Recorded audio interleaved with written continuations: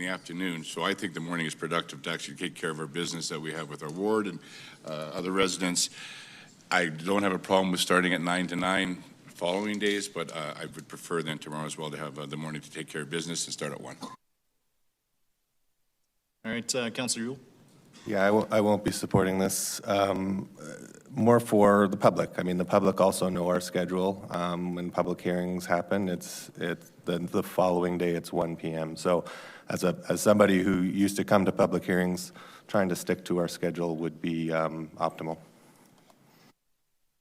Okay, I think everybody's exhausted. I'll enter in my own debate. Yeah, I have many meetings that are scheduled through the coming week, but I think one of the most important things that we do as a council is to hear from the public, and if we can maximize our ability to conduct the public hearing out of respect for the people who have been here, even through the previous blanket rezoning public hearing, it was pretty much set 9:30 to 9:30 every day until it was finished. So I'll be supporting this, but it's just a courtesy to the people who've attended here. All right, to close, Deputy Mayor Kelly, please. Great debate. I think it's absolutely fair that we have this conversation. That's why the motion is here, so that we can decide if we want to stick with how we normally have it scheduled, or if we want to help out the public a little bit by getting a few more hours in of public hearing.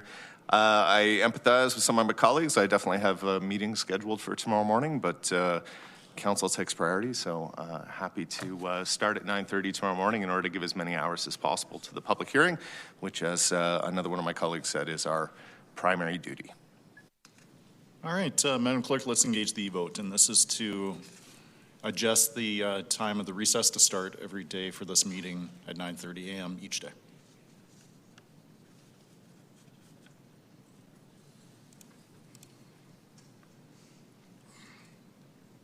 Mayor Farkas, all the votes are in. Thank you. Please display the results. Okay, that motion is carried 8-7 with Councillors Johnston, Pantazopoulos, Atkinson, Yule, Chabot, Wyness, and McLean opposed. So just to be clear, for the course of this meeting, which will last many days, we're going to start at 9:30 each day to allow for hearing from the public. On procedure, Councillor Schmidt. And perhaps, Chair, if I could be granted a little bit of slack. I forgot to mention in my debate for the Onward Homes item, given there were 23 speakers, some folks watching online, some folks here. If you were here to speak to the Onward Home item, then on Mission Road, it is not happening today. So if you're watching or here in the gallery, you can go home until September 15th or stay for the other items as well. That's it for me. Thank you for that. Yep, no worries.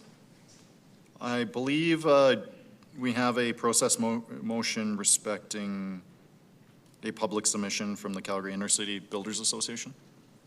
That's correct, Mayor. We actually have a number of requests to council to add items onto the corporate record. The first one is with respect to item 7.3.2. That's the land use bylaw amendments to reduce the maximum density. This is a letter which was received on time from the Calgary Intercity Builders Association, but unfortunately did not make it into the agenda package. So we're asking council to add it and to direct me to distribute it now. Okay. That's moved by Councillor Atkinson, seconded by Councillor Clark, and this is just to allow for the letter to be put on the record. Any debate on this, colleagues? Okay, Councillor Johnston on this?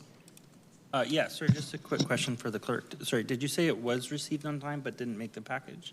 That's correct, Councillor Johnston. We received approximately 600 submissions on time. This one just did not get filed. Okay. By us. Okay, thank you. Councillor Clark, is this on this one? Okay. All right, seeing no debate, there's no further debate rather, let's engage the vote on this to allow for the distribution of the letter.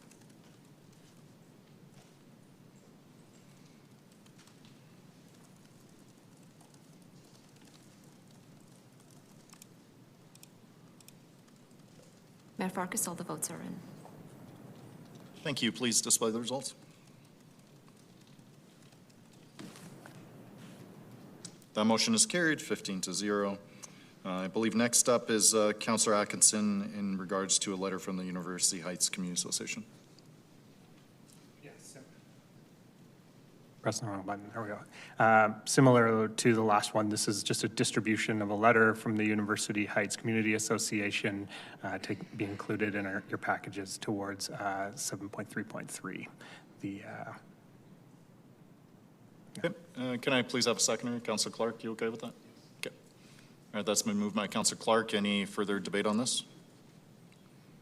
Okay, seeing none, let's engage the e-vote, please, Madam Clerk.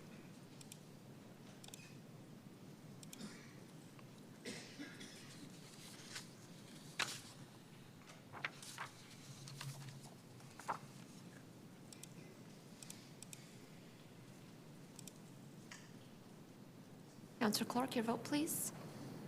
Thank you. Mayor Farkas, all the votes are in. Thank you. Please display the results. On that, the motion is carried 15-0. Going to go next to Councillor Dhaliwal on a procedural motion to distribute some late public submissions in regards to the 7.2.15 item.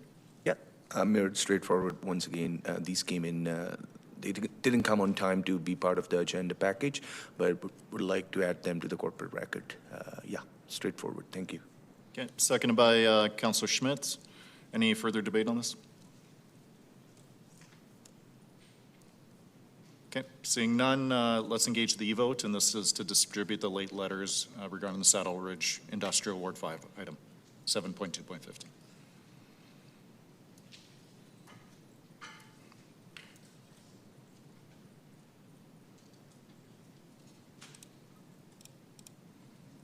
Mayor Farkas, all the votes are in.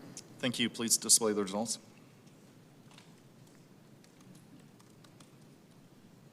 On that, the motion is carried 15-0. Over to Councillor Clark on procedure. Yes, thank you. I also have a late submission from the All Saints Russian Greek Orthodox Church for item 7.3.1. This is just a letter that they submitted to us and requested if we could add it to the package. Yep. Can I please have a seconder for that? Second by Councillor Ewell. Any further debate on the distribution of this letter? Okay, seeing none, let's engage the e-vote.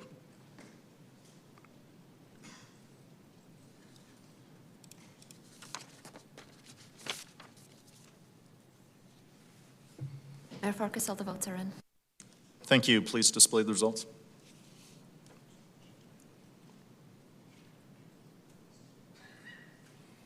All right, that motion is carried 15-0. Anybody else on procedure? Okay, seeing none, can I please have a mover and seconder for the consent agenda omnibus motion? This involves the street name in Yorkville, Ward 13. Councillor McLean, did you want to move that one? Yes. Okay.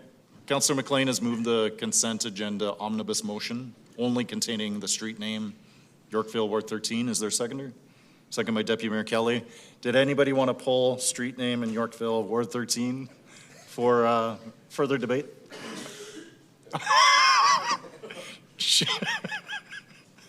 All right, I don't think no further debate on this. Let's engage the vote on the omnibus motion, and this contains only street name in Yorkville, Ward 13.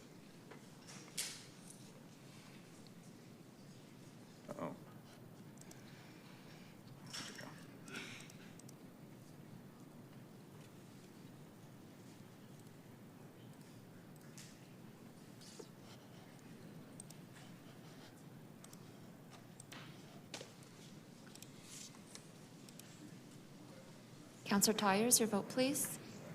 Thank you. Councillor Chabot, your vote, please.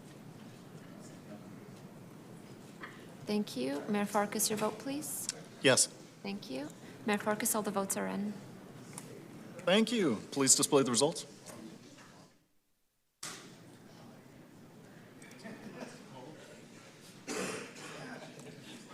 On that, the motion is carried 15-0.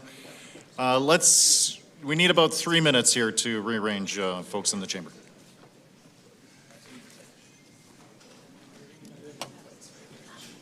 See ya.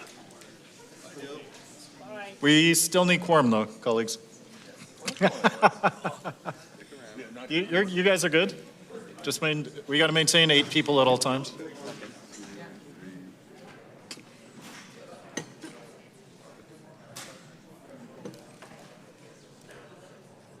Good morning.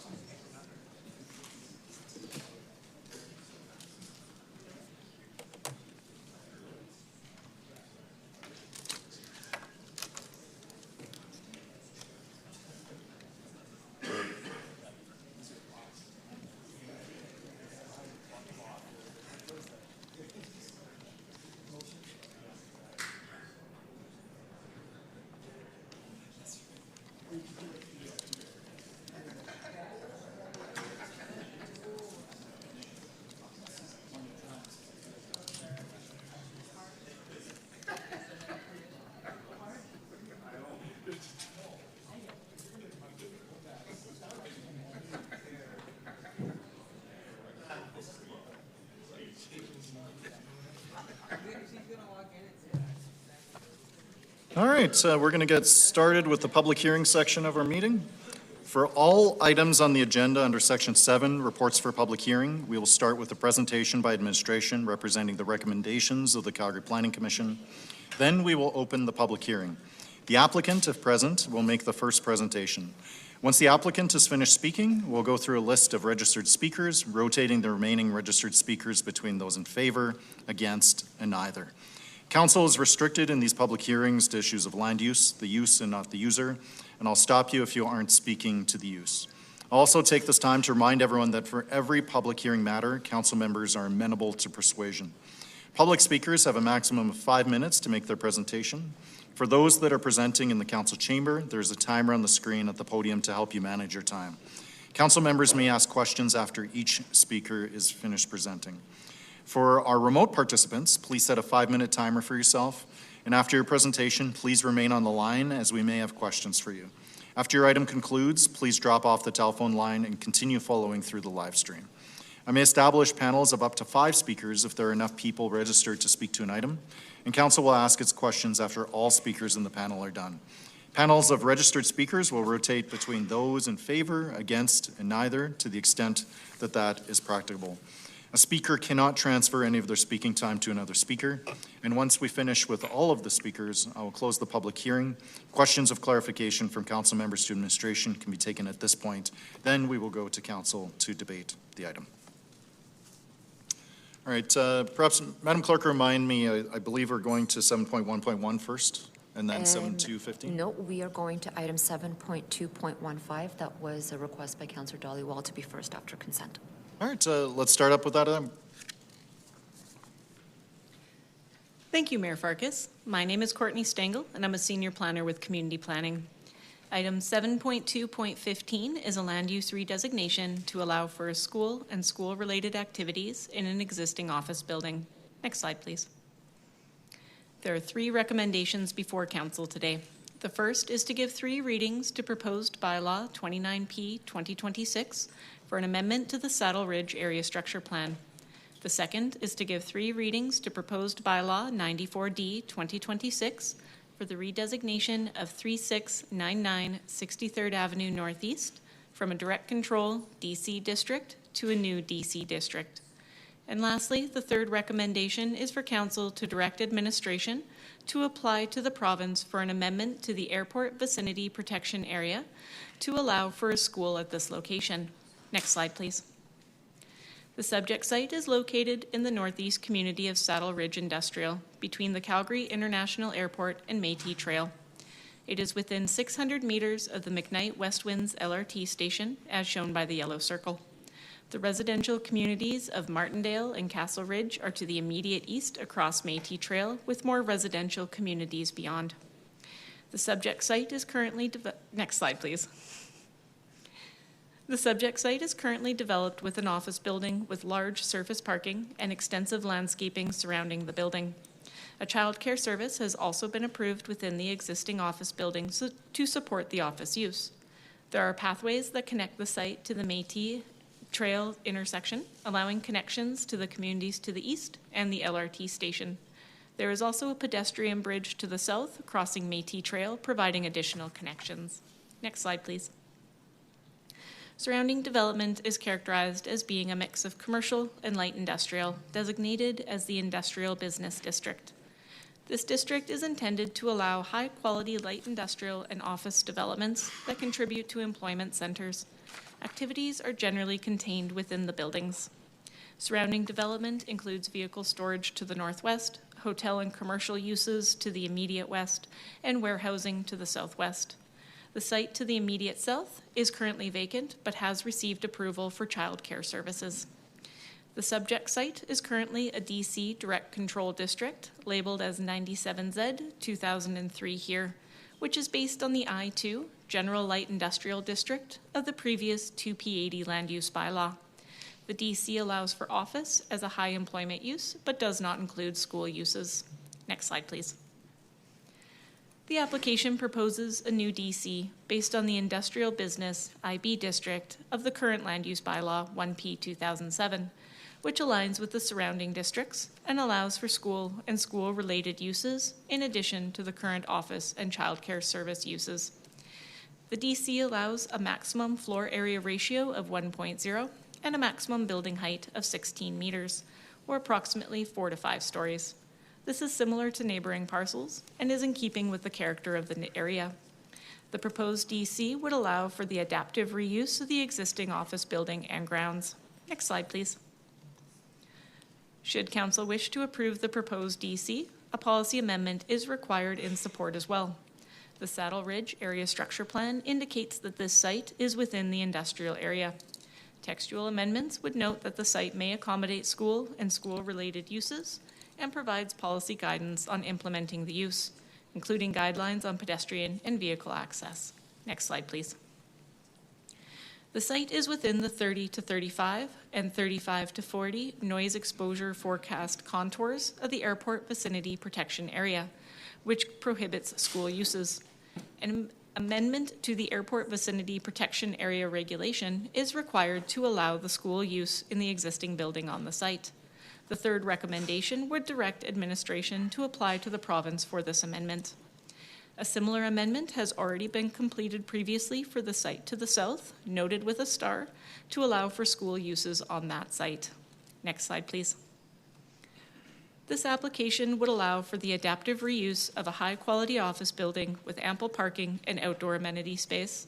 It is in an area with a mix of commercial and office uses, next to residential communities, and within walking distance of a C-train station, making it an appropriate location for a school. Calgary Planning Commission supports the application and recommends that Council give 3 readings to the proposed bylaws 29P 2026 and 94D 2026, and for Council to direct administration to apply to amend the AVPA. Thank you, Mayor Farkas. Thank you. Let's open up the public hearing. Do we have the applicant with us?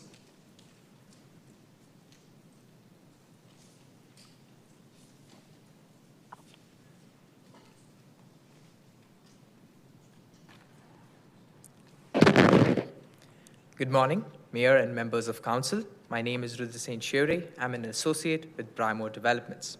Thank you for the opportunity to speak today in support of this land use redesignation, which would enable the adaptive reuse of the former ATB Financial Campus into a public school. Joining me today is Jen from BNA Planning, who will also be presenting. We also are joined by our consultant team, including representatives from architecture, planning, transportation, and acoustics, who would be pleased to answer any questions Council may have following our presentation. Next slide, please. To begin, I'd like to provide some context on why this application is so important for Calgary's north and northeast communities. The area is projected to face a shortfall of approximately 15,000 student spaces, and that is net of oncoming capacity. Schools throughout the area are already operating at approximately 107% utilization. It is also home to Calgary's highest concentration of newcomer students, driving demand for specialized educational supports. Next slide, please. By approving this land use redesignation, Council will enable the timely delivery of a new K-12 public school providing 1,800 much-needed student spaces in Calgary's highest need quadrant through the adaptive reuse of an existing building. The impact of this project will be significant. 1,800 student spaces, with the first students welcomed in September 2027 and full enrollment within 3 years. This alone addresses 13% of the identified seat shortfall and reduces the local area school utilization from 107% to 98%. It also creates a meaningful collaboration hub for organizations supporting newcomer communities. Next slide, please. Beyond addressing capacity, location is critical to the success of a school. This site is exceptionally well positioned to maximize existing city infrastructure while providing outstanding accessibility for students and families. It is directly connected to Calgary's regional pathway and cycling network. Students from the communities of Martindale and Castle Ridge can safely walk to the school in less than 5 minutes, with surrounding homes located within 300 meters of the campus. The campus is also just 125 meters from the McKnight Westwinds LRT station, connected by an existing pedestrian overpass that provides access in under 3 minutes. More than 400,000 square feet of retail and community amenities are also located within a 7-minute walk of the campus. The school is also within a 15-minute commute of many communities it is intended to serve, including Westwinds, Saddle Ridge, Redstone, Skyview Ranch, Whitehorn, and Temple. As part of this application, 2 key intersection upgrades at 64th Avenue Northeast and 36th Street and 63rd Avenue Northeast and 36th Street will enhance the transportation network and support the school's full build-out. Next slide, please. While the location is a significant advantage, the building itself presents an equally compelling opportunity. The existing campus is a modern, 3-story, Class A office building situated on an 11-acre site. The building features bright, flexible interior spaces, large windows, adaptable floor plates, and extensive outdoor amenity areas. On top of that, the existing DC zoning already permits private school use. Together, these features provide an exceptional foundation for conversion into a modern public school. Next slide, please.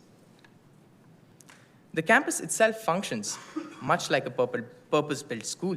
The 11-acre site provides ample space for gymnasiums, a soccer pitch, outdoor learning areas, CTS workshops, multidisciplinary community hub, while ensuring safe on-site circulation.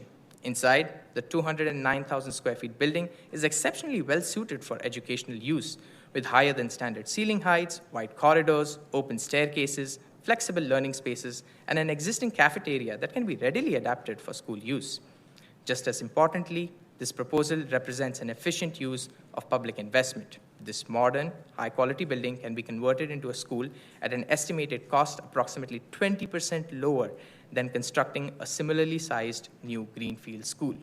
By leveraging the existing high-quality building infrastructure, the project can be designed and delivered more quickly, more cost-effectively than new construction, bringing much-needed student spaces to Calgary's families sooner. Over to you, Jen.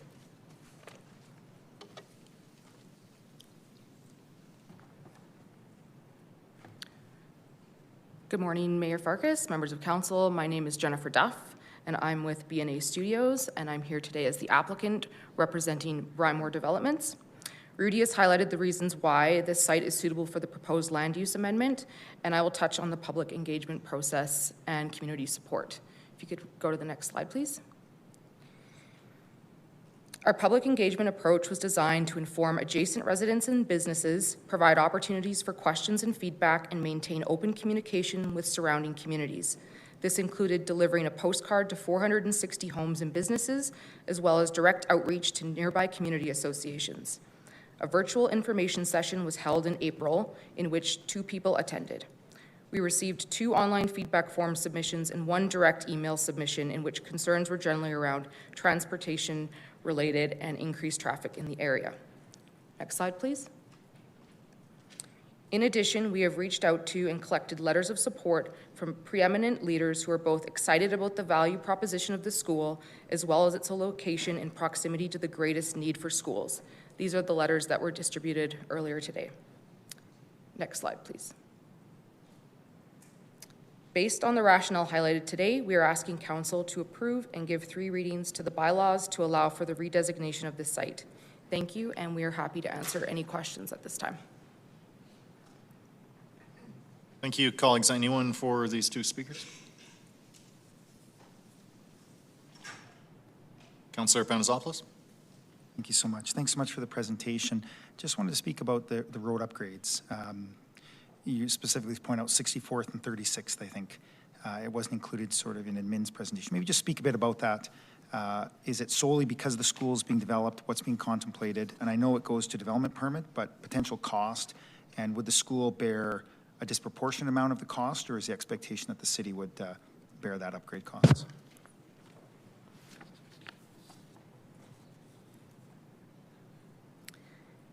So we do have our transportation consultant in attendance who'd be able to speak to the exact upgrades, if that would be helpful. But the actual transportation improvements cost is estimated about $3.25 million. And it's a requirement of the land use redesignation, but would be required at the development permit stage. But I can ask Walt Consulting to come up and speak to the exact upgrades if you'd like. I think that's great. I just wanted that quantum, do we need something else? So that's all my questions for the road. Thank you so much. Okay. Anybody else for the applicant? Seeing none, thank you so much for being here with us. Anyone else wishing to speak to this item as part of the public hearing? Going once, going twice, last call. All right, the public hearing has been closed. Gonna go to questions for administration, anybody? Councillor Panazopoulos. Thanks so much. Just maybe speak the request for the exemption for YYC. Is there any restrictions now or into the future for YYC? Does it prevent certain flights, certain types of planes, expansion, et cetera, by having this exemption? Assuming, I know it's in the province's jurisdiction and ability to provide, but maybe just put that connection. What impact could it have to Calgarians and YYC? There's no anticipated impact to the airport itself. The NEF contours are related to noise within the building itself and the potential impacts that it could have on users of the space. That is something that is reviewed further at the development permit stage and the building permit stage. So if any upgrades are needed for the space in order to be appropriate for a school use, then that's something that would be done at that stage. But it would not impact the airport or its operations. That's fantastic. I think it's super, super important there. We had a similar request to school and an industrial, and there obviously was a lot of concerns with that for a number of reasons unrelated. But maybe just any restrictions for the surrounding areas, the industrial. If a school is approved, does that restrict forward future growth, those existing? Is there certain contours or certain hundreds of meters, et cetera? What would it look like post-approval for the existing members, the existing landowners, as well as somebody wants to develop something? There's no anticipated impacts on the surrounding neighbors as well. The AVPA, like I mentioned, is focused on the noise within the site itself, and then the contours are specific to things such as residences, schools, medical care facilities. This wouldn't impact any of that. As well, within our land use bylaw, there's nothing like a separation distance, for example, between an industrial use or a school use. So that's not something that we would anticipate having any impacts on the neighboring parcels as well. And then maybe on 64th, the crossover, there's lots of opportunities. There's bike lanes, there's paths, there's walkways for young Calgarians and parents to walk across there. There's no upgrades required to make it safe for pedestrians. There are certainly those connections already in place. I'll defer to my mobility colleagues if there are any upgrades that may be anticipated in those areas. Through the chair, Tom Hopkins, Development Engineering. Pretty much the active modes is already in place with the pedestrian crossing with the bridge over to the LRT, the pathway along 64th Avenue, and the applicants also studied some local crossings on the streets in the area to make it safer. So the applicant has already thought of that and agreed to most of the improvements that would make it safer for pedestrians and cyclists. Fantastic. Maybe just a quick debate. As a former ATBer, spent a lot of time on the campus, and I think it's an amazing reuse. I'm always challenged to move industrial away, but I think this is a space that makes total sense, proximity, and just the building. I mean, I saw some of those renderings, and I often thought, what a great opportunity to use. So happy to support this. It's a great spot. I really commend the group that thought outside the box, not just simply some warehouse in the middle of nowhere. They actually looked at this and said, hey, there's good opportunities. So it's yeah, lots of time spent in that campus, but really pleased that some children will get to use it future uses. Thank you. Councillor Wyness? Thanks. I'm getting challenged with our school strategy. So this is another school application close to the airport. Our industrial strategy is weak. Do we have a better plan to put schools more out of, less in industrial and more in community? When we do get new communities and outline plans and such like that, we certainly do look at schools in those locations and we do plan for them in advance. There are cases such as this one where we are retroactively placing schools in different areas, and those ones are looked at on a case-by-case basis. Not every site is going to be appropriate for a school. This is a unique opportunity and it is appropriate for a school use in this case. Okay, and then the upgrades are split between city and applicant, or just city? The upgrades are something that would be reviewed through the development permit. I'm not certain on the cost sharing, and I'm going to defer to my mobility experts as well.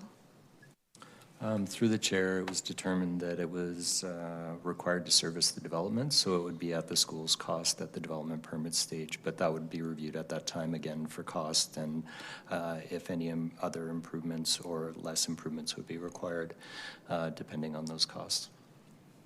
Okay, it's definitely challenging seeing that schools are filling our industrial. I think it's more of a sign of our economy than anything, but I'll decide my vote in a moment. Councillor Yule, please. Is this common to, so they haven't gotten their exemption yet from the NEF contours. Would this land use change help their case in getting that? And is it common to do the land use change before getting the exemption with the NEF contours? Yes, this is a common order of operations. This is the second or third one I've personally presented to council where they did the land use along with the direction from council for administration to request the exemption from the AVPA. It's one of those things that is being done as concurrently as we can when we are dealing with other administrations. And then the other question I had is, like the last time we had a similar application, I was concerned about the glycol ponds. The glycol ponds are pretty close to this. Do we have any data on, like, perhaps, like, this was previously an ATB location. Do we have any data on how many smell complaints that ATB sent in? I don't have any data on that. I'm going to look to my colleagues to see if anybody else has any data on that. As far as I'm aware, we're not concerned. And this would be more information that we would look at through the development permit as well when we have more details of the campus and how it would operate. Okay. And I know Councillor Dhaliwal's on top of the smell situation, so maybe in your close, Councillor, you can touch on that as well. Okay, thank you. All right, Councillor Dhaliwal, please go ahead. Thank you, Mayor. First of all, I want to thank all the everybody to giving me an opportunity to move this as a first item. It really helps. I'll be happy to make some comments and close. Leave it for any debate. If not, then I'm happy to close. Okay, that's been moved by Councillor Dhaliwal. Can I get a seconder, please? Seconded by Councillor Schmidt. Any debate on this item? Councillor Jameson. Thank you, Chair. Listening to some of the other councillors, and we had a good talk. Well, this location to me makes sense. You have a beautiful existing building that is close to residential communities, and we need more school space for children. 500 meters from LRT station, the building is already there. We have a lot of empty office space in the city that does need to be filled. This seems like it's a nice way to absorb some of that for, to support the community, rather than having it sitting vacant.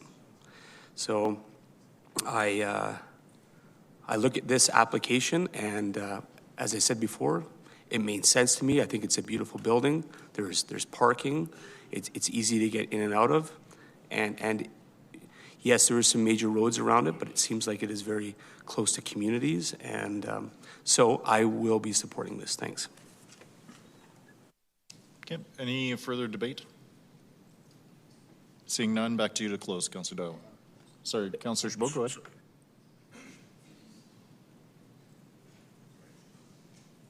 I thought there was more people in the queue. Yeah, no, I think this is actually not a bad application. There is amenities in proximity. It's not going to impede on any other developments in close proximity.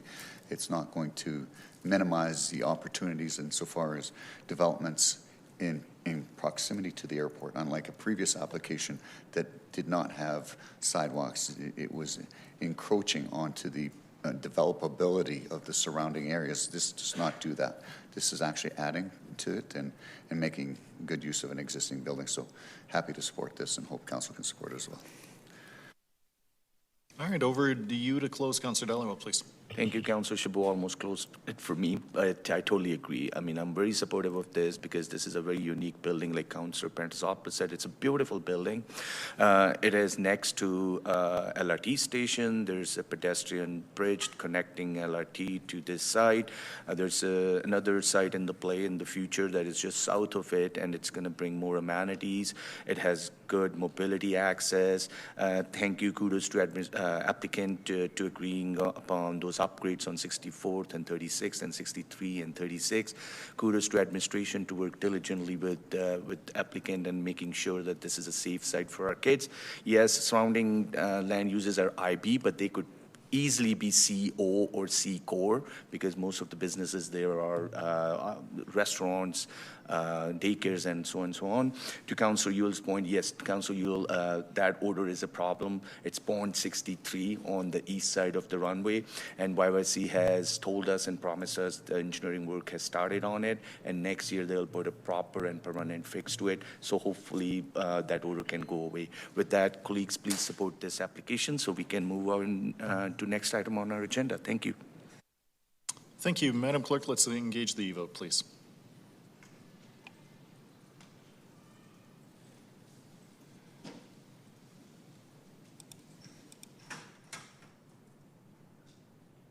Mayor Farkas, all the votes are in. Thank you. Please display the results.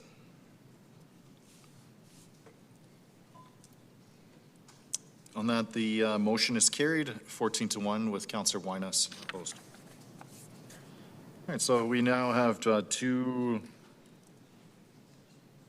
sets of two readings to go through, or rather two different bylaws to read. First reading of bylaw 29P 2026. Anyone opposed? Hearing none, that is carried. Second reading of bylaw 29P 2026. Anyone opposed? Hearing none, that is carried. Authorization for third reading of bylaw 29P 2026. Anyone opposed? Hearing none, that is carried unanimously. Third reading of bylaw 29P 2026. Anyone opposed? Hearing none, that is carried. First reading of bylaw 94D 2026. Anyone opposed? Hearing none, that is carried. Second reading of bylaw 94D 2026. Anyone opposed? Hearing none, that is carried. Authorization for third reading of bylaw 94D 2026. Anyone opposed? Hearing none, that is carried unanimously. Third reading of bylaw 94D 2026. Anyone opposed? Hearing none, that is carried. All right, so we will now go back to the start of the agenda. We are up, I believe, on 7.1 postponed reports, starting with 7.1.1, land use amendment in Tuxedo Park, Ward 7. Thank you, Mayor. Good morning, everyone. My name is Derek Pomeranke, and I'll be presenting the next several applications. Item 7.1.1 is a returning application. This is for a land use amendment to allow for grade-oriented multi-residential development. Next slide, please. The recommendation before you today is to give 3 readings to proposed bylaw 47D 2026 to redesignate the site on 28th Avenue Northeast from the residential grade-oriented infill or RCG district to the multi-residential contextual grade-oriented or MCG district. Next slide, please. The subject site is located in the inner north community of Tuxedo Park. This is between Center Street and Edmonton Trail Northeast. This site is 2 blocks from the white circle to the west, which denotes the 28th Avenue Max Green bus station, which is planned to be an LRT stop in the future. Next slide, please. The site is within 1 block of Edmonton Trail, which is on the right, and is currently developed with 3 detached houses. Within 1 block of this site is a church, 2 daycares, the community association, a playground, and the site of the now closed Tuxedo Park School, which is now owned by the city. Next slide, please. Surrounding land uses include a mix of housing densities with singles and semis shown in yellow and orange. Numerous corner lot row houses and mid-block townhouses are approved throughout the community. Multi-residential districts for apartment buildings and stacked townhouses are present along Edmonton Trail to the east, and the recreational amenities of the community association and its playground are shown in green. Next slide, please. This application proposes to redesignate the site to the MCG district, which would allow for townhouses and stacked townhouses with up to 12 units allowed on the site, plus secondary suites, and a maximum height of approximately 3 to 4 stories. MCG requires a higher parking ratio than the RCG district, and it also differs in that it has contextually sensitive rules for setbacks as well as height. Next slide, please. This site is within the North Hill Community's local area plan, which allows for development in this area to be up to 4 stories in height. On the left is the urban form category, which is neighborhood local, which supports building forms containing 3 or more residential units near main streets and where the parcel has a lane, as well as where parking can be accommodated on site. Next slide, please. The proposed district aligns with the area's envisioned height in the local area plan, and it allows for moderate intensification of an area between 2 urban main streets and in support of a future transit hub. Calgary Planning Commission supports the application and recommends council's approval. Thank you. All right, let's proceed to the public hearing for this item. Do we have the applicant with us? Yes, you may. This is Xiang Wing. Thank you. Please go ahead. You have 5 minutes. Yeah, good morning, Mayor and councilors. I know you have a big day, so I'm going to keep my presentation short. So for this file, we appreciate Councillor Anderson give us additional time to engage with residents. And for every land use amendment project, we always prepare to actively engage with people and make concrete compromise, which is the case here. The file manager correctly pointed out that MCG is subject to higher parking requirement and also higher landscaping requirement. So we are aware that council is going to make amended motions. We'll be in full support of that. The amended motion will bring a lot, the same kind of density factor as RCG, but will subject to the higher parking requirement and higher landscaping requirement. Again, we are fully supportive of that. So with that, I conclude. Thank you. Thank you. Any questions for the applicant? Deputy Mayor Kelly, please. Thank you, Mr. Wong. I'm just wondering if you could maybe speak a little bit to why MCG and not just stick with the RCG that was currently on the site? Because as a corner lot, this is the kind of thing this council's talked a lot about the RCG. I know you had mentioned an amending motion, but that's obviously not in front of us right now. So I'm wondering if you can just speak a little bit more clearly to the why not the RCG? Thanks, Councillor Kelly, for the question. When we first start the project, we look at the location of the project. We feel this is a great spot for MCG style development. Then the MCG will allow maximum 12 units plus 12 basement suite. Throughout the engagement, the feedback we received is this kind of density may be too much for this area, even though it's kind of within the Main Street polygon, and then it has many amenities in the surrounding area. And then further, we also, we also engage with the councillor's office, and the councillor also bring up a lot of real challenges in this specific area, and then ask us to consider the concrete compromise to offer to the local residents, excising the density factor from right now the RCE density factor is 75 to 115 between these two numbers. I believe Councillor, between these two numbers. So these two numbers will make the site within either add units with add basement suite to tower units plus tower basement suite. We are, of course, our first priority is to, be able to build more units in the area that actually makes sense. But at the same time, we also want to be sensitive to the local residents' inputs. So as I said in the beginning, I understand there's going to be a ban in motion. I'm not 100% sure yet what kind of density factor council is going to propose forward, but we will be in full support either this number or anything in between. We want to do 10 plus 10 if possible, but if it still feels it's too much, we are okay with maximum density factor 75, but also subject to higher parking requirement, higher landscaping requirement. And so if this is not successful here today, am I hearing you correctly that you'd be okay coming in at an RCG application? Sorry, I need to make it clear. So we are good with MCG with the density factor 75, which will align them with RCG density factor. But at the same time, because MCG is higher, subject to higher parking requirement, higher landscaping requirement, and the lot is big enough for 12 units plus 12 basement suite. So it's going to be a very good RCG style development, but just with the zoning of MCG with density factor 75, if that's the amended motion going to be put forward. Okay, I look forward to the conversation at the appropriate time about the amending motion. Thanks. Anybody else for the applicant? Seeing none, thank you for being with us on the line. Anybody else in the audience or on the line wish to speak to this item? Going once, going twice. All right, we'll close the public hearing. See nobody in the queue. Councillor Atkinson, can I go to you? Yeah.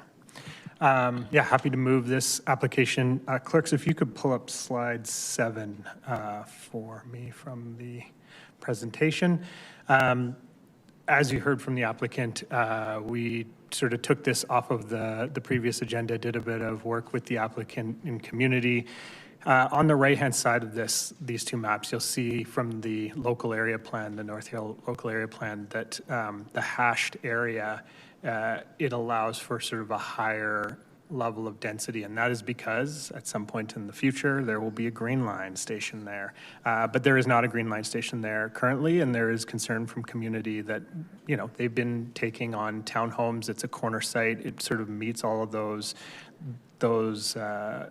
requirements and those needs, but because there isn't the transportation there at this time, that keeping it more in line with RCG levels of density. So the idea is that we would vote this through, and then on first reading, a density modifier would be applied in the bylaw, and that would put it in line with RCG style density on the site. Which is what sort of meets the community needs, allows for the development to go forward while still keeping some of the creativity and some of those higher requirements in terms of parking and streetscaping that MCG requires. So with that opened, and happy to answer any questions in my close. All right, so Councillor Atkinson has moved the motion, seconded by Councillor Schmidt.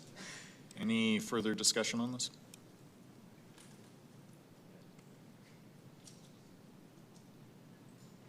Deputy Mayor, please. Thanks. Maybe I'll just ask the question of admin right now, if that's okay. This came in as an MCG, but obviously we've been talking a lot about this potential modifier after first reading to get it closer to RCG. Wondering if you've been part of those discussions and if there's any sort of insight that you can offer us. I'll just reiterate, MCG has a maximum density of 111 units per hectare. RCG is 75 units per hectare. That's the difference between 8 units on the site and 12 units on the site. So 75 units would bring that maximum down to 8 units plus suites, which would be in line with the RCG district as it exists right now. So from the conversation that you've just heard here, both in terms of Councillor Atkinson's open and the applicant's sort of answer to my question earlier in his presentation, what do you sort of see as being the primary benefit of going MCG with the density modifier versus just down to RCG versus just RCG? The difference would be, the difference that I can see then is MCG allows for maximum height of 12 meters, whereas RCG might be less. It's 11 meters, might be 10 meters. Or will be 10 meters as of August 4th. So it gives the applicant more greater building height to play with. So that might mean having drive-under garages. It might mean things like that. There's more opportunities for things like that. Understood. Thank you. And Councillor Atkinson, I'd love it if you're closed that you could speak a little bit to that. I'm inclined to say RCG is good enough in this particular location. It's a corner lot. It makes a ton of sense to me. This is the kind of place we should be building RCG. And certainly after the repeal of the blanket rezoning, I expect that these are the kinds of places that we're going to see applications for RCG a lot more. But if we're going to be doing this MCG with the density modifier, et cetera, like that gets a lot more complicated for us moving forward. And I'm not sure that we'll have the we might get a couple of those past council, but I'm not so sure that, when we're into month 3, 4, year 3 or 4 of this, that we'll have the same sort of appetite to be all of these sort of unique things. So, if the councillor wouldn't mind just close, just sort of talking to why the MCG with the density modifier. And then maybe if I do have the time here, just process-wise to clerks a little bit here. If we approve this as is, this would be MCG, and then the modifier fails, we have a full MCG here. Is that correct? That is not a clerk question. I'm going to look to my partners in planning. That sounded accurate. Dangerous. Okay, cool. Apologies, clerks. I knew it was process related, but who could answer that question? That's fair. Perhaps, Your Worship, I'll sort of stop there. But I'm really hesitant right now, and I'll sort of look to the councillor to answer some of that and give me some assurance on his close. Okay. Anybody else here in the queue? Seeing none, Councillor Atkinson, close. Yeah, to answer some of the questions. So the application came in as straight MCG. So the idea was to keep it at the 12 units on the site instead of the 8. Hearing sort of the concern from community, knowing that there isn't the green line there, we're not able to change applications midstream. You can't just sort of swap out MCG, RCG, flip things around, right? We advertise, things have to go through their process. So MCG is what was before us. This allows us to sort of meet those needs from community. Working with the applicant, we had found that sort of common ground. In terms of the site, there was that mention of potentially, so this will actually have a slightly higher parking requirement, a 0.625 or whatever instead of the 0.5, and the height would potentially allow for something like drive-under garages or things like that. And it is thinking also a little bit about this is one of the first. It's keeping more in line with the current density on the site, but over time, and once we get that green line there in a couple of years, we will hope to see more MCG development in the area. So this would actually be this bridging between sort of the way it is now and then the way it is in the future. Closed. All right, Madam Clerk, let's engage the vote.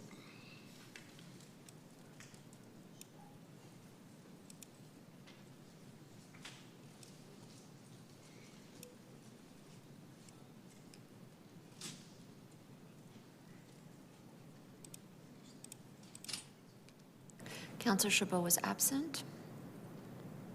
Mayor Farkas, all the votes are in. Thank you. Please display the results.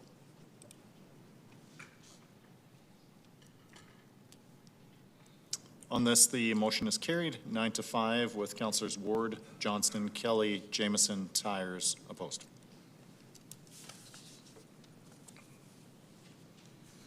All right, I'm going to go now to the first reading of the bylaw. First reading of bylaw 47D 2026.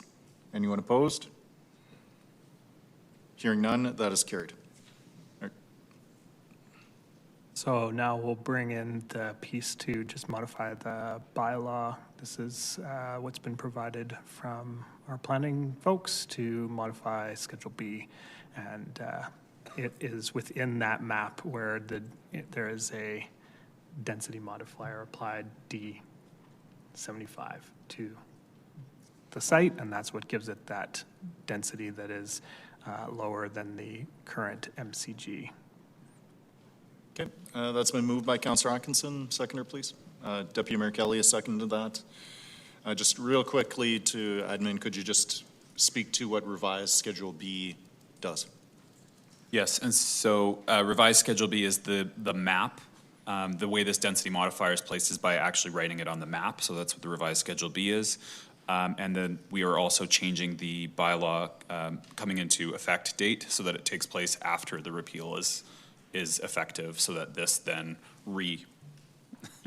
unrepeals it, re-upzones it, redesignates it to the MCG district. Yeah. Perhaps for clerks, just for council's assurance, could we just display what that revised Schedule B is?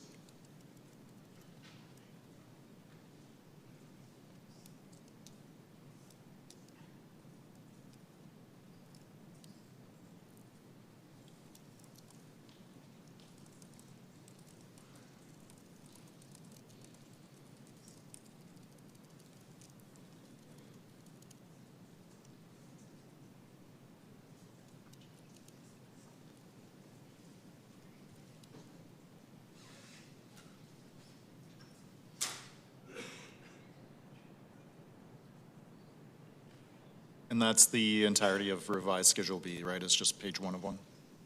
It's just that map. Yes, it's the Schedule B is just this map. Yeah, sorry for being a stickler. We vote on what the actual schedule is and not what you tell us it is. Although your description is accurate. All right, that is up on the screen. Any debate, colleagues, on this? Councillor McLean? Yeah, thanks. If maybe the mover, or if you could clarify, is this going to increase density or reduce density? It's a density modifier, but maybe if you could explain. I assumed it was going down from your close, so.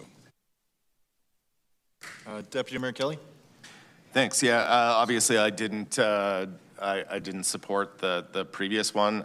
We have to support this one in order to be able to get the density back down to RCG. So I will be supporting this, and hence why I second it. Not the way that I would have liked to have done this, but this is the best option that's available to us at this point. All right, back to Councillor Atkinson to close on this amendment. Yeah, and just to Councillor McLean's point, it is reducing it. I think it was 110 is the baseline for MCG. So this is reducing it down to the 75, which makes it in line with your typical RCG at the moment. Closed. All right, let's engage the e-vote on this amendment.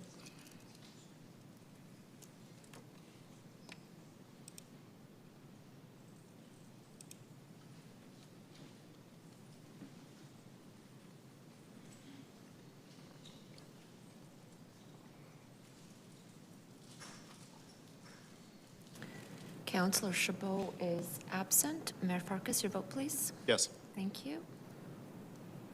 Mayor, all the votes are in. Thank you. Please display the results.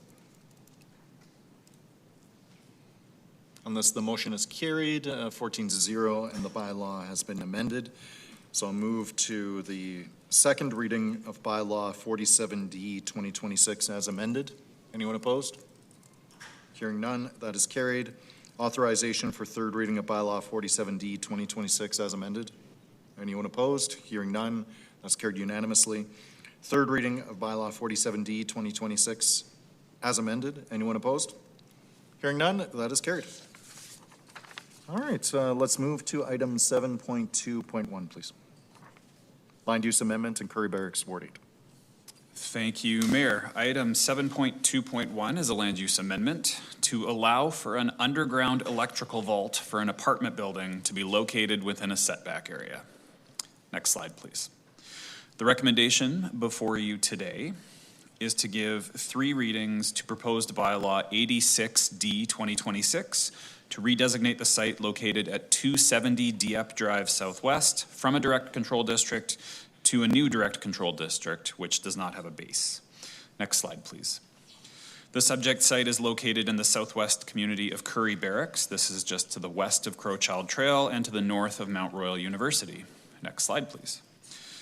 This site is at the corner of Dieppe Drive and Canay Wood Drive Southwest and is currently undeveloped. The site is the northern edge of the higher density core of the community, which is to be called Flanders Point Center, which generally increases in height and density the closer south you get towards Mount Royal University.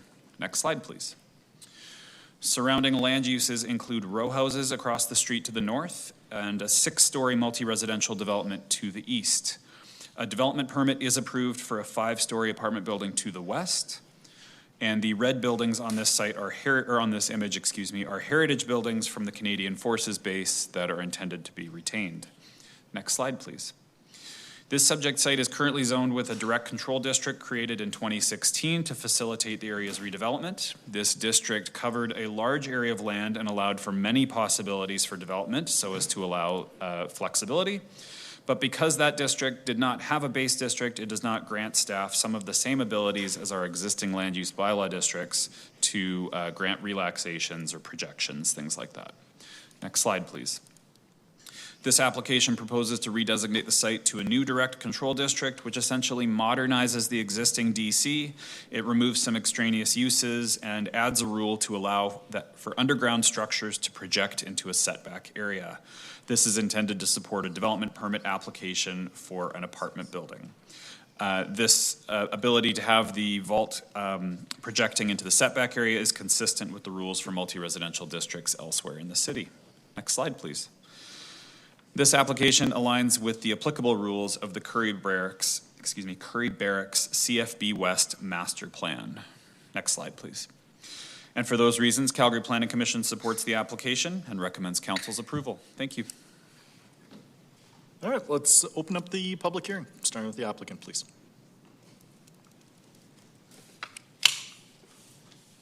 Morning, Mayor, members of council. My name is Brian Horton. I'm a principal at O2. We are the applicant working on behalf of port communities on this project. I don't have a presentation today. I'm mostly here to answer any questions. This is an application that was just required because of an issue that arose during the DP. If this site was anywhere else and had a stock district, this electrical vault would be allowed to be placed in the setback area underground. The DP has been submitted and reviewed. It is pretty much ready to be approved upon your approval of this land use, so Port can build this project.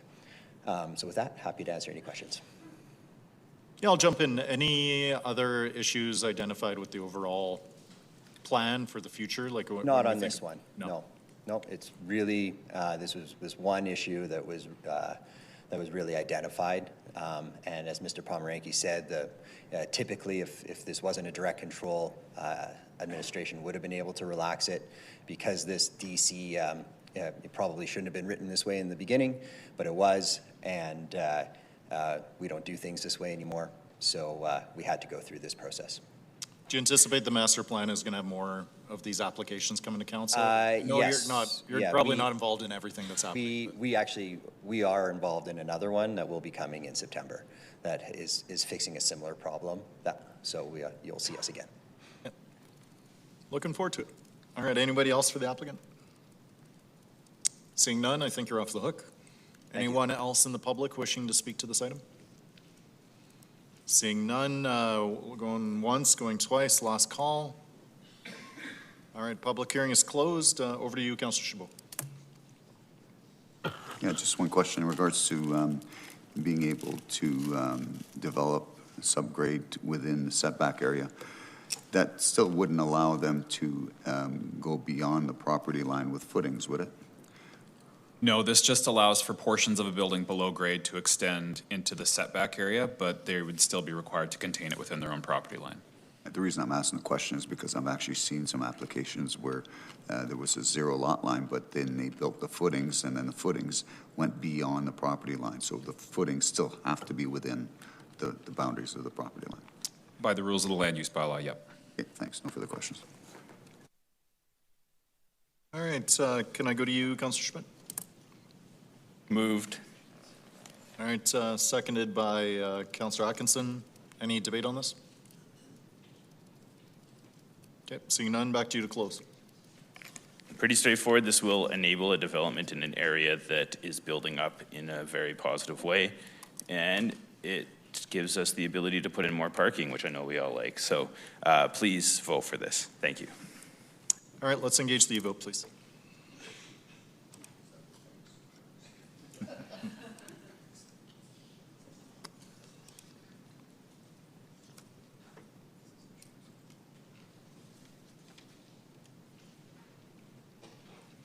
Mayor Farkas, all the votes are in. Thank you. Please display the results. And that the motion is carried, 15-0. First reading of bylaw 86D 2026. Anyone opposed? Hearing none, that is carried. Second reading of bylaw 86D 2026. Anyone opposed? Hearing none, that is carried. Authorization for third reading of bylaw 86D 2026. Anyone opposed? Hearing none, that's carried unanimously. Third reading of bylaw 86D 2026. Anyone opposed? Hearing none, that is carried. All right, let's move on to land use amendment, Bankview Ward 8, item 7.2.2. Thank you, Mayor. Item 7.2.2, this is another cleanup item. This is an application that makes tweaks to an existing direct control district. Slide 2, please. So the recommendation before you here is to give 3 readings to proposed bylaw 92D 2026 to redesignate the site, which is located at 2516 14A Street Southwest, from a direct control district to another direct control district, both of which are based on the multi-residential, high-density, high-rise MH3 district. Next slide, please. This subject site is located in the inner southwest community of Bankview, close to the intersection of 14th Street and 26th Avenue Southwest. 14th Street is a neighborhood main street suitable for higher density development. Next page, please.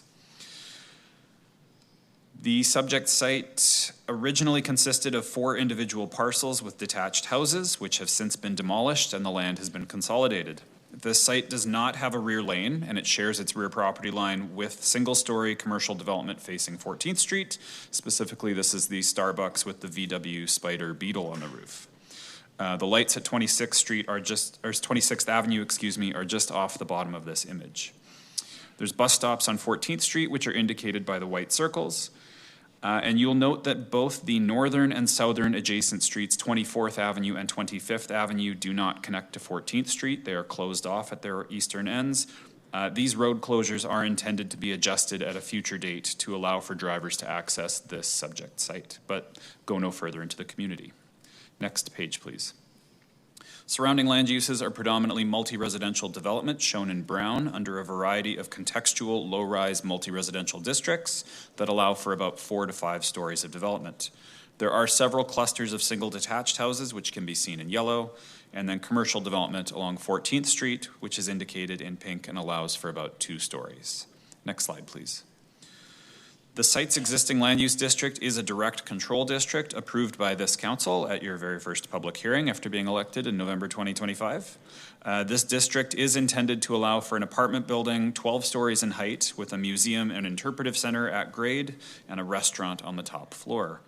This district requires additional setbacks for the residential units on the upper floors, and in the existing DC district, those additional setbacks were not relaxable. Next slide, please. So since then, the applicant has submitted a development permit for an apartment building that largely conforms to the zoning, except that the balconies encroach into this setback area. Therefore, this application proposes to redesignate the site to a new DC district, which is similar to the existing one, except that it reduces those additional setbacks required for the residential balconies. The DC also makes a couple other changes in response to challenges encountered with the development permit plans. Next page, please. This site is within the West Elbow Community's local area plan, where it is envisioned to have an urban form category of neighborhood local, which is to be primarily residential, as the proposed development is. The building scale is mid, allowing for up to 12 stories, which this does, and the site is within Heritage Precinct 2, which would normally be used to ensure that new low-density infill development has architectural features reflective of the existing context, but that's difficult to apply in a situation for major redevelopment such as this. Next slide, please. In closing, this application does not drastically differ from the previous council approval and is designed to facilitate development that aligns with that approval. Calgary Planning Commission supports the application and recommends council approve it. Thank you. All right, let's open up the public hearing, please. Let's hear from the applicant.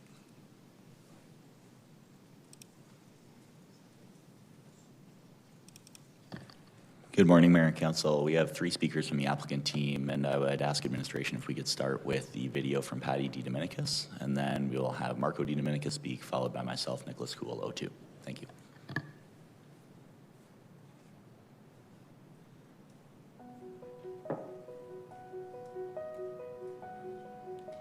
On my wedding day, hours before my flowers were delivered, I opened the door to the Palliser Hotel.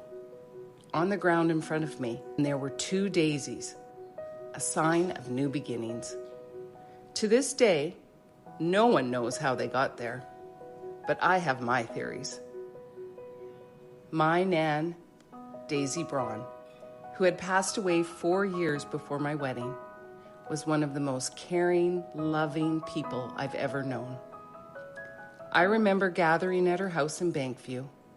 It was small, but Nan had a way of making room for everyone. She'd pull out a bridge table and attach it to the one in the living room so we could all sit together. She would make us chicken cacciatore, partly traditional and partly North Americanized, with a little Heinz ketchup. She was hardy and resilient and knew how to adapt to her new world. I remember those crazy times, crowded around the table with brothers, sisters, cousins, aunts, and uncles, eating, talking, laughing. But I also have this memory of quieter days when it was just me at Nan's for the afternoon. She would take me by the hand and we'd walk down the steep Bankview hills and visit this older woman who lived in the neighborhood. She and Nan would have tea and I got to play with her dog. I loved those visits. Looking back now, I realized that maybe Nan wasn't just having tea. She was showing up for someone who didn't have a big family, an elderly woman living alone with her little dog. Nan wasn't just bringing together her own family. She was being a good neighbor. This is what has stayed with me.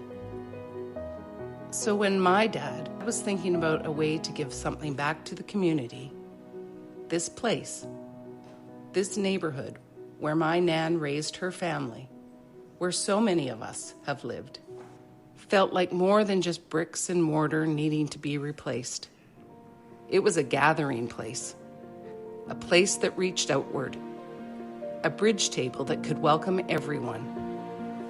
We imagined something new, homes for new families, a space to commemorate history, a place where not-for-profits could continue to give back. We'd take it down to the dirt and build it up again, reaching for the sun by topping it with a neighborhood flower garden, where people in the community can enjoy the view and contemplate life's possibilities from the top of the Bankview Hills. As my son was clearing out the homestead, he stopped and told his great Nan, "I know you aren't happy about the house being torn down, but we're building you a new one." Now, Nan's spirit can live on forever, in a place where we'll welcome everyone and build community one neighbor at a time. Honoring the past with new beginnings at the Daisy.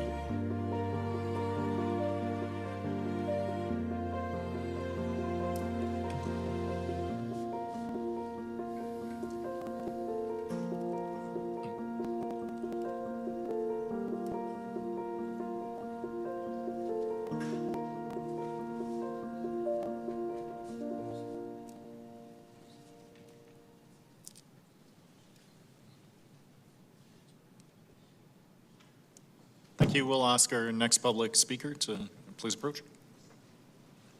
This one? Yep. Hi, I'm Marco DiDomenicus. I'm speaking because my father-in-law was supposed to speak here in my place.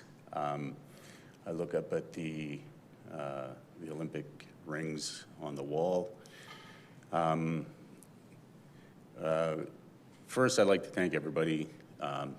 That would be one of the first things Bob would have done. He understands the work that planning is done, and he was always appreciative of public service. The rings on the wall represent a legacy that he was part of, and hearing the news on the Workland Center this morning, I was reminded over the weekend that my father-in-law's role with the Olympics was he was in charge of the budget. And that budget contributed to what we have at COP today, $150 million surplus. The Daisy, very important to him, and very important in our last meetings were the budget, making sure the capital was aligned. Not only the capital to build it through, but the capital to make sure it operated. So the Daisy is not looking for civic, provincial, federal funding. It's not actually looking for any bank funding. The capital is in place to build this project. And I think you all noticed that Calgary Parks Foundation and the public space, that is the interpretive center, that is the rooftop garden, that is the WeWork office space that will allow nonprofits to grow, to do what they have done for this city. So I would like to thank you, and I think this is it's an easy vote. Thanks very much. I'm just inserting myself into the queue, and I just want to say on behalf of Calgary City Council, as well as every single Calgarian, we express our deep condolences for you and your loss, for you, Patty, as well, for your entire family. Calgary is a much stronger city, our institutions, economy, vibrancy as a result of Bob's contributions, and he leaves behind a much stronger city as a result of that, and we mourn with you.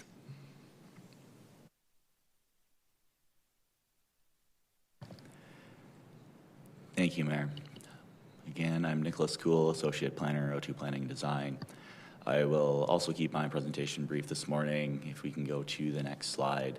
As mentioned by administration, this really is a technical amendment to the existing direct control district approved by this council last fall. The development permit application was prepared concurrently with the original DC, and as we were working through that process as quickly as possible to try to get this in the ground and going while Bob was still with us, there were things that we've come up against in this DP review process, where there are moderate amendments required to accommodate the original proposed development vision. So I want to emphasize with these amendments, what we presented to council, the actual development permit application, and the vision itself that was engaged with the public and continues to be engaged with the public through that DP process has not really changed. What we're trying to accommodate were those balconies that we were always showing on the building. Those were the primary thing that caused this reconsideration. And once opening that up, a couple other pinch points that had developed through the development permit review process were also uncovered, things like the floor space for commercial, the outdoor cafe maximum, and the parking separation. So the amendments that you see, or the proposed revisions on the slide here, are really in response to that original proposed vision and working through the development permit review process with city administration. So we've already gone through one DR development review process with administration on the development permit. We do have Jean-Guy Bellevaux from Zeidler Architecture here to answer any questions you might have about the technical nature of the DP application.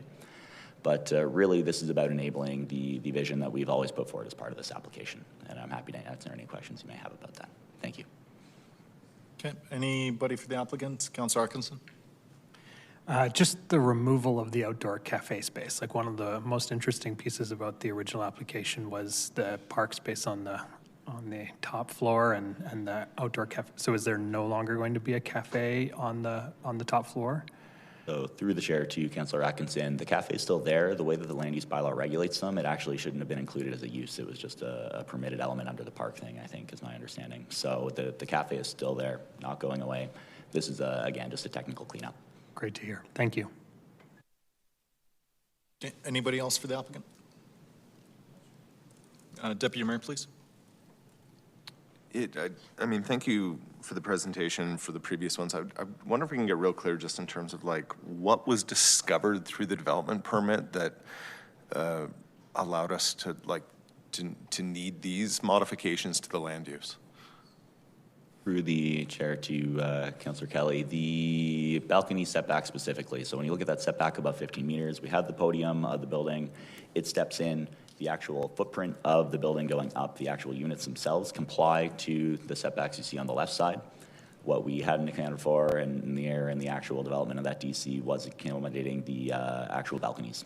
So these revisions to the setbacks are to accommodate the balconies that we'd already included and always had included in the development vision and proposal. The building footprint itself, that tower that goes up, complies with the left side, not with the right side when you include the balconies. And I mean, I can ask this question of administration, but you're knowledgeable in here. I'll ask you the question. The base MH3. What are the setbacks in the base MH3? You're catching me on my feet here. It's all right. I can ask that question of administration when we get there. It's a more appropriate question for them, but I just figured I'd ask it of you in case there's a. So what I'm hearing from you is that like, in order to be able to build the building that you had originally designed, you needed the smaller setbacks because we did not accommodate for the balconies previously? Am I hearing that correctly? This is exactly the error that was made. The relaxation of the setbacks as well was not enabled through the original DC. So that would have been the release mechanism usually, is there's that line towards the bottom of them that says you can also relax, A, B, C, D, and E. That wasn't included originally. Once this was discovered, it necessitated us to amend it. Okay, I'll ask my follow-up question with him in. Thanks, appreciate it. Yeah, anyone else for the applicant?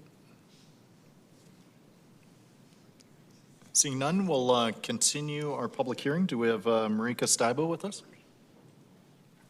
Come on down.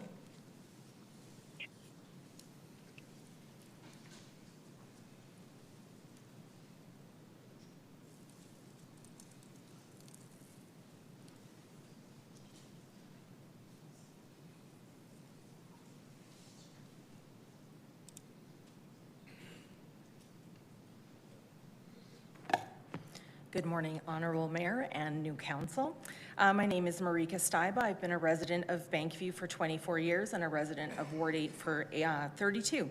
I'm here in request that this land use DC submission be reviewed and reconsidered and backed up. In November of 2025, this very newly minted council unanimously approved this land use change. This very council has since repealed blanket zoning. So I kind of wonder if council did not appreciate the intensity of this project and its negative impact on the residents, given your concern to blanket zoning. This space is discretionary in the WeLab, a plan that was not embraced by any of our communities and a plan that had a foregone conclusion before it was even reached. This new council is quite different. It has put constituents first, and while this application may seem late to make changes in the game, we did try to make changes last year. We would request no further concessions be made on this site, and we would like to have a fighting chance to fight this in the DP stage. I'm not anti-development, I'm rather pro-conscientious development. If this project was 6 stories with no commercial, we wouldn't be here today. The project itself has merit, but definitely not in this location. It may be suitable on 10th Avenue in Sunelta or Beltline or on McLeod Trail, but not in the interior of a community. I put some numbers from the city's community pulled some numbers from the city's community profiles. While numbers have shifted from 2021, they make some interesting points. Bankview is relatively small, a quarter section grant to the Nimmons family in 1885. Housing is very mixed and diverse already. Highest build in this community at the moment is a 6-story building built down the street from my house. It is already substantially large. 14A and 15th Street corridor is where the bulk of our remaining heritage homes are. 14A in this location is 19.5 feet from curb to curb because originally it was a lane. To imagine that you live across the street to this building with little to no buffer from a 12-story build with little to no setbacks is literally blotting out the sky for all of these residents. The road was never designed for this scale. So please ask yourselves, what would your residents say if this was proposed for your community? I can well imagine. It's inner city. Maybe you think this is okay. It is not. In comparison, Shaganappi and West Hillhurst are the same distance to City Hall as our community, and their density is an actual fraction to what Bankview is. My apologies. As development director in Cliff Bungalow Mission for a number of years, we did considerable research on density versus population and building mass. Cliff Bungalow Mission is mainly 5 stories with very few exceptions. Ironically, the high-rise buildings in the community provide low density, much like Eau Claire. These discussions are imperative. Human scale density is very attainable, and as you consider Calgary's future plan, this also needs highlighting. This project is so massive in its scale, it will change the skyline in Upper Bankview, and not for the better. It will overshadow many neighbors and businesses. Bankview is uncharacteristically built east to west as opposed to north to south like the rest, dominantly the rest of the city. We get rising and setting sun. It's a unique and valuable attribute which will now be ripped away from so many residents. This developer says they're doing this to give back to the community. As a long-term resident, I would never in a million years negatively impact my neighbors in this fashion. Affordable housing component, 5%. It's hardly a reason to grant so many concessions. Vancouver has had a mandatory 15% contribution for affordable housing in any new development for the last 25 years. The museum community space. Well, Glenbow, Esker, Kahanoff Center, Memorial Park Library, the Firefighters Museum, and Naval Museum. They are all located appropriately in main thoroughfares and away from residential. Little to no green space at street grade where it is needed most.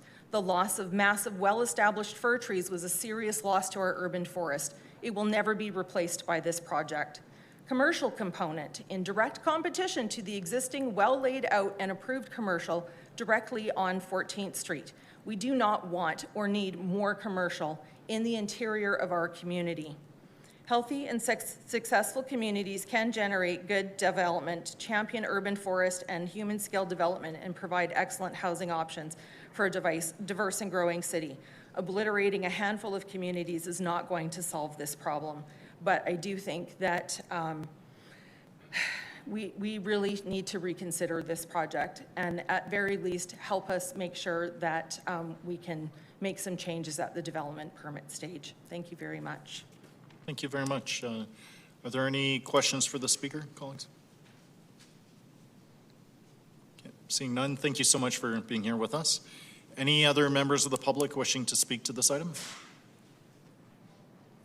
Going once, going twice, last call. All right, we will close the public hearing. I don't see anyone in the queue. Can I go to you, Councillor Schmidt?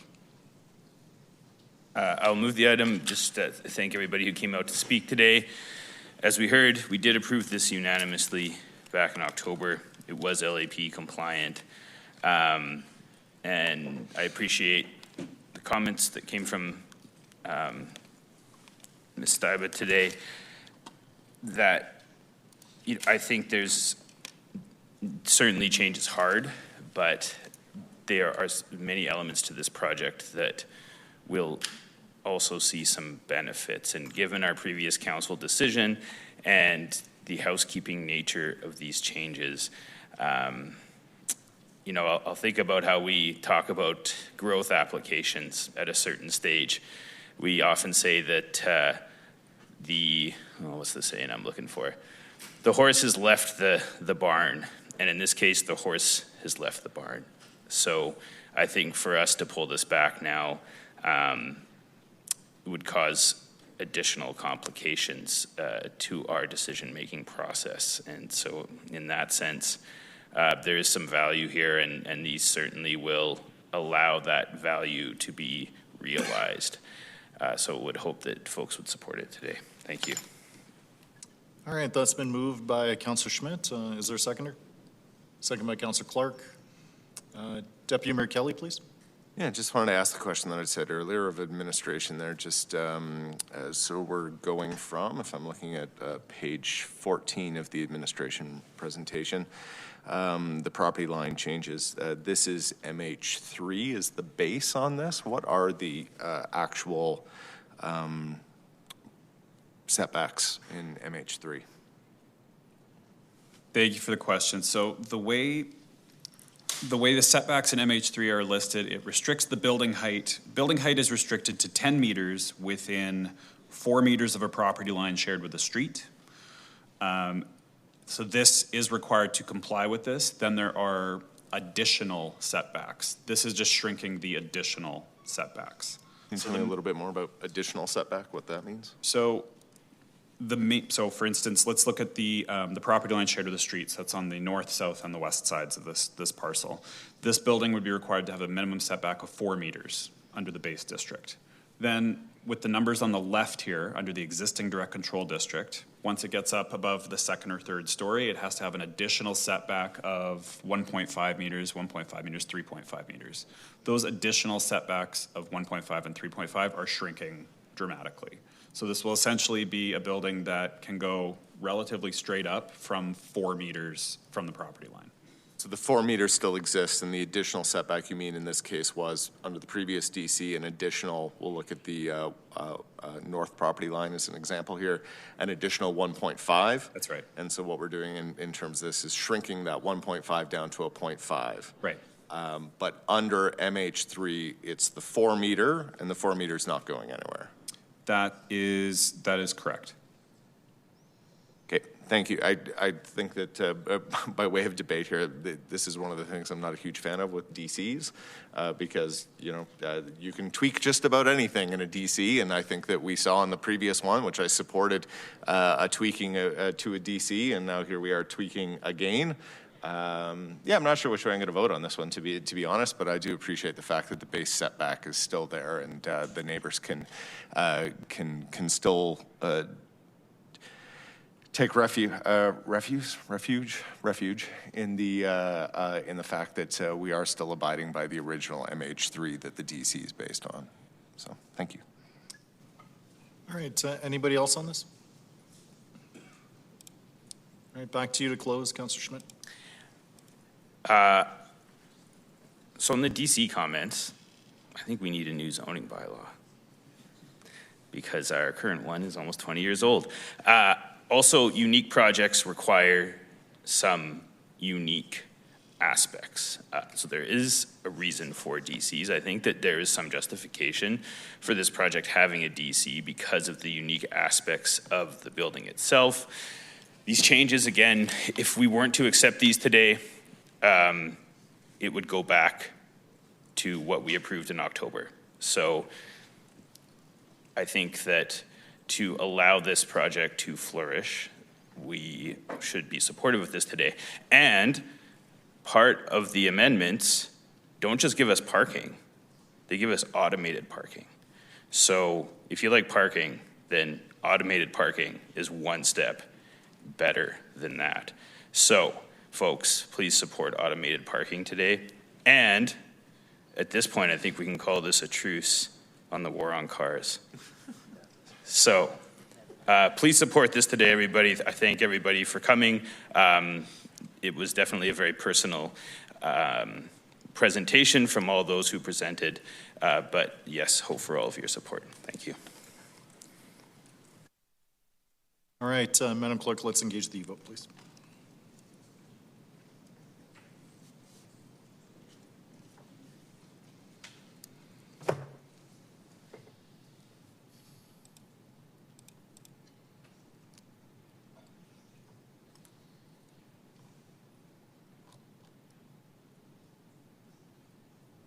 Councillor Chabot, your vote, please.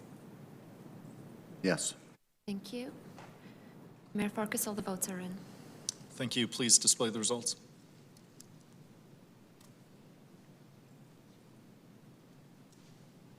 On that, the motion is carried 14-1 with Councillor Johnston opposed. All right, I will move now to the readings of the bylaw. First reading of bylaw 92D, 2026. Anyone opposed? Hearing none, that is carried. Second reading of bylaw 92D, 2026. Anyone opposed? Hearing none, that is carried. Authorization for third reading of bylaw 92D, 2026. Anyone opposed? Hearing none, that's carried unanimously. Third reading of bylaw 92D, 2026. Anyone opposed? Hearing none, that is carried. All right, 7.2.3, land use amendment in Earlton was postponed to the September public hearing meeting of council. So let's move on to 7.2.4, policy and land use amendment in Beltline, Ward 8. Thank you, Mayor Farkas, and good morning, Council. My name is Lindsay Ganzar, and I will be presenting the next 5 items on the agenda today. So this next item is a policy amendment and land use redesignation application to allow for a mixed-use development. Next slide, please. The recommendation before Council is to give 3 readings to proposed bylaw 23P 2026 for amendments to the Beltline Area Redevelopment Plan, or ARP, and to proposed bylaw 85D 2026 for the redesignation of 1313 Center Street Southwest from a direct control or DC district to a new DC district. Next slide, please.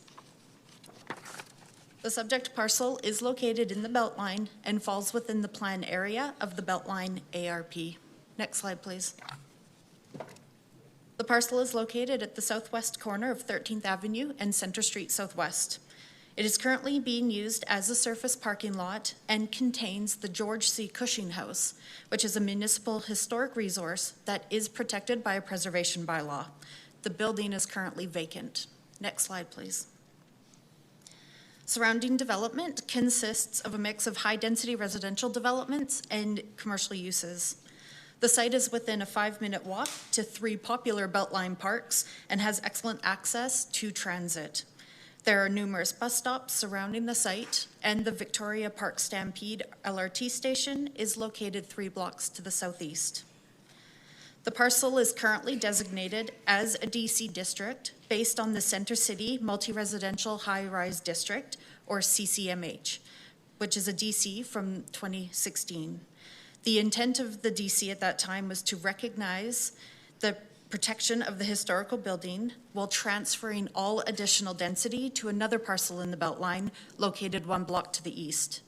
The maximum floor area ratio, or FAR, on this site is now currently 0.14, representing the total floor area of the historic building.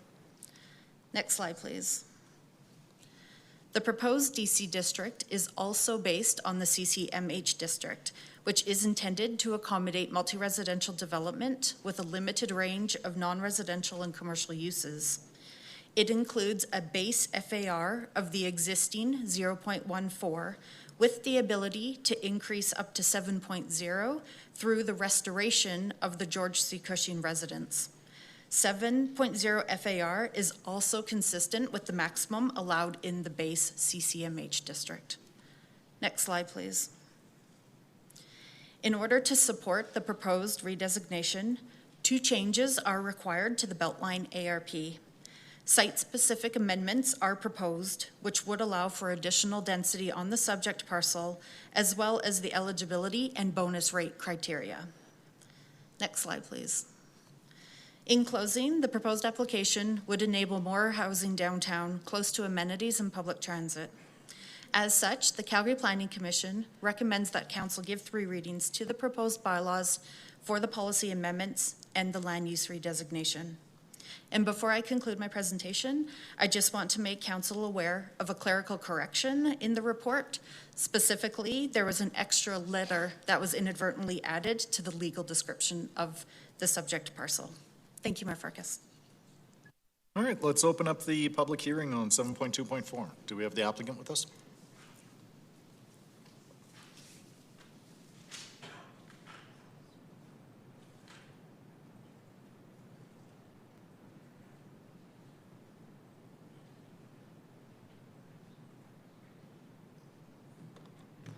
Hi, members of council. My name is Zakir Karim. I'm the applicant for this application.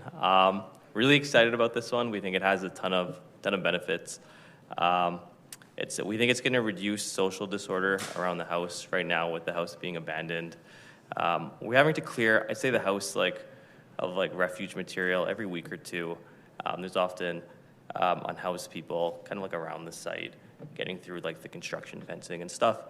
So that's one of the benefits.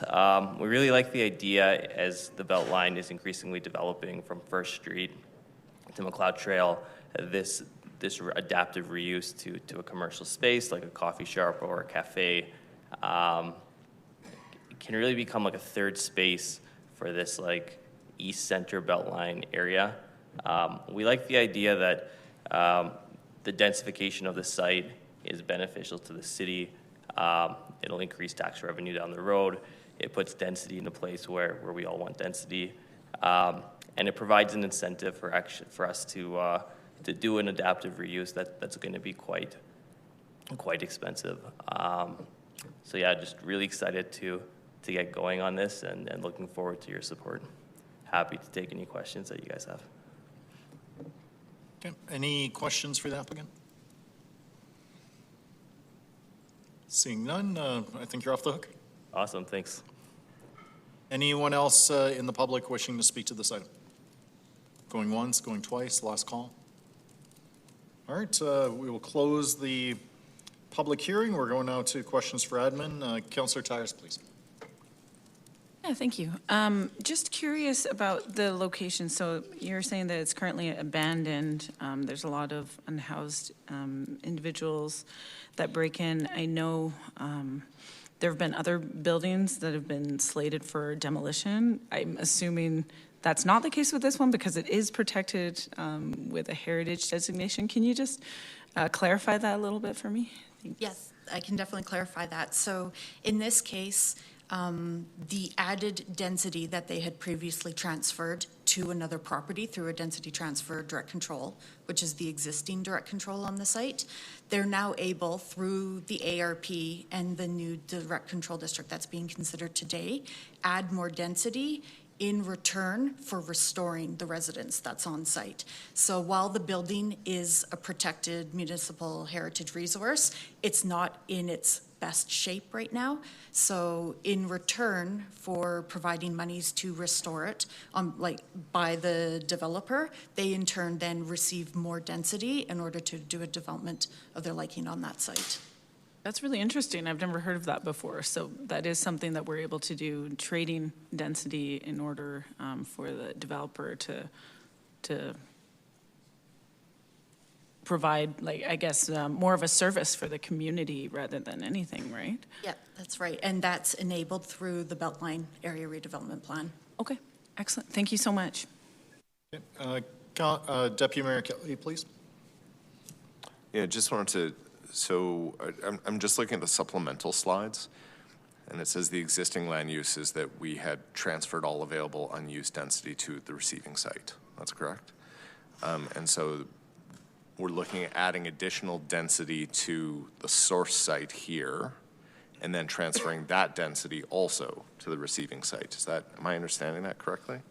No, Councillor Kelly. So the existing direct control that the source site, the subject site today is, it transferred all of its extra density to that green site in 2016. So today they've— Sorry, green site? The green site being the receiving site. Yeah, and that's in the 2016 direct control district. So today they're seeking a direct control to kind of take themselves out of that current DC, and through, like I just said, through the Beltline Area Redevelopment Plan, they're now able to re-add additional density by way of contributing to the historical resource. So at the time of development permit, there will be legal agreements put into place and monetary values of how much they contribute to the restoration of the building, and in turn, they'll receive a certain amount of density to a maximum of 7.0 on the site. Got it, thank you. And then the bonus density achieved through the restoration of the residence on the source site, does that just the residence building, or does it include any of the rest of the property? I just note that, like, it's a for-profit parking lot is basically what it is. And so we can have a beautiful historical resource there, but if it's, you know, it's not really very attractive. Yeah, I'm just kind of trying to get an idea in terms of does any of this bonus density come through restoration of the space itself or just the building? Councillor Kelly, that'll be determined at the development permit stage. Our heritage planning department will work in conjunction with likely the developer's heritage consultant, and they will deem what are important aspects of the restoration. So it may be on the building, but it could be some of the garden, or it could be some of the actual site. So that'll be determined and looked at. And then at that time as well with the legal agreement, that's when the monetary value will be assigned, and they'll be able to determine exactly how much extra bonusing they get. Okay, thank you. I really appreciate the answers to the questions and the little bit of education there. Thank you. All right, can I go to you, Councillor Schmidt, please? So moved. Is there a seconder? Second by Councillor Clark, and over to you, Councillor Clark, for some debate. Yeah, thank you, Chair. I would love, I will take every opportunity to acknowledge any effort made to retain some of our original features of the inner city. This is a wonderful example of what can be achieved to retain some of these pieces. So very excited for this, happy to support it, and I hope we continue to see more of these applications. Thank you. All right, I don't see anybody else. Over to you to close, Councillor Schmidt. Thank you. Yes, this is a very unique policy that I think is an innovative way for us to do two things at once. And we did approve one of these 2 public hearings ago, I think, in the Beltline, which is the only place it exists at this time. And I'm very familiar with where this site is located. It would be a huge benefit to the surrounding area to have this occur because public safety is a huge issue there. There's not a lot going on in the surrounding streets, so having this as a starting point for some restoration of the whole neighborhood would be a huge help, and I hope that we can support this in its entirety. Thank you. All right, Madam Clerk, let's engage the e-vote, please.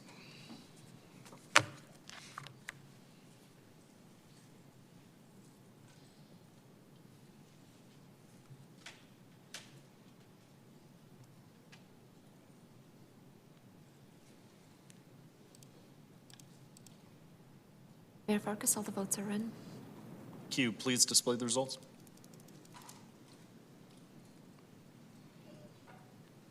Okay, on that, the motion is carried 15-0.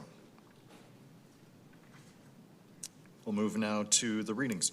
First reading of bylaw 23P 2026. Anyone opposed? Hearing none, that is carried. Second reading of bylaw 23P 2026. Anyone opposed? Hearing none, that is carried. Authorization for third reading of bylaw 23P 2026. Anyone opposed? Hearing none, that is carried unanimously. Third reading of bylaw 23P 2026. Anyone opposed? Hearing none, that is carried. All right, the second one now. Second bylaw, rather. First reading of bylaw 85D 2026. Anyone opposed? Hearing none, that is carried.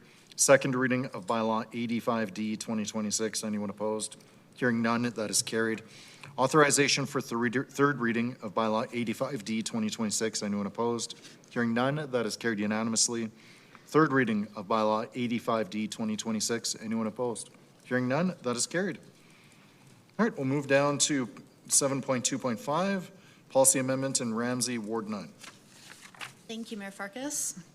The next item on the agenda is a policy amendment to allow for various forms of low-density residential development. Next slide, please.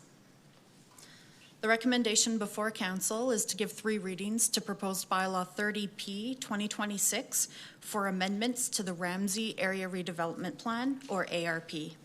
Next slide, please. The subject site is located at 2125 Spiller Road Southeast in the community of Ramsey and falls within the plan area of the Ramsey ARP. Next slide, please. The parcel is located on the northwest side of Spiller Road between Burns Avenue and Margaret Avenue. It is currently developed with a single detached dwelling and a detached garage accessed from the rear lane. Next slide, please. Surrounding development consists primarily of low-density residential uses. Ramsey School is located a 2-minute walk to the southwest, situated in a large park that also includes many community amenities, such as the Ramsey Inclusive Playground, playing fields, tennis courts, community garden, and the Ramsey Rink. Next slide, please. As per Map 1 of the Ramsey ARP, the subject site currently falls within the low-density residential area, which is intended to support residential developments up to 2 units. To align the Ramsey ARP with the allowed uses in the existing residential grade-oriented infill land use district, an amendment to Map 1 is required to change the subject site's typology to low-density multi-unit residential, which allows for low-density housing in a variety of built forms. Next slide, please. In closing, this application would allow for an increase in housing choice and diversity within the community, while also aligning relevant policies. As such, the Calgary Planning Commission recommends that Council give 3 readings to the proposed bylaw. Thank you, Mayor Farkas. All right, let's open up the public hearing. Do we have the applicant with us? Come on down.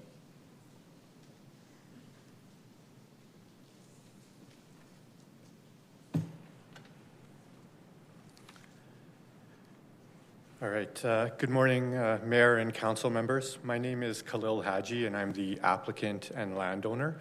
And with me is Ted Tam, the development manager. I request your approval to amend the Ramsey ARP in respect of our project from low-density residential to low-density multi-unit residential. Next slide, please. The Calgary Planning Commission supports our application and has commented that our project would allow for more efficient use of existing infrastructure and may better accommodate the evolving needs of different age groups, lifestyles, and demographics. Next slide, please. I am aware of Council's efforts to repeal blanket rezoning in order to prioritize targeted growth and community-involved planning, and I submit that our project would be appropriate under both the current planning regime and any planning regime that Council may adopt in the future, because it fits perfectly with the current character of the neighborhood, which has evolved significantly in recent years with exactly these types of developments. This map shows us that many of the same ARP amendments have recently been granted in the immediate area around our property, including the property immediately next door. Next slide, please. Ours is a very modest development aimed to fit nicely within the neighborhood. We are not seeking any relaxations as we fit completely within the current RCG zoning for the property. Our proposed height is well below the maximum and is even below the incoming RCG maximum of 10 meters. Our lot coverage and density are well below the allowable maximums for the current zoning. We are modest in comparison to the neighboring development, which is currently a 3-story project, whereas ours is a 2-story, and we comfortably house all collection bins within the property boundaries. Next slide, please.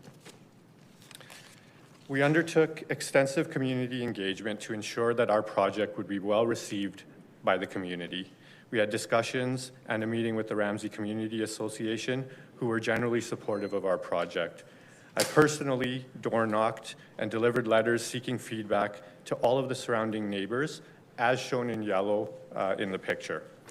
I provided contact information to all of those neighbors so that they could reach out with any feedback, for which I didn't receive any, but the neighbors that I did speak to were supportive of our project. Next slide, please. Our site is ideal for a low-density, multi-unit development. Spiller Road is a neighborhood connector street, so the project is on a main road.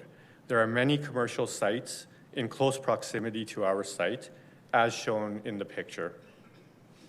It fits with the other approved multi-unit projects in the area, including the project currently under construction immediately next door. It's in close proximity to the new Green Line LRT station, and Spiller Road is a major bus route. Next slide, please. One of the biggest concerns with these types of developments generally is parking. The CPC indicated that they received one submission, and one of the main concerns was parking. We are fortunate that our site is quite unique in the amount of available parking on both sides of Spiller Road and on Margaret Avenue. Because there is only one house on the end of each block across the street, there's a lot of underutilized parking space.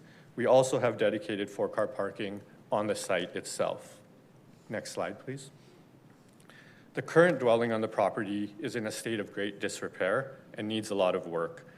The Ramsey Community Association commented that they didn't like properties that were totally closed off with overwhelming bushes or that had large retaining walls at street front.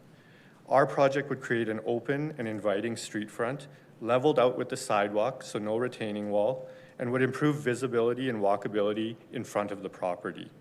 We may be asked to improve street lighting or widen the sidewalk, which we will happily do. We will improve the laneway with an enclosed structure and ample lighting. Next slide, please. Finally, I wish to just tell you a little bit about myself. I live in Ramsey with my family, and we call it our forever home. I'm interested in improving the community I live in and seeing Ramsey grow in a planned and thoughtful manner. I'm not a developer, and I'm not in this simply to maximize density for profit. I believe this project will be a positive development for the community that I call home. Next slide, please. I thank you for considering my proposal and hope that you will approve my application today. I'm happy to answer any questions. All right, we have a question for you from Councillor Clark. Thank you, Chair. Hi there, Mr. Hadji. Yes, thank you very much for the presentation. We were there actually just yesterday in the neighborhood, so we popped by and saw sort of the state of the house and the one next to it as well. So a welcome change at Spiller Road at that location. Just a couple of questions. Of course, in the package that you received, the Community Association just had a couple of additional questions I would be interested in hearing what your thoughts were on.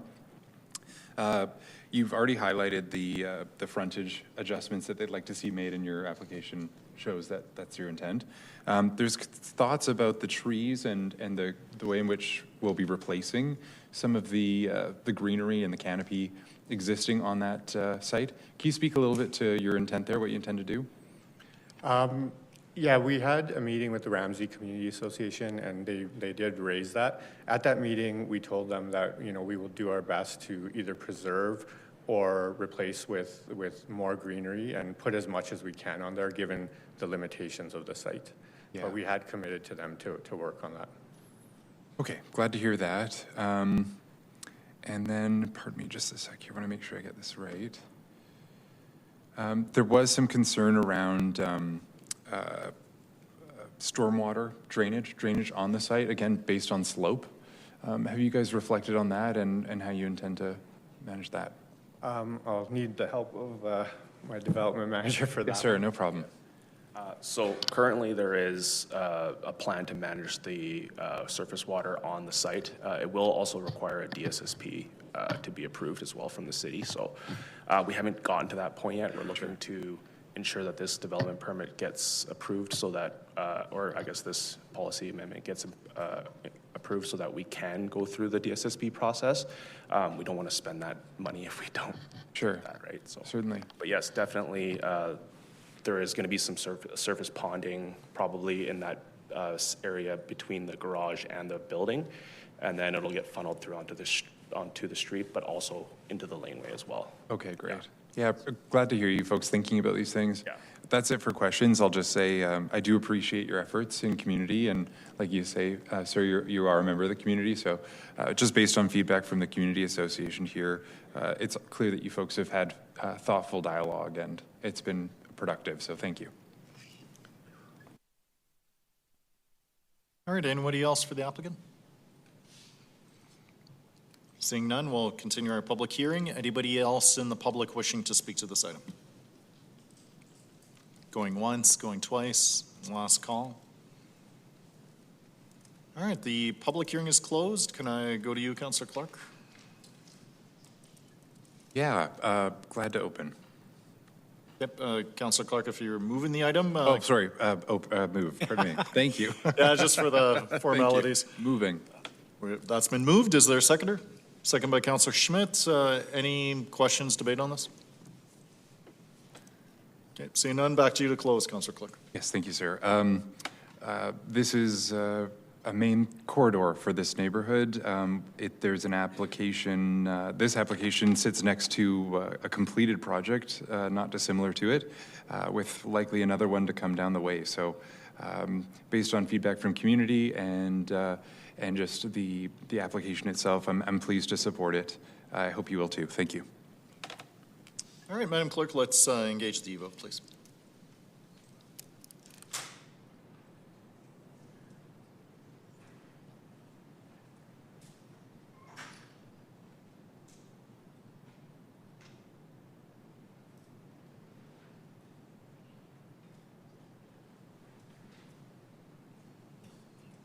Councillor Clark, your vote, please. Yes. Thank you. Councillor Tyers, your vote, please. Yes. Councillor McLean, your vote, please. Yes. Thank you. Mayor Farkas, your vote, please. Yes. Mayor, all the votes are in. Thank you. Please display the results. Okay, the motion is carried, 15-0. First reading of bylaw 30P 2026. Anyone opposed? Hearing none, that is carried. Second reading of bylaw 30P 2026. Anyone opposed? Hearing none, that is carried. Authorization for third reading of bylaw 30P 2026. Anyone opposed? Hearing none, that is carried unanimously. Third reading of bylaw 30P 2026. Anyone opposed? Hearing none, that is carried. All right, let's move down the road to policy amendment in Ogden, Ward 9, item 7.2.6. Thank you, Mayor Farkas. These next two items are very similar to the previous one we just considered, and they are both located in Ogden. So this item on the agenda is a policy amendment to allow for various forms of low-density residential development. Next slide, please. The recommendation before council is to give 3 readings to proposed bylaw 21P 2026 for amendments to the Milliken Ogden Area Redevelopment Plan, or ARP. Next slide, please. The subject site is located at 8012 25th Street Southeast in the community of Ogden and falls within the plan area of the Milliken Ogden ARP. Next slide, please. The parcel is located on the east side of 25th Street, just south of 80th Avenue Southeast. It is currently developed with a single detached dwelling and a detached garage accessed from the rear lane. Next slide, please. Surrounding development consists primarily of low-density residential uses. The Glenmore Inn Hotel and various commercial uses are located across Ogden Road to the east, and the Glenmore Trail Corridor is located at the south end of 25th Street. Next slide, please. As per map 5 of the Milliken Ogden ARP, the subject site currently falls within the low-density conservation area, which limits development to single and semi-detached dwellings. To align the Milliken Ogden ARP with the allowed uses in the existing residential grade-oriented infill land use district, a text and map amendment are required to change the subject site's typology to low or medium density multi-dwelling residential, which allows for low-density housing in a variety of built forms. Next slide, please. In closing, this application would allow for an increase in housing choice and diversity within the community while also aligning relevant policies. As such, the Calgary Planning Commission recommends that Council give 3 readings to the proposed bylaw. Thank you, Mayor Farkas. Thank you so much. Let's open up the public hearing on this item. Do we have the applicant with us?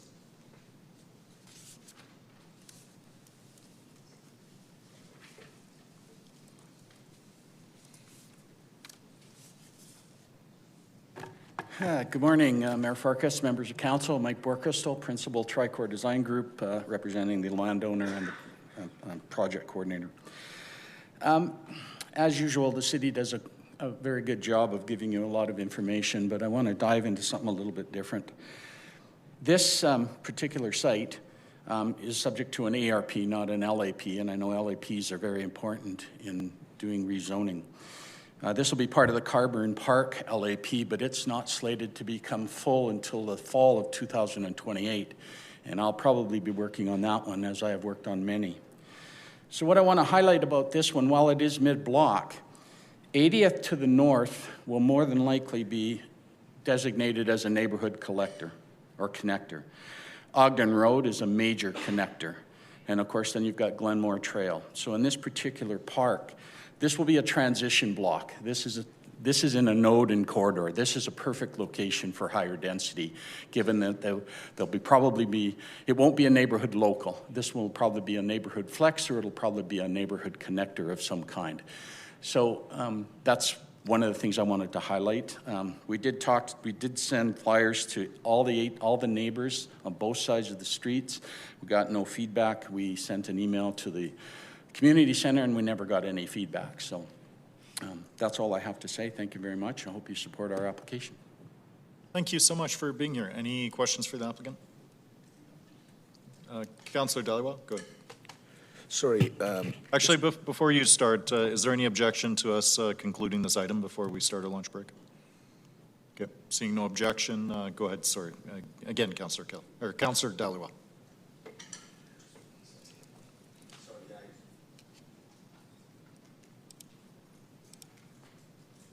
Just mentioned that you reached out to the CA, got no response.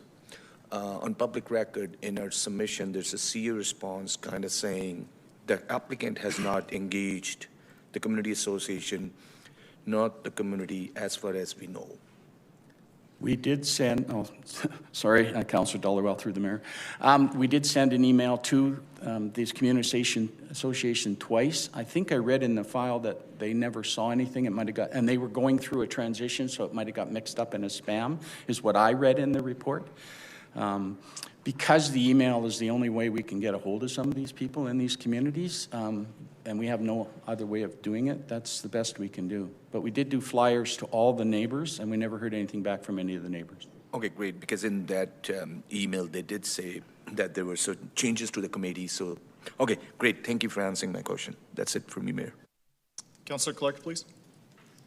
Thank you. Yes, actually, that was essentially the question I wanted to ask, because there was a bit of a discrepancy there with the community association having said what Councillor Dhaliwal has just highlighted. So when it comes to your flyering and your, so you sent an email twice to the CA essentially then, and that was it. Nothing really came of it. Nobody attended a meeting, or I've gotten to know this community quite well through these public hearings. Typically, Ogden shows itself at every one of these. And so you never got anybody. Through the Mayor, Councillor Clark. No, we never heard back from the community association. Our flyers, they're generally 3 or 4 pages, and they go through everything that we're planning to do, what the rezoning has looked like, some of the documentation that the city has already put out about, rezoning and all that sort of stuff. So, and we hand deliver it to each mailbox. We don't just randomly do it. So anybody that would be affected in that neighborhood, we deliver to them, and we heard no feedback whatsoever. It's no feedback whatsoever. So then finally, there's not really anything in your records for or against this as far as community is concerned. That's correct. Thank you. Okay, Councillor Chabot, please. Asked and answered. Thank you. Anybody else for the applicant? Okay, seeing none, I think you're off the hook. Anybody else in the public wishing to speak to this item? Going once, going twice, last call. All right, we're closing the public hearing. Can I go to you, Councillor Clark? Moving. Okay, that's been moved by Councillor Clark, second by Councillor Dhaliwal. Any further debate on this? Okay, seeing none, over to you to close, Councillor. Yes, this is. I'm sorry for the this lack of written communications. A bit of a discrepancy here between what I've heard about this application in community and what's been presented here today.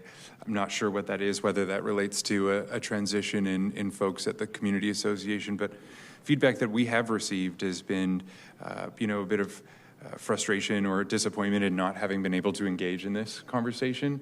Of course, here we are with another mid-block scenario in Ogden, which has not typically been well received by community. So I unfortunately will not be supporting this application today, but I certainly leave it to my capable colleagues to make a decision for themselves. But thank you. Closed. All right, let's engage the e-vote, please.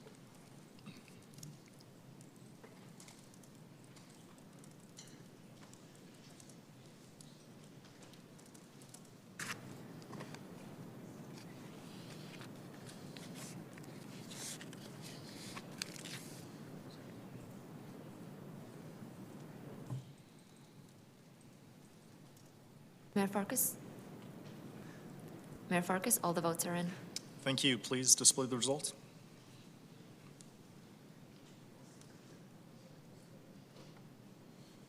On that, the motion has been defeated with Councillors Ward, Panizopoulos, Clark, Yule, Jameson, Tyre, Chabot, Wyness, and McLean opposed. So I'm about to hit the gavel to start our lunch break. We are going to come back on item 7.2.7. We're roughly half done the items for public hearing prior to the blanket rezoning items. So I would suggest if there's anyone who's here for the blanket rezoning associated ones, likely to get to it in the afternoon, early evening. Again, it depends how long the other ones take, but we're about half done for this section. All right, it's 12:03, so let's be back at 1:18.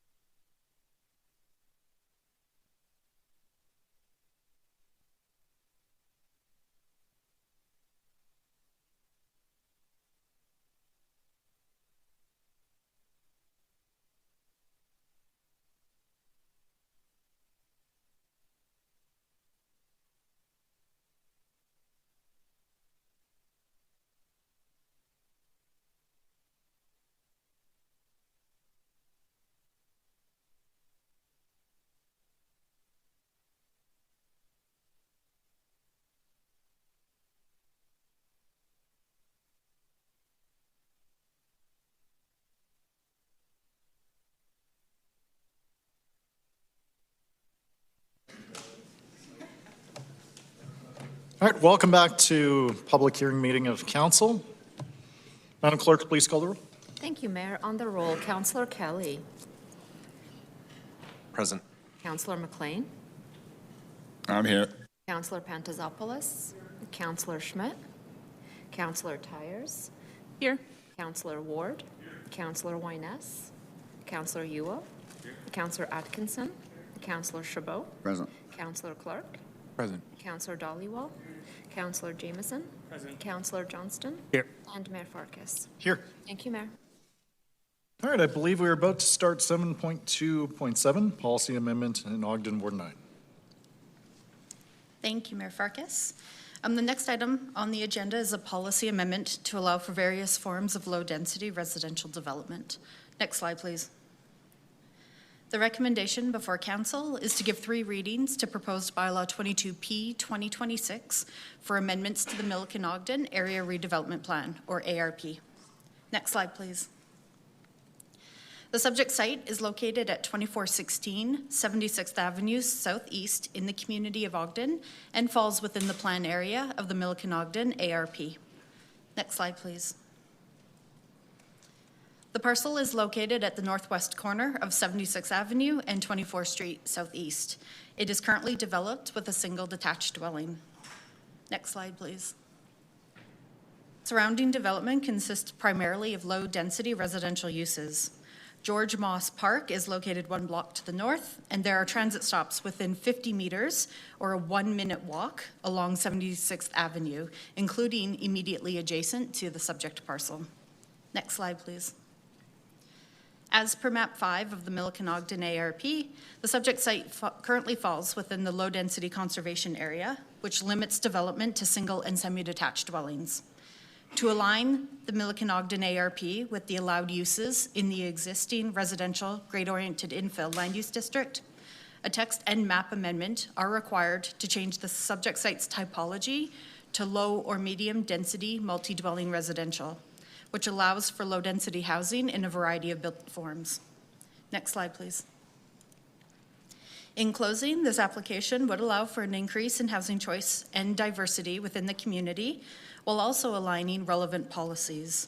As such, the Calgary Planning Commission recommends that Council give 3 readings to the proposed bylaws. Thank you, Mayor Farkas. Thank you. Let's open up the public hearing. Do we have the applicant with us? Yes, you Mayor. Thanks. You have 5 minutes. Please go ahead. Hey, good afternoon, Mayor and Councilors. This is Li Wei. I'm speaking in support of this application. We've been working in this community for a long time through previous projects and also through conversation with the community association, residents here, and also councilor's office. We come to understanding that the communities in general support row house, townhouse on corner lot, especially along BD Street, like 76, or along Olden Road, which is the main street in the community. So this is what this project is. I actually speak with the president of the Community Association this morning. He made it clear to me that he's not against the project. I hope councilor can support since it's a corner lot. With that, I conclude. Thank you. Thank you so much. Do we have any questions for the applicant? Okay, hearing none, I think you're off the hook. Any other member of the public here to speak to this item? Going once, going twice, last call. All right, so we're closing up the public hearing. Could I go to you, Councillor Clark? Yep, happy to move. Is there a seconder for the motion? Second by Councillor Jameson. Any further debate? Seeing none, over to you to close, Councillor Clark. Yeah, thank you. This is the second and final application in Ogden today.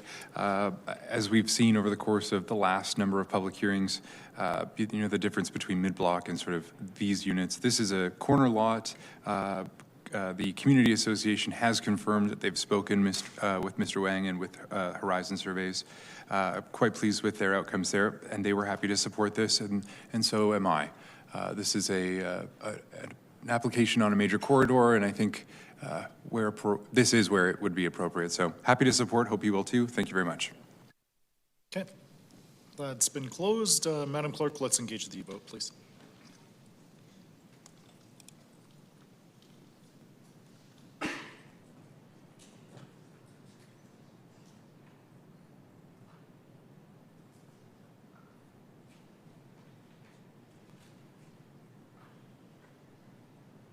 Councillor Clark, your vote, please. Yes. Thank you. Councillor Tyers, your vote, please. Yes. Thank you. Mayor Farkas, your vote, please. Yes.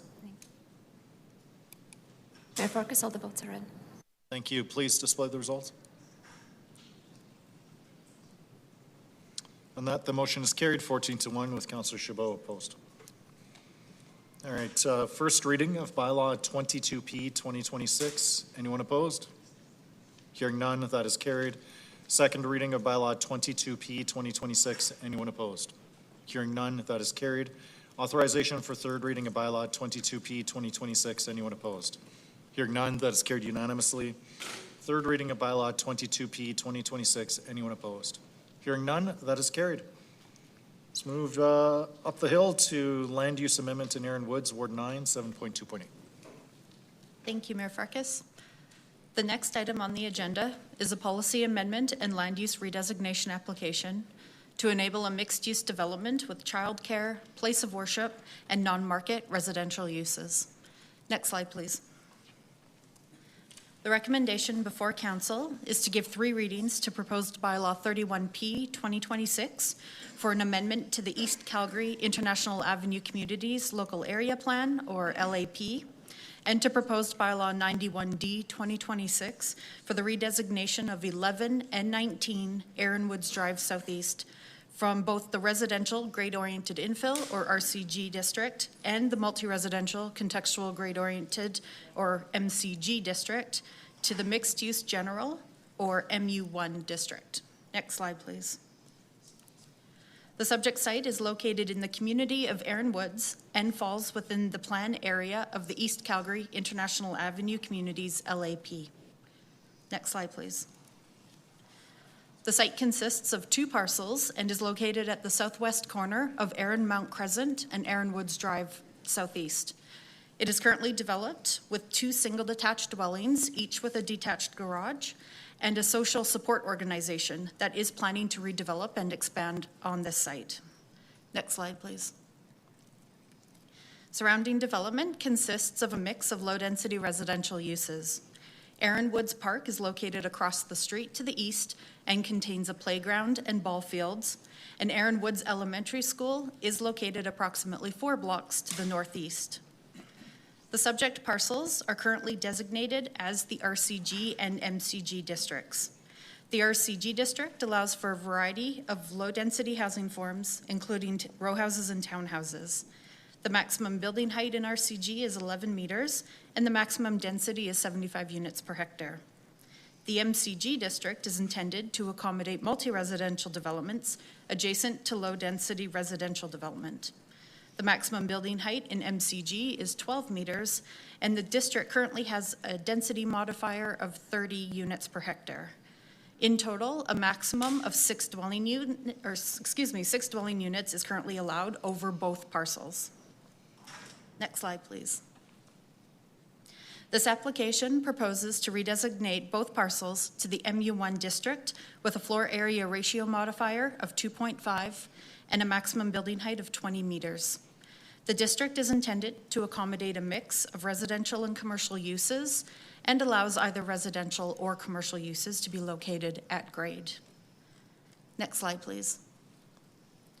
To support the proposed redesignation, Calgary Planning Commission recommends amending the East Calgary International Avenue Communities LAP. The site is currently identified as low modified on map 4 of the LAP, which limits building height to 4 stories.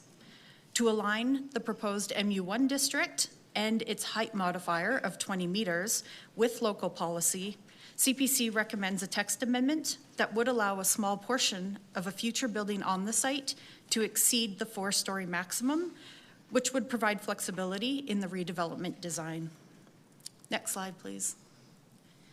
To conclude, the proposed policy and land use changes would enable the development of non-market housing, contributing to the city's overall supply.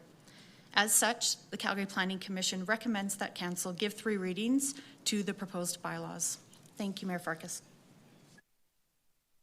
Thank you. We'll open up the public hearing, starting with the applicant, please.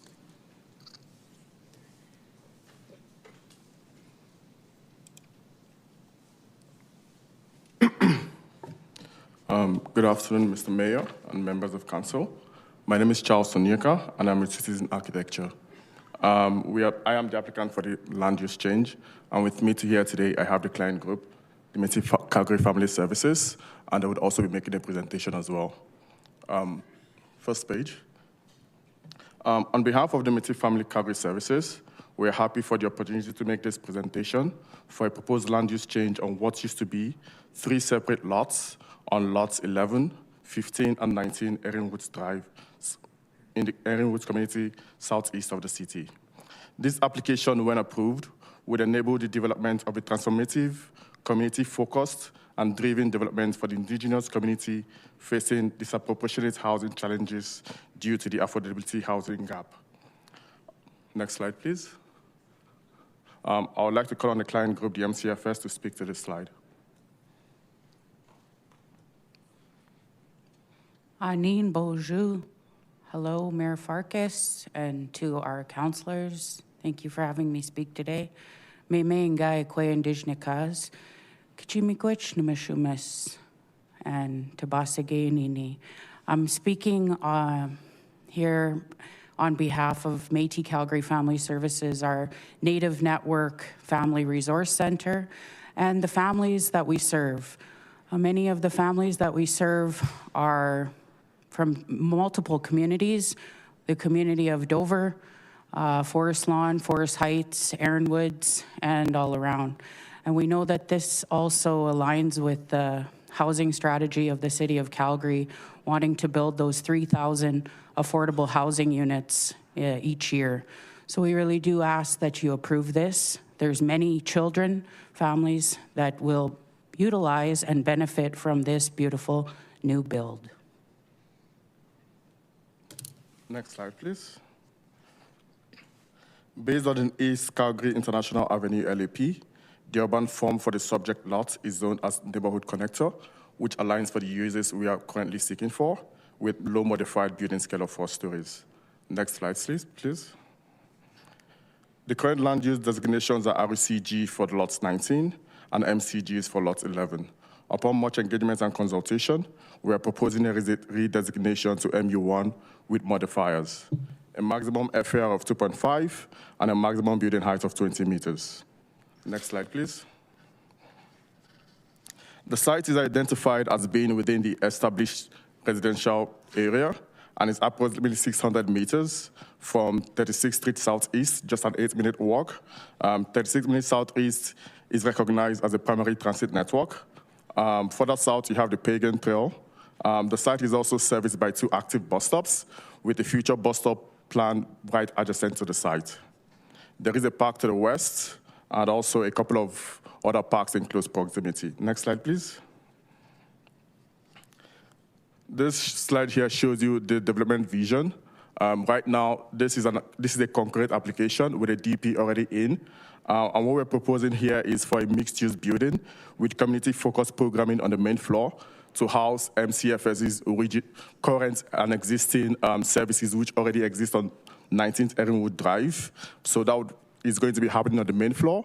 And then you have 24 units of affordable housing on top of that.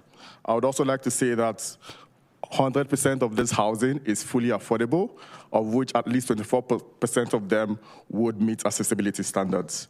This ensures that varying needs are catered to with this development, and also there's also opportunities for multi-generational living.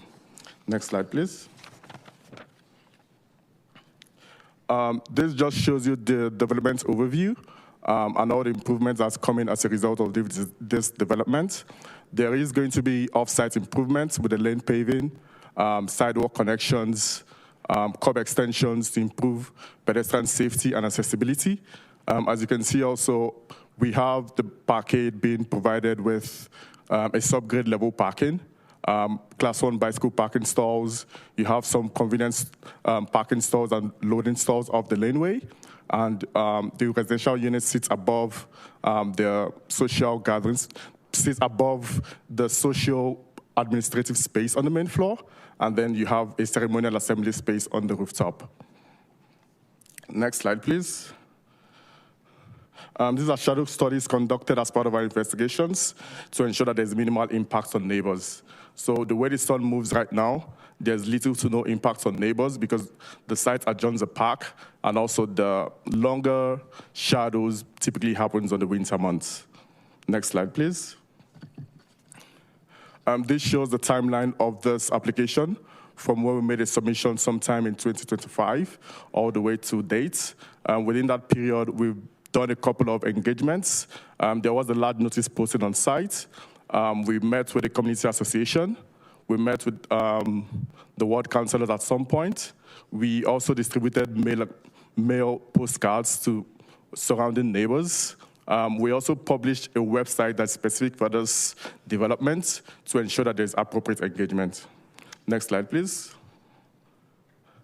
Yeah, so since having done that engagement and the feedback we received, there's been some modifications from the original submission. As you can see here, one of the feedback we got was proximity to neighbors. So what that led to was the acquisition of the southern lot, which is 11 Erin Woods Drive. So with that, what that also helped us to achieve was we achieved a larger parkade area, increasing the parking supply, despite the fact that data shows that for the demography of affordable housing needs, you kind of max it out at around 35%. So that means for a unit of 24, for a development of 24 units, you're looking at parking stalls for about nine units based on the demography. But that being said, we're providing well in excess of that. Now also, in spite of increasing the site area, we ensure that the building size remained the same. So we didn't try to take advantage of an increased site area to increase the size or the scale of the building. We kept it the same, increased the parking count, and made sure that there is adequate buffer to the neighbors. Next slide, please. So this just kind of shows you an artistic impression of what it was originally and what we've done so far. So on the slide there, the pink highlights kind of showed the concerns I'm gonna jump in. Each speaker is, I saw your note there, Councillor Johnston. Each speaker is allowed 5 minutes, so they haven't spoken a total of 15 minutes yet. I'm allowing for just the conclusion of this PowerPoint, if there's no objection from council colleagues. Okay, seeing no objection, please continue. Okay, thank you so much. So this also goes to show the feedback we got and what we've done since hearing back from neighbors and also with the application, all of the changes that have been done. So the pink highlight shows concerns that was raised. And if you go to the next slide, it kind of also shows you the increased buffer with the neighbors, lowering of the main floor, and showing that everything is kept in tandem to what we've heard. Thank you. That was all my presentation for today. We would hope that the council would support this amendment and give 3 readings to the bylaw. Thank you so much. Thank you so much for being here. Are there any questions, colleagues, for the applicants? Okay, seeing none, let's continue our public hearing. Is there anyone else from the public who's here to speak to this item? And actually, while I'm at it, Miss, I don't think we caught your name when you introduced yourself. It's Jennifer Houle Famakinde. Thank you so much, Jennifer. Okay, I don't see anybody else from the public. We're about to close the hearing, going once, going twice. Last call. Okay, public hearing has been closed. I don't see any questions for administration. Could I go to you, Councillor Clark? Yeah, I'm happy to move this. I've been working, this is one of the projects that sort of, as I came into office, we sort of met with these folks early on in the process and have worked with them through. We attended some of the community outreach events. It's been incredible to watch. You make essentially every effort you could to, make space for yourself in the community, keeping in mind you've been at this location for over 25 years. So wonderful work. Happy to move. Thank you. All right, is there, that's been seconded by Councillor Chabot. Any debate on this, colleagues? Okay, seeing no debate, over to you to close. Councillor Clark. Closed. All right, Madam Clerk, let's engage the vote, please.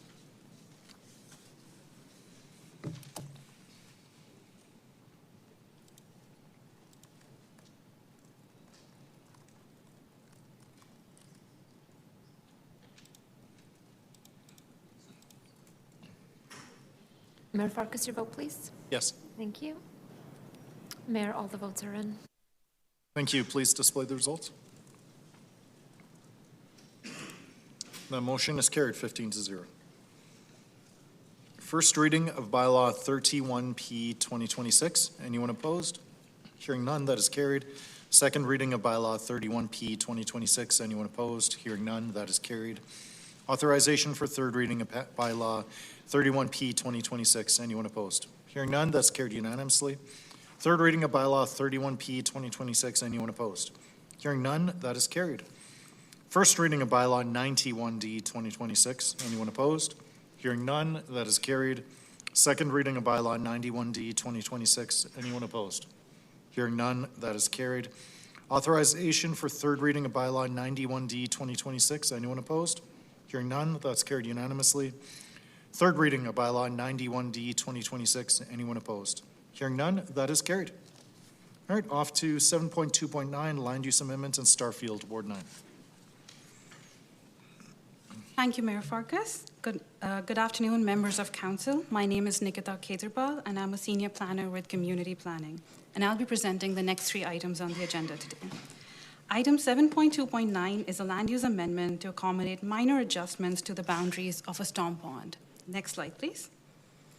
The recommendation before council is to give 3 readings to proposed bylaw 84D 2026 for the redesignation of lands at 5501 and 6201 68th Street Southeast from a variety of special purpose and industrial districts to a variety of special purpose districts to accommodate larger storm ponds and refine setback areas along an existing water channel.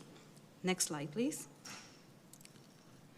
The subject site is located in the southeast community of Starfield, west of 68th Street Southeast and north of 61st Avenue Southeast. Next slide, please. The proposed land use area is approximately 3.03 hectares in size and is located in a variety of locations on currently undeveloped parcels that are intended to support future industrial development. Forest Lawn Creek Channel runs through the site. Next slide, please. The site is surrounded by land uses that are similar to the proposed bylaw, with a mix of special purpose districts and industrial land use districts. Next slide, please. The proposed land use redesignation includes adjustments to the existing land use districts on the subject site that were approved as part of a previous outline plan and land use proposal.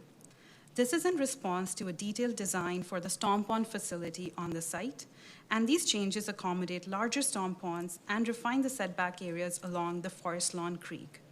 These are minor changes that align with the area structure plan for the site and the approved outline plan. Next slide, please.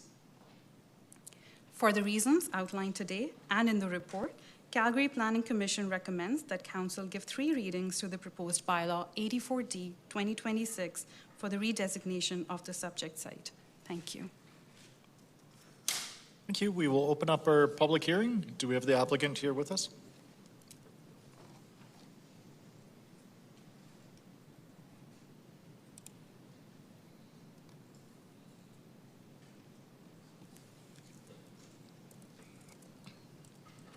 Mayor Farkas, members of council, my name is Bela Sayal, and I'm the applicant on this project for the City of Calgary Real Estate and Development Services, or REDS.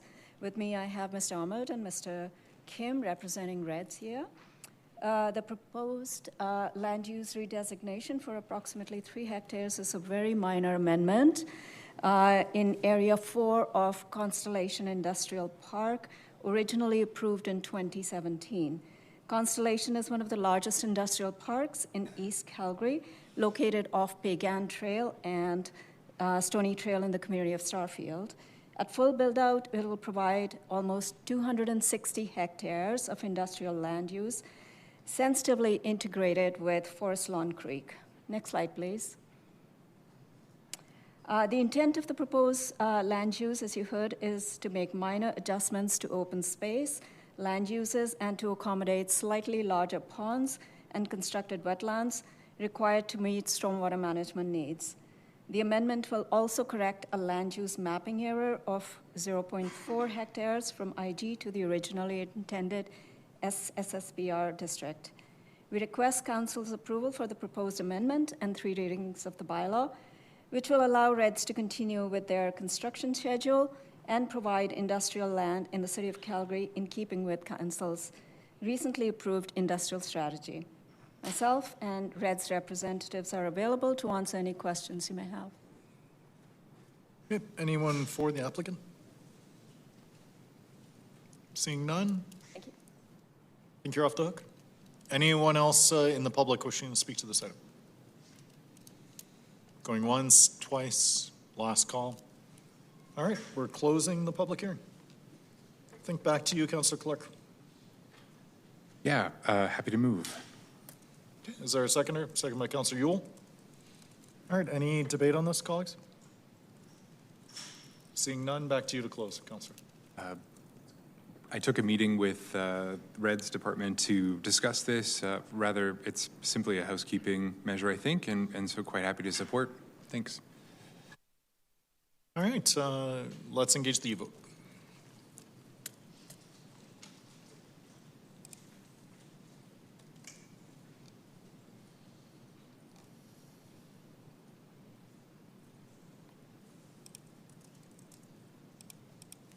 Mayor Farkas, your vote, please. Thank you. Mayor, all the votes are in. Thank you. Please display the results.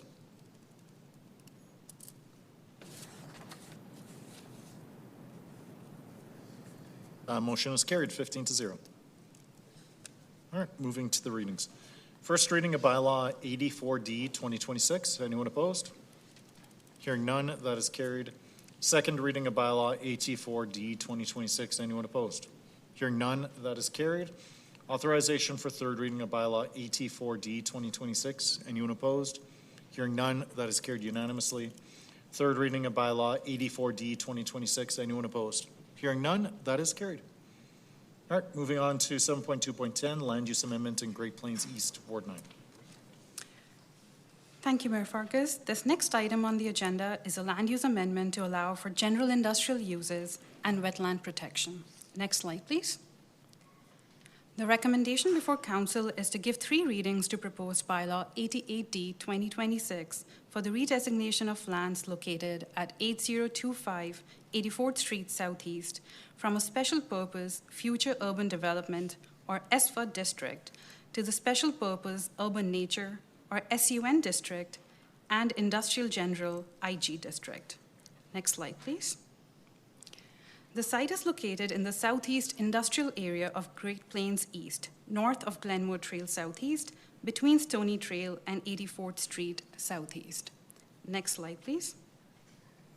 The site is approximately 0.94 hectares in size and does not have any municipal servicing.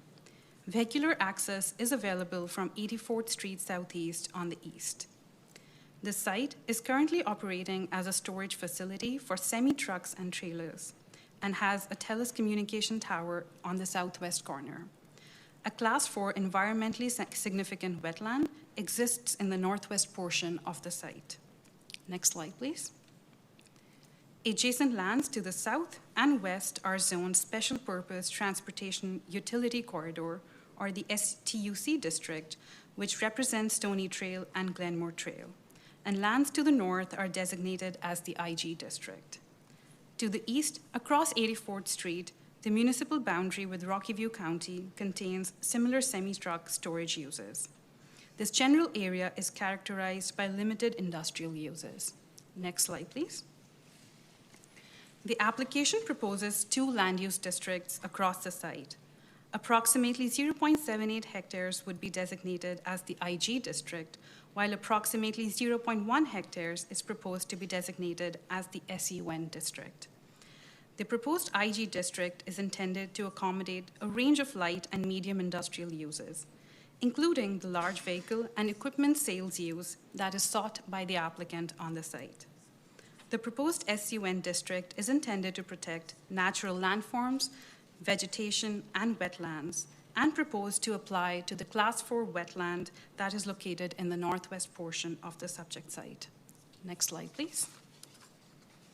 In summary, the proposed land use amendment will allow for the retention of existing environmentally significant features on the site while supporting additional industrial uses that are compatible with the surrounding area. Calgary Planning Commission recommends that Council give 3 readings to the proposed bylaw 88D 2026 for the redesignation of the subject parcel. Thank you. Thank you. We'll open up the public hearing and hopefully we have the applicant.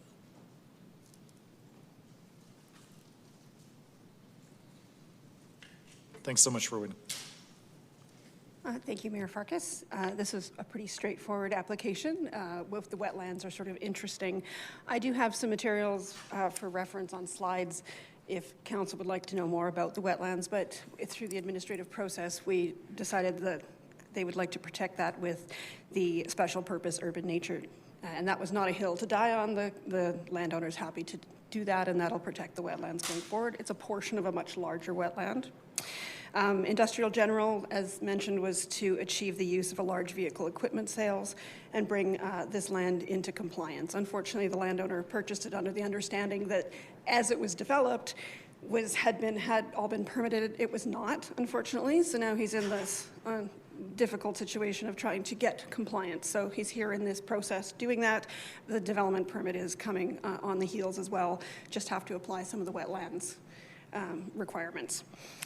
It's an appropriate zoning. We feel that it's the appropriate use for the area in the context with Industrial General. I did send out engagement materials to about 15 of the surrounding businesses. There were no responses or concerns by adjacent businesses. Accordingly, I would request your approval of this land use. Thank you. Anyone with questions for the applicant?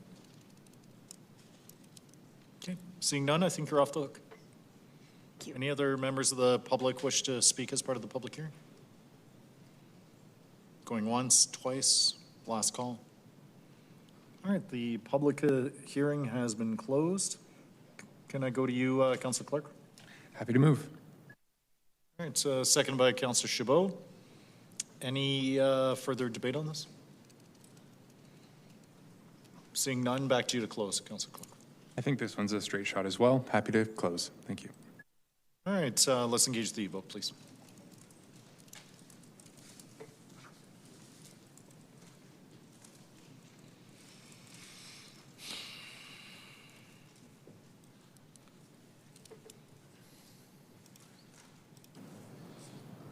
Mayor Farkas, all the votes are in. Thank you. Please display the results.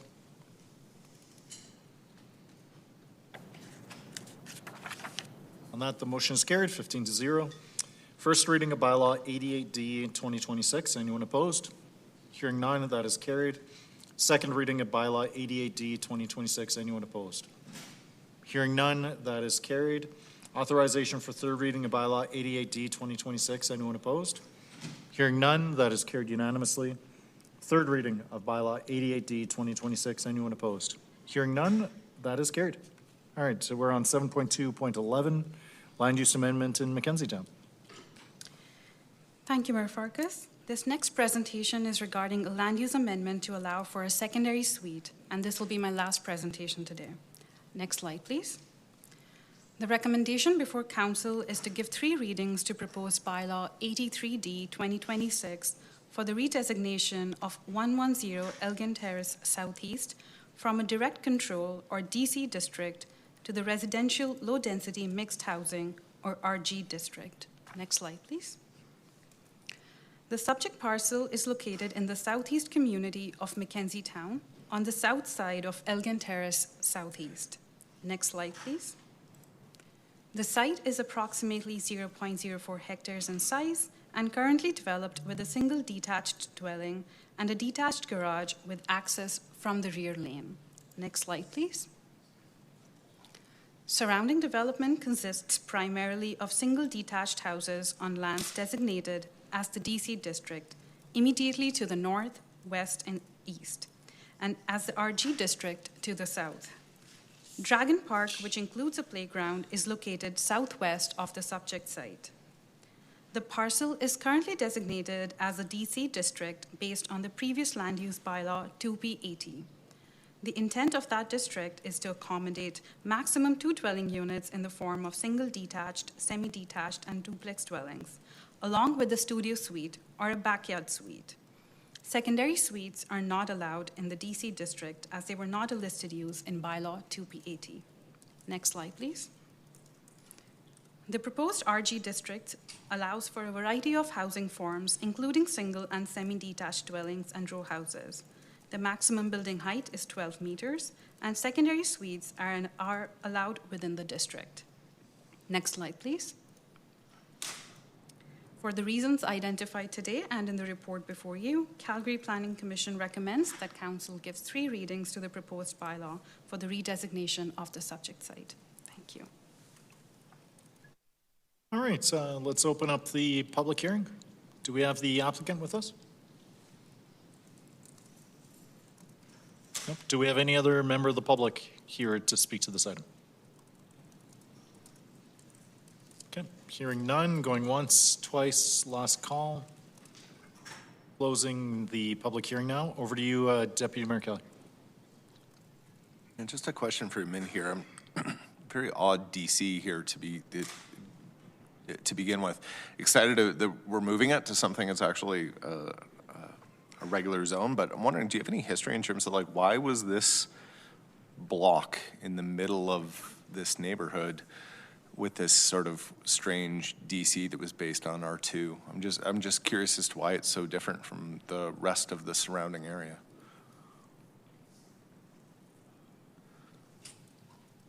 Thank you for the question, Councillor. I do not have the answer to that question in terms of the history. The DC is about 10 years old, so I'm not sure what the reason for that decision was.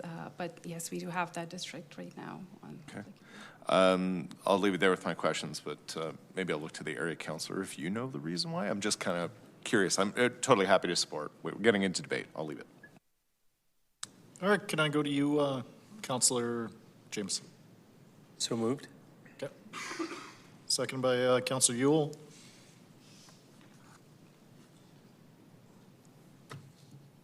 Any debate on this? All right, back to you to close, Councillor Jameson. Apologize, I don't actually have the history. I know that Mackenzie Town was built with paved laneways. There's a lot of detached garages in Mackenzie Town with the purpose, it was like R2 zoning back then, to have legal garage suites. It was one of the unique communities 25 years ago that actually incorporated this in the design. And there is a lot of garage suites or carriage house suites in and around Mackenzie Town and Inverness. So it's a very common thing around that area. All right, let's engage the vote, please.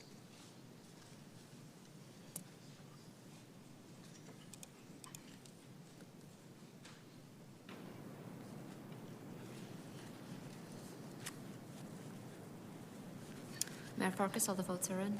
Thank you. Please display the results. The motion is carried, 15-0. First reading of bylaw 83D 2026. Anyone opposed? Hearing none, that is carried.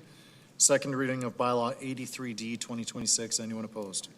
Hearing none, that is carried. Authorization for third reading of bylaw 83D 2026. Anyone opposed? Hearing none, that's carried unanimously. Third reading of bylaw 83D 2026. Anyone opposed? Hearing none, that is carried. Let's go now to 7.2.12, Outline Plan and Land Use Amendment in Rangeview Ward 12. Thank you, Mayor Farkas. My name is Courtney Stengel. I'm a senior planner with Community Planning, and I'm back to present the next 3 items today. Item 12 is a land use redesignation to review the land use designations in the community of Rangeview, to modify the block layout and accommodate additional commercial development to serve residents. Next slide, please. The recommendation before Council is to give 3 readings to proposed bylaw 90D 2026 for the redesignation of 18800 52nd Street Southeast from multiple residential and commercial districts to the residential low-density mixed housing, multi-residential medium profile, and the commercial community 1 districts. Next slide, please. The site is located in the developing southeast community of Rangeview, east of Deerfoot Trail, and the Seton South Health Campus, and south of the communities of Auburn Bay and Mahogany. Next slide, please. The site is adjacent to 52nd Street and across from the Brookfield Residential YMCA, Calgary Public Library, and Joanne Cardinal Schubert High School. A BRT stop is located approximately 450 meters, or about a 6-minute walk, to the west of the site, which is anticipated to be a Green Line station in the future. Next slide, please. As seen on the previous slide, much of the area is undergoing the initial build-out, with some stripping and grading already completed. The YMCA, library, and school site are shown in green to the west, with development to the east zoned to allow for low-density residential housing, with parks and green spaces located throughout. The subject site is currently designated under a variety of low-density and multi-residential districts, with a commercial area at the northwest corner labeled as CN1 and CN2 here. The subject site and surrounding area was approved originally in 2022. Next slide, please. The proposal continues to include the RG, RGM, and M2 districts, allowing a range of low and medium density building forms, refining the areas to align with a slightly different subdivision and block pattern than originally approved in 2022, which allows for the large commercial area proposed as the Commercial Community 1 CC1 district at the northwest corner instead of the CN1 and CN2 districts. This provides the opportunity for a greater variety of commercial uses, including the supermarket use, which is not included in the current CN1 or CN2 districts. Next slide, please. This proposal is in alignment with the outline plan approved by Calgary Planning Commission on June 11th, which adjusted the block patterns to allow for an increased commercial area along with the proposed districts before you today. Next slide, please.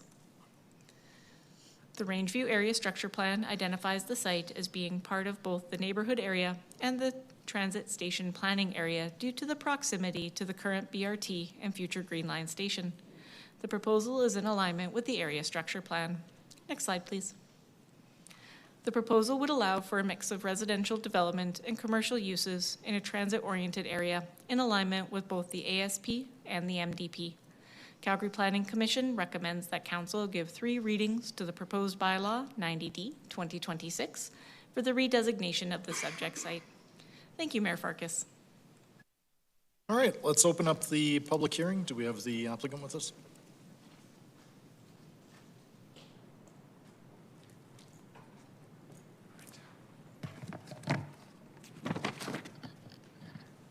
Good afternoon, Mayor Farkas and members of council. I am Ben Lee with Arcadis, and I'm here on behalf of Rowhead Communities, who are the developers of the Heartwood community. Joining me today is Chris Dulaba from Heartwood Communities, as well as Nolan Fries. And in addition to that, we also have Rudy Nareen with Rowhead Commercial. Don't ask me to spell that, though. Anyways, as per, next slide, please. You know, simply the proposal before you today is to facilitate the optimization of the commercial hub within Heartwood today by consolidating 2 smaller commercial sites with different zonings to enable a commercially or a comprehensively designed commercial amenity center, and to basically better serve the local community and beyond. Next slide, please. And quickly, this slide just gives you the before and after. The commercial site we're talking about is basically the underlying primary change, and you'll see it's located sort of center north of the community on a prominent intersection of 52nd Street and Rangeview Drive.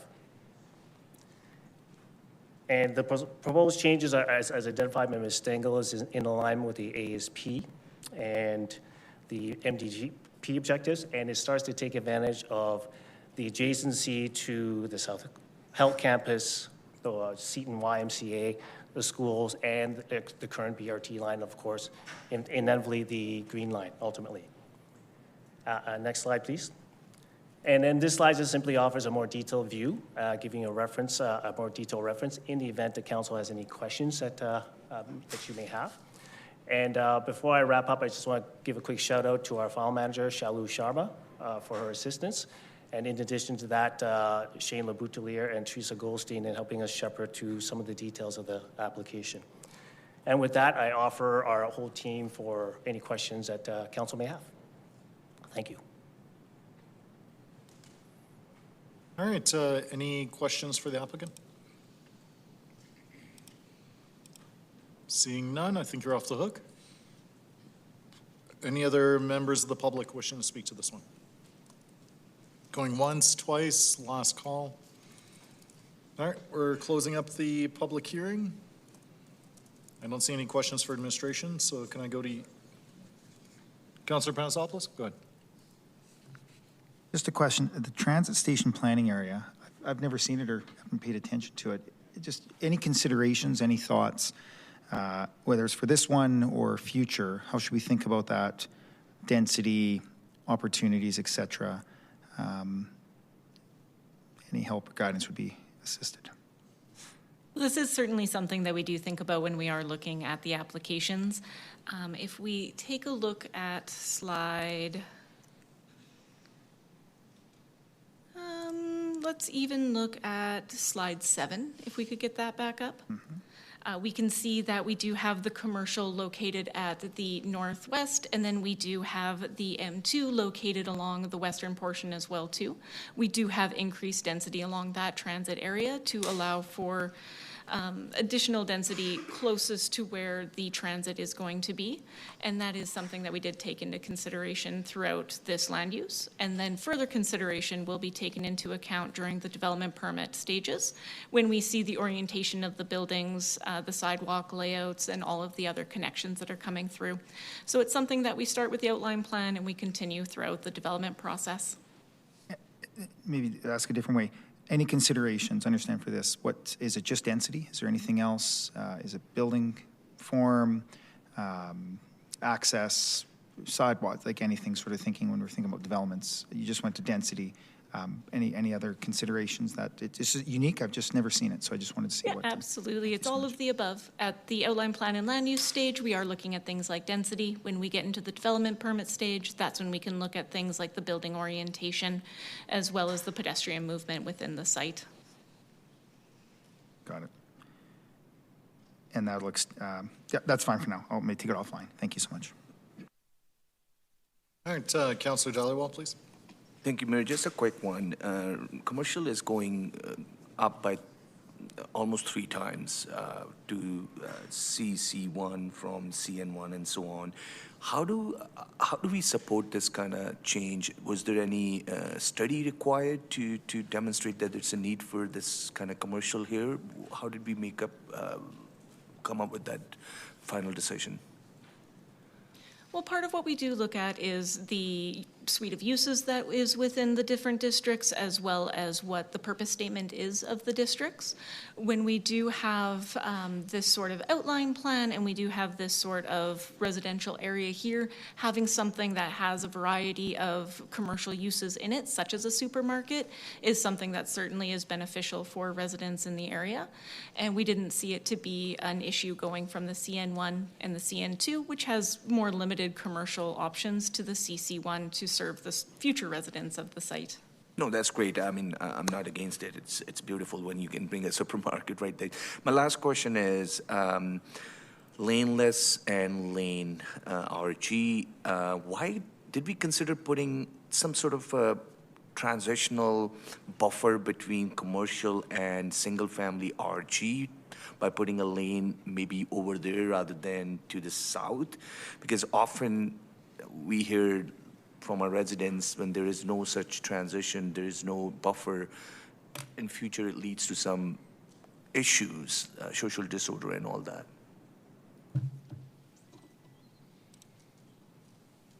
Through the chair, Shane LeBoutelier, Development Engineering, that is something we look at the development permit stage for sure. We don't want to pack a house right against backyard fences without some kind of buffer there. I don't recall if there's a condition approval on the outline plan, but that is something we would, along with the pedestrian walkway and how it integrates into that commercial area, those are 2 things that we'll be looking closely at during subdivision to make sure that's enshrined through that process and then followed through at development permit.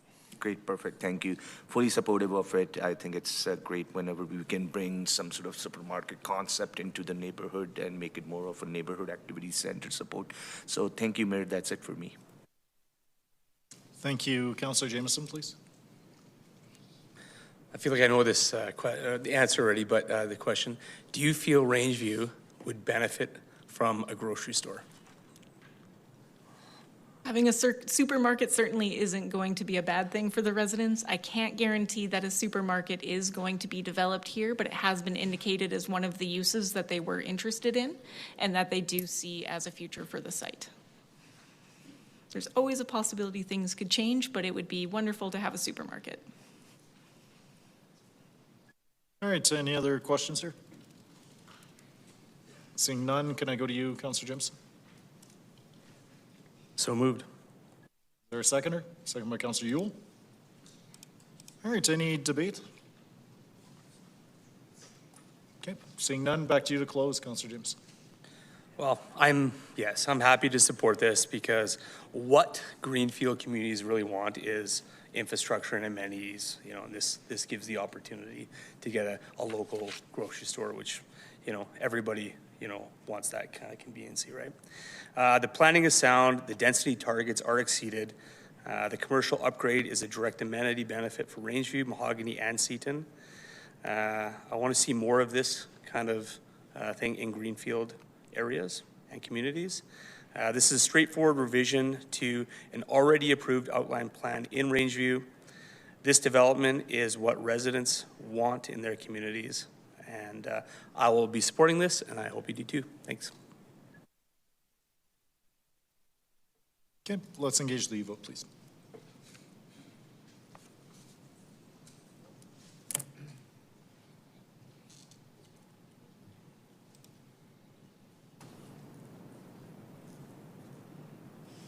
Mayor Farkas, your vote, please. Yes. Thank you.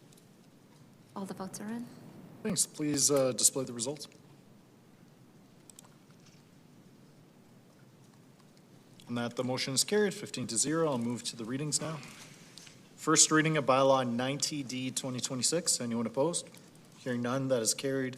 Second reading of bylaw 90D 2026. Anyone opposed? Hearing none, that is carried. Authorization for third reading of bylaw 90D 2026. Anyone opposed? Hearing none, that's carried unanimously. Third reading of bylaw 90D 2026. Anyone opposed? Hearing none, that is carried. All right, we're on 7.2.13, land use amendment in Ricardo Ranch, Ward 12. Thank you, Mayor Farkas. Item 13 is a land use redesignation to allow for the development of digital special event signage on a clock tower. Next slide, please. The recommendation before Council is to give 3 readings to proposed bylaw 89D 2026 for the redesignation of multiple addresses from a direct control DC district to a new DC district. Next slide, please. The subject site is located in the southeast community of Ricardo Ranch, north of the Bow River, which is part of the southern city limits. Deerfoot Trail is to the west, and the communities of Seaton and Rangeview are to the north.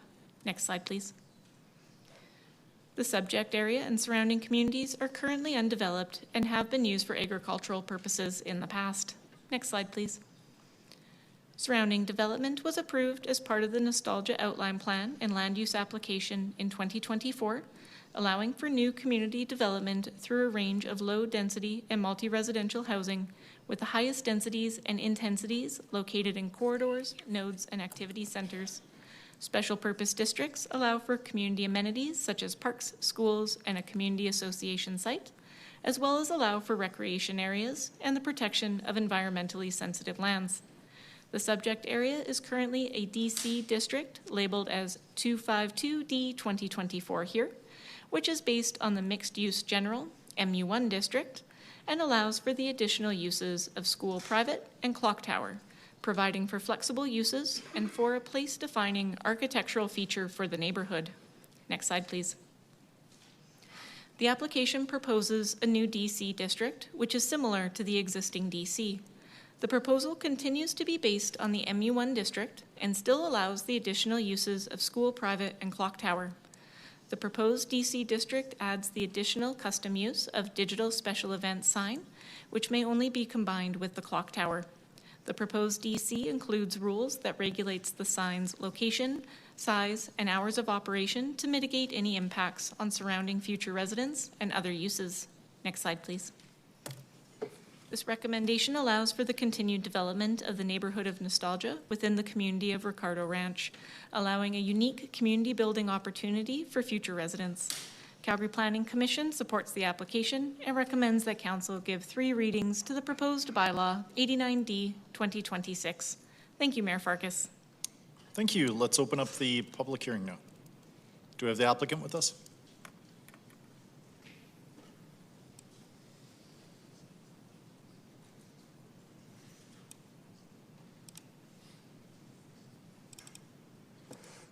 Good afternoon, Mayor Farkas and members of council.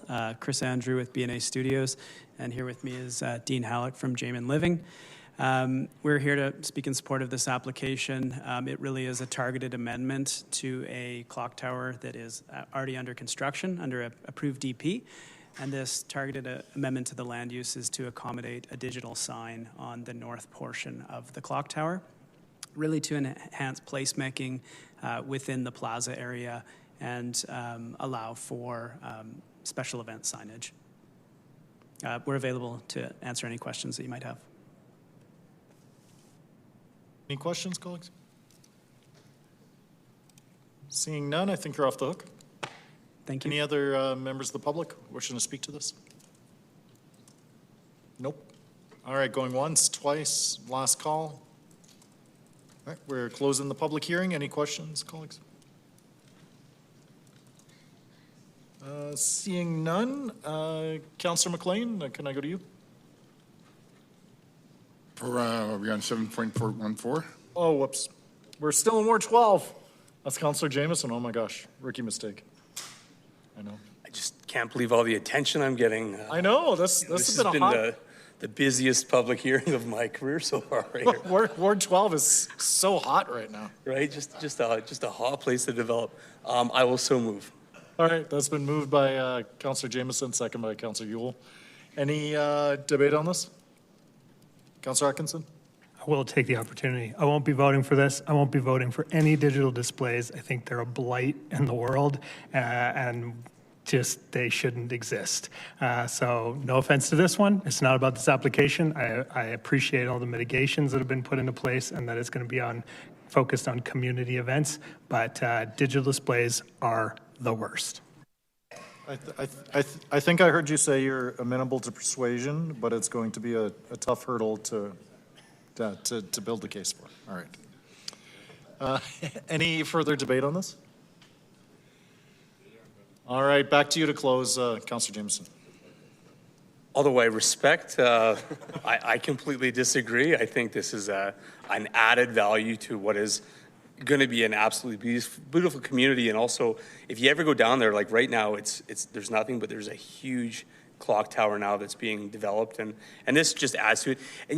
And what it adds to is the character. So we talk a lot about like character preservation from legacy communities in Calgary and how important that is. It's also important in new communities because, you know, they're establishing what their character is going to be and where people want to live.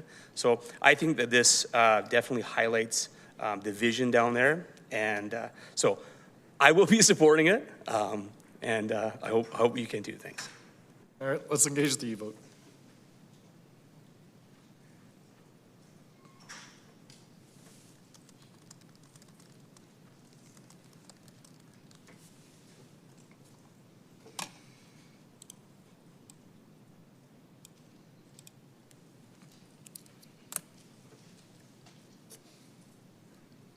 Councillor Tyers is absent.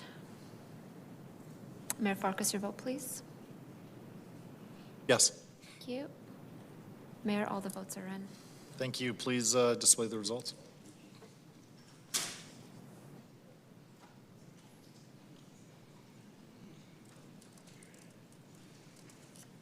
All right, that motion is carried 13-1 with Councillor Atkinson opposed.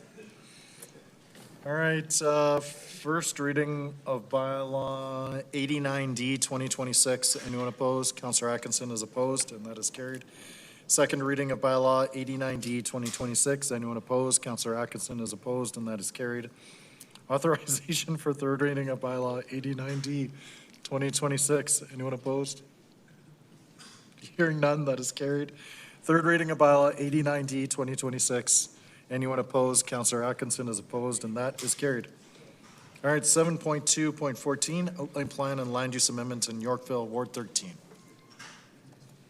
Thank you, Mayor Farkas. Item 14, and my last item today, is a land use redesignation to revise the land use designations in the developing community of Yorkville to provide for new community development.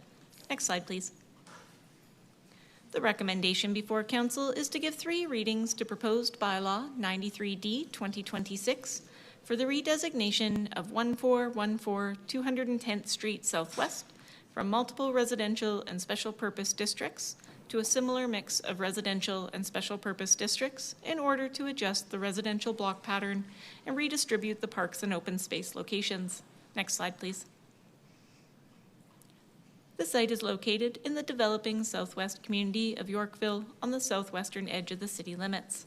The site is north of 210th Avenue and east of 64th Street. The community of Silverado is to the north, just outside of the image. Next slide, please. The subject area is a portion of the larger site, highlighted in pink here. Radio Tower Creek meanders through the site from north to south, and lands west of the creek are characterized by extensive slope, rising over 70 meters from the creek. Lands east of the creek are relatively flat, with more gradual slopes. Urban development is underway to the east, with surrounding lands to the north, south, and west, primarily characterized with rural development and agricultural uses. Foothills County is located on the southern and western edges of the site. Next slide, please. As seen on the previous slide, the site is currently undeveloped. However, in 2019, an outline plan and land use application was approved, providing the framework for new community development. Due to the site grading and development challenges, this application proposes to adjust the current subdivision layout to better address the grading and site conditions, focusing primarily on the area west of Radio Tower Creek. Next slide, please. The proposed land use framework is similar to the previous approval. The proposal builds on the previous plan and continues to provide a mix of low and medium density residential areas through the residential low density mixed housing RG and RGM districts and the multi-residential at-grade housing MG district. The plan also accommodates the special purpose urban nature SUN district, the special purpose school, park, and community reserve SSPR district, and the special purpose city and regional infrastructure SCRI district, to preserve the natural environment, provide municipal reserve and park space, and accommodate utility and stormwater infrastructure. Next page, please. The proposal is in alignment with the outline plan approved by Calgary Planning Commission on June 25th, revising the original 2019 approval. Notable changes in this approval include providing a roundabout and establishing an east-west connection on Monarch Avenue Southwest, moving the road crossing of Radio Tower Creek further north to reduce the need for a sanitary siphon, relocating the water booster station, revising the residential block dimensions to create more usable lots and provide additional housing, and adding additional lanes to reduce the amount of front drive garages accessing the collector roads to improve street safety. Next page, please. The MDP identifies the site as being within the developed residential planned greenfield with area structure plan category. The West McLeod area structure plan identifies the area as being part of the residential and residential with areas of interest categories due to the creek and the grades in the area. The proposal meets the direction and density targets of both the municipal development plan and the West McLeod area structure plan. Next page, please. This proposal is in alignment with the ASP and MDP and would provide a mix of residential development, preserve environmentally significant areas, and provide a well-connected park and open space network. Calgary Planning Commission recommends that Council give 3 readings to the proposed bylaw 93D 2026 for the redesignation of the subject area. Thank you, Mayor Farkas. Let's open up the public hearing. Do we have the applicant with us?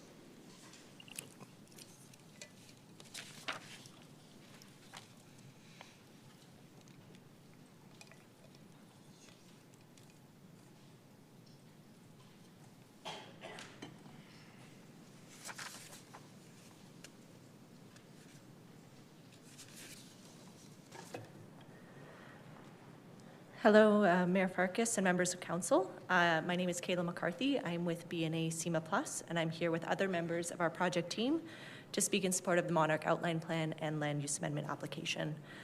Before I start, I'd like to introduce one additional letter of support that we received that I can provide to the clerks after this. It's from the neighboring landowner, Mattamy. Next slide, please. The plan area is located in southwest Calgary within the developing community of Yorkville to the northeast and Foothills County to the southwest. The application is an amendment to the original outline plan that was approved for the lands in 2019, and the current application proposes to amend a large portion of the plan to realize a number of improvements. Before I get into the improvements, it's important to note the unique landscape of this neighborhood. The site is transected from north to south by Radio Tower Creek, which has been preserved as an environmental reserve. The lands east of the creek are relatively flat, while the lands west of the creek are quite sloped, raising about 30 meters from the bank of the creek up to the edge of development and an additional 40 meters to the southwest corner for a total of 70 meters across the site. This landscape greatly influenced the land use concept. Next slide, please. So this slide illustrates the 2019 approved plan on the left and the current plan on the right. The northeast portion of the plan area representing phase 1 is not a part of this amendment. Our application introduces many improvements. First, the crossing of Radio Tower Creek was shifted north, removing the requirement for a sanitary siphon. This reduces capital costs, operational risk, and long-term maintenance obligations for the city. The booster station was relocated and is in a better location to serve potential future development to the west. With regard to transportation, the connectivity of the road network was improved through additional connection points, as well as through the grades of the roads west of the plan area, on the west side of the plan area. The road and sidewalk grades are much less steep than the original plan. In addition, the amount of front drive housing was reduced along the collector road network. With regard to housing, the shape and buildability of the multifamily sites was improved from the previous plan, which included several smaller and irregularly shaped sites. The updated plan includes larger, less sloped sites, which allow for more efficient development and affordable housing. In the low and medium density areas, the lot orientation, grades, and depths were improved to allow more usability of the yard space and provide opportunities for secondary suites, which was quite limited in the previous plan. The infrastructure, transportation, and housing improvements noted have the cumulative effect of supporting overall housing affordability in the neighborhood. Overall, the proposed infrastructure investment, multimodal transportation network, and provision of housing options while maintaining a natural, usable, and connected parks and open space network that celebrates the unique landscape. Next slide, please. When it comes to the associated land use amendment, you can see the amendment map is quite complicated as it overlays the two plans, but in general is a residential neighborhood similar to the 2019 approved plan with the noted benefits that I've gone through. Overall, we feel that these amendments represent a benefit for both the city policy objectives as well as future residents. Myself and members of the project team are here to answer any questions you might have. All right, any questions for the applicant? Deputy Mayor Kelly. To be in here, Kelly. I just wanted to talk about the creek a little bit here, if you don't mind. Just taking a look at the proposed outline plan, it looks like most of the housing on here is designed to have its back facing the creek rather than the front facing the creek. I'm just wondering if you can speak to the rationale for that. I just acknowledge the fact that downtown, this is something we've spent a long time actually trying to correct because downtown we used to have the exact same thing with the backs properties facing the Bow River, and we've obviously now turned that around and made it a wonderful sort of front yard for all Calgarians with the Riverwalk. So I'm just curious if you could just talk a little bit about the access and to the creek and how you've chosen to embed the creek within your overall design, because like I said, it looks to me like most of the properties have their backyards facing the creek rather than frontage. Sure. Through the chair to Councillor Kelly. Can we maybe go back one slide? I think that shows it better. So east of the creek in the phase 1 area isn't part of this amendment, so I'll mainly focus on west of the creek. So I think in terms of backing the lots, that mostly came to the slope of the site and sort of the efficiency that we could get. So we were working due to the environmental reserve of the creek as well as the environmental reserve in the southwest corner with kind of a limited area, and really wanted to get as much housing as we could there while working with those significant slopes that I was referring to. So in terms of just the number of blocks and housing that sort of fit in that space, it did orient to work with the lots backing. There were a few, not a technical term, but sort of peekaboo areas off the road network through the plan that you can sort of open up to the creek and really create view sheds along the network. So kind of at the south end of the stormwater pond there, you can see we've opened up that portion of the plan to really have a view of the storm pond. The north environmental reserve, sort of in the northwest there, there's a road that's bound on both sides by open space, as well as kind of at the north end of the plan area. So we really focused on creating more kind of special, unique moments in specific areas with views to the creek and access in those spaces as well, while adding to the housing within the plan. And from the, just get the resolution of the documents that were provided, it can sometimes be a little bit hard. Is that dotted red line, is that supposed to identify a pathway or something? Or I'm just trying to figure out what the, what access to the creek looks like for the neighbors.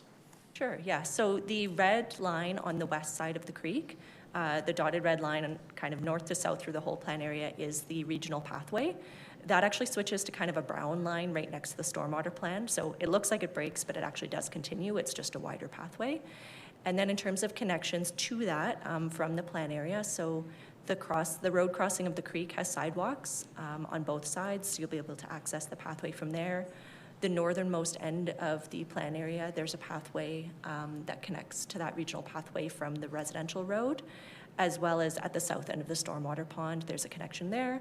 And the southernmost point of the plan area, there's another connection from the local road network down to the creek. So there's about 4 connections between kind of the residential development and that regional pathway.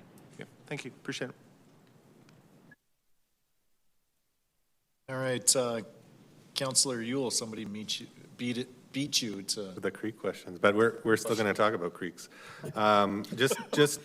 Just so that I'm aware, the creek flows kind of north to south. That's the flow, and we switched the crossing more north. Are we going? You're not going to have to like reroute the creek or anything like that in any of the development? So in both locations, the creek is slightly rerouted with the culvert crossing, but we've located the crossing in a location where the floodway of that creek is kind of the narrowest within the plan. So it's a culvert, it's not a bridge? It's a culvert. Okay. No concerns about flooding, because I know, like, speaking of Councillor Kelly's area with the creek, there's a lot of remediation needed. Like, creeks are meant to flood and meant to change direction. No concerns about having a lot of remediation at that culvert? No, so it's, the size of the culvert was sized to accommodate the flood events that are anticipated here. So there has been a number of studies with respect to the stormwater management as well as potential flooding in this area. So it's not, I think our engineer can maybe speak to the dimensions a little bit better, but it is sort of a larger than the smallest of size culvert to accommodate that. So it could accommodate the 100-year flood or the 200-year flood? What range did we use? Robin Sayers with Urban Systems. Yeah, so the 1 in 200 was analyzed from the creek crossing, and there was also a dam report completed that analyzed the entire creek from north to south. That basically took worst case scenarios and modeled that out. There also is the flood boundaries located on this outline plan that you can see as well, and all housing is outside of those limits. Yeah, happy with the setbacks there. I'm just want to make sure that we're not going to have a lot of remediation in the future at that culvert, but it seems like you've prepared for the 1 in 200-year flood for that culvert. Okay, thank you. Thanks. Councillor Atkinson, please. I guess, yeah, kind of following on the natural spaces, the in the original outline plan, there's the piece, the little greenway on the north portion, sort of directly beside the pond there, that connects in, and it seems like that's being cut off now by a road along sort of the eastern edge of the stormwater pond. Just wondering what sort of the connections through of the natural space will be from the pond area through and across the roadway. Yes, through the chair to Councillor Atkinson. So at the north end of the pond there, so although it's blue, it's PUL, it would still be sort of open space operating as a sort of park connection. So there is a pathway that connects north to south across the east to west road, and that is the regional pathway connection that I noted. On that east to west road that crosses Radio Tower Creek, there's a pathway on the south side and a sidewalk on the north side. So that regional pathway connects to the road network pedestrian infrastructure. With regards to other pathway connections, kind of at the northern end of the stormwater pond, there's also more of a pathway trail connection that connects up to the road to the west. And then in terms of other connections, so you noted the 2019 plan included a connection at the north side of the pond. Because the pond was oriented further north, we've included a connection at a similar location as there. It's just the pond is further south. So at the northernmost end of the plan area, you can see kind of a bit of a wider municipal reserve space, and there is a pathway connection through there as well. And will the pond connect to that eastern green sort of urban or urban nature space, SUN? I think it's still SUN on the new one. Can't see but just sort of, there's a new north-south road that's sort of cutting down through that wasn't in the original plan. Now that you're coming in further north, you've got this connector road sort of coming down through, whereas before it looked like the natural space was connected fully sort of east-west, and now it's got this road cutting through. Oh, I see. Just west of the storm pond? Just, yeah, yes, sorry, west of the storm pond, yeah, exactly, yeah. Will that be connected through the natural space, or is it just the road, a full division there, and just for things like runoff and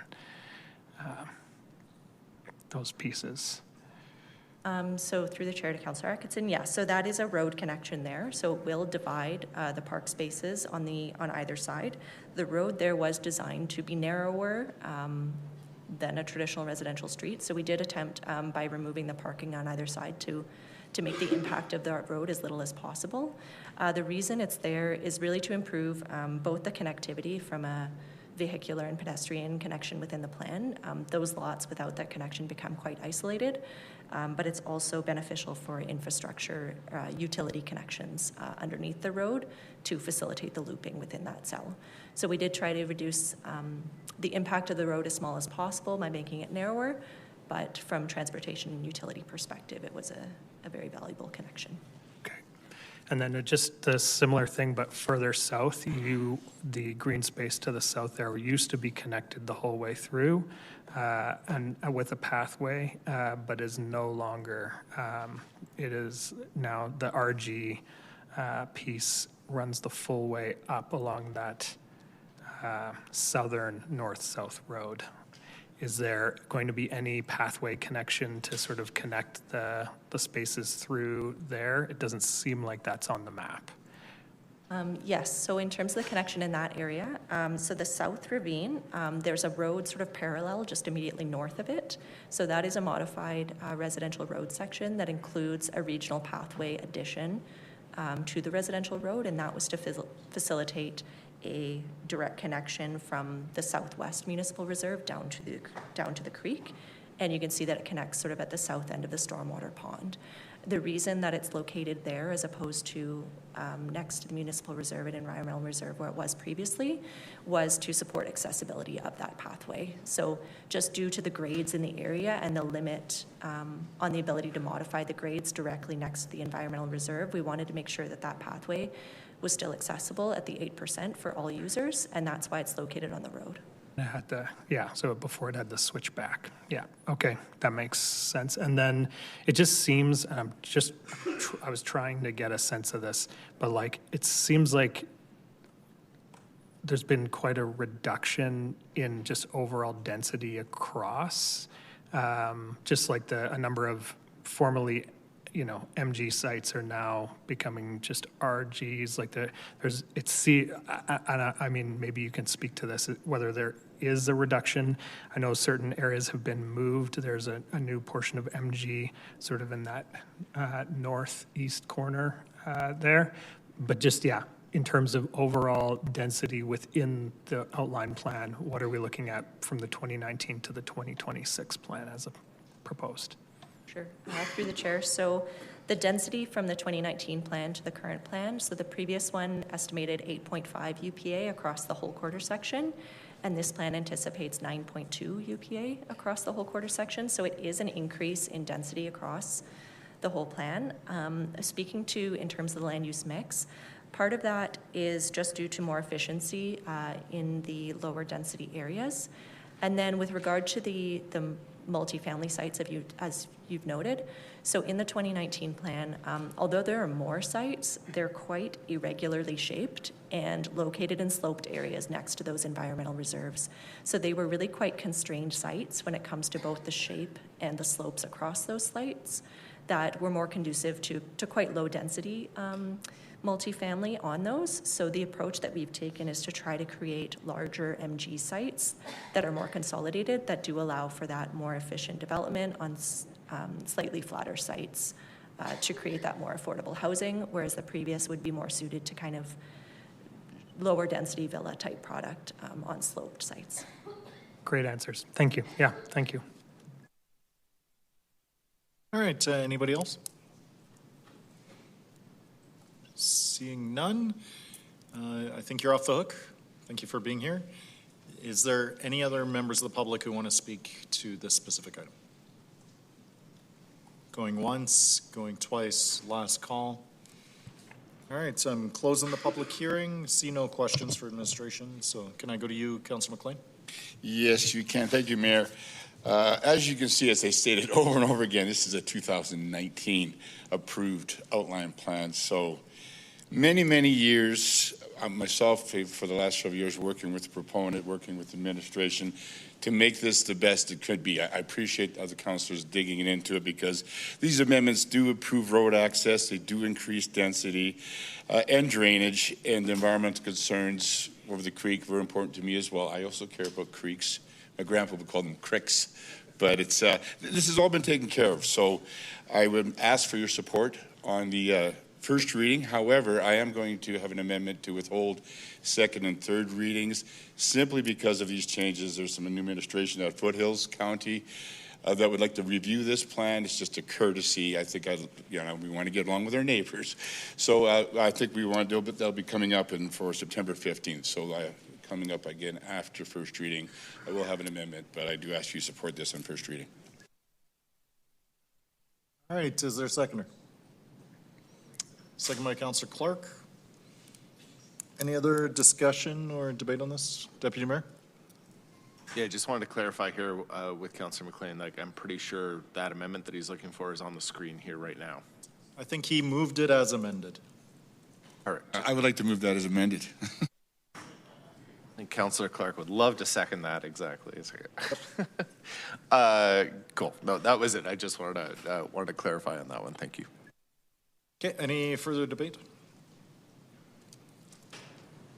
Well, probably just a good opportunity for me to give a shout out to you, Councillor McLean. Thanks for being a great IGA chair for us. I know you've been putting a lot of miles, going to visit the nearby towns, cities, mayors, reeves. You're doing a great job for us, and I think that this is a great idea that extends the courtesy to Foothills County. All right, back to you to close, please. Closed. All right, let's engage the vote, please.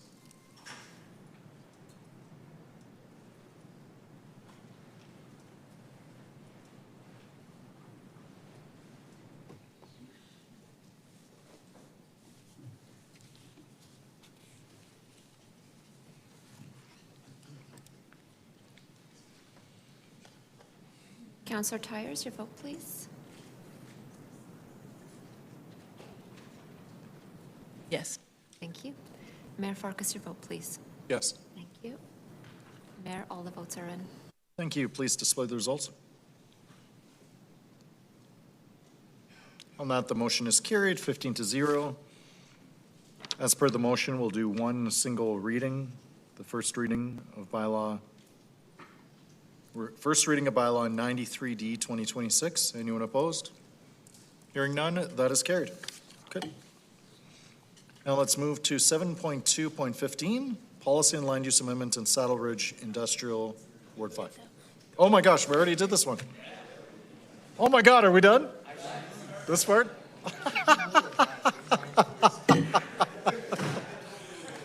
All right, give us a moment. I need to juggle a little bit of staffing here before we get ready for the next piece. You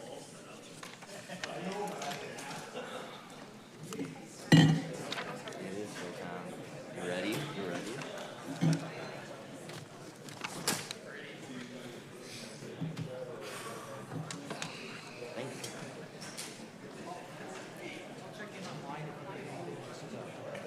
Sure.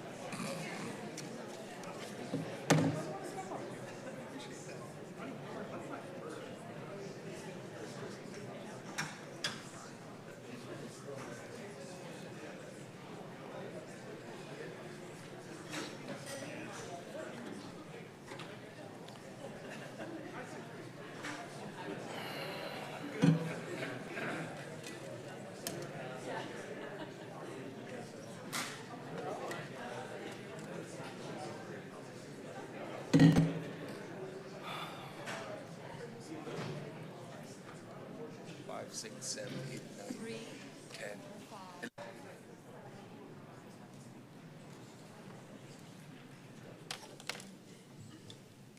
You know, I'll just wait for a Do second. you need a?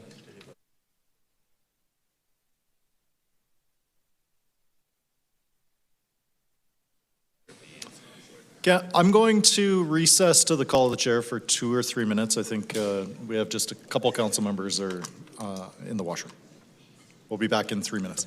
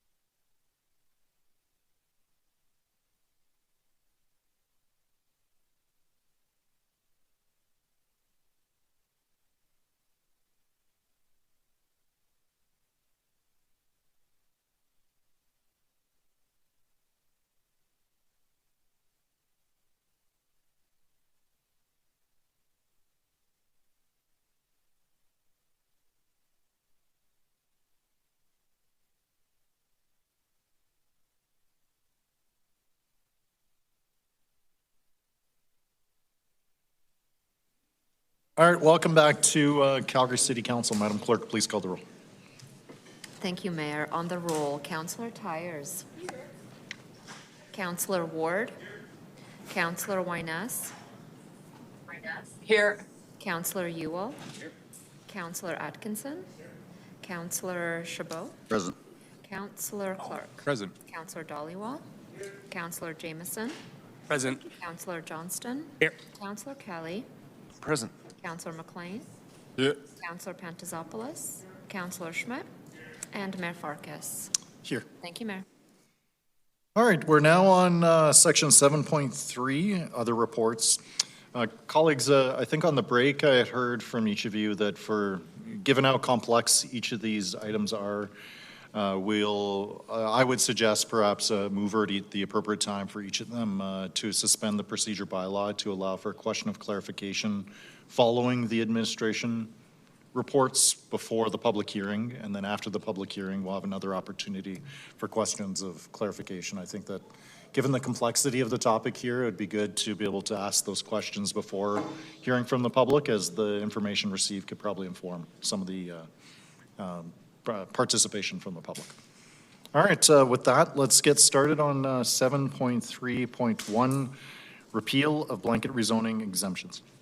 Thank you, Mayor and Council. The next three items before you are related to repeal blanket rezoning, and administration is here implementing council direction. Specifically, item 7.3.1, which Manager Christian Lee will present, addresses the exemption criteria Council approved back in December 2025, and the additional Subdivision Development Appeal Board criteria approved at the March 23rd public hearing of Council. The next two items, 7.3.2 and 7.3.3, address motions arising that were also approved at the March 23rd public hearing, and these consider amendments to the land use bylaw. So with that, I'll turn it over to Manager Lee.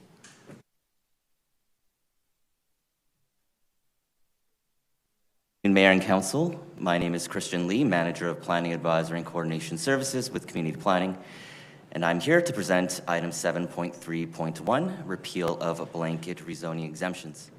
Before I continue, I would like to advise you that the slide deck has been updated since it was originally published and has been provided to the city clerks for distribution. This report is the first exemption cleanup to follow up on the repeal of blanket rezoning that Council passed in April of this year. It brings forward amendments to ensure parcels meeting Council's exemption criteria are appropriately captured, while also correcting parcels that do not qualify for exemption. Next slide, please. Administration recommends that Council give 3 readings to proposed bylaw 27P 2026. This bylaw applies to parcels that meet the exemption criteria established through the December 2025 Notice of Motion. Approval of this bylaw will exempt eligible parcels from the main repeal bylaw 9P 2026. These properties would retain their RCG, RG, or HGO districts should Council approve them. Next slide, please. Administration also recommends that Council give 3 readings to proposed bylaw 28P 2026. This bylaw addresses parcels that were previously exempted but were later identified as not meeting Council's exemption criteria, as well as parcels associated with approved development permits that were subsequently overturned by the Subdivision and Development Appeal Board.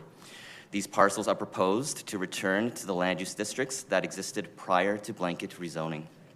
Next slide, please. So, how did we get here? To refresh Council on how we got here, Council approved the original blanket rezoning in May of 2024, which became effective in August of 2024. In December of 2025, Council approved the Notice of Motion directing administration to prepare a repeal bylaw with specific criteria for exemptions. Council then approved the repeal at the March 23rd, 2026 public hearing. Today's public hearing addresses additional parcels that meet the exemption criteria and corrections identified through administration's review. It is important to note that this is not the final scheduled cleanup. Administration is also slated to return in Q4 later this year with a subsequent bylaw addressing final outstanding properties, either by overturned approvals from the SDAB, as well as the remaining properties with qualifying applications that receive approval before the August 4th implementation date. Next slide, please. So, what guided administration's recommendations for exemptions? The notice of motion for the repeal of blanket rezoning established 3 exemption criteria in which only one of the 3 there needed to be met to be exempt. First, approval of a development permit, subdivision, or building permit before the effective date of the repeal, being August 4th.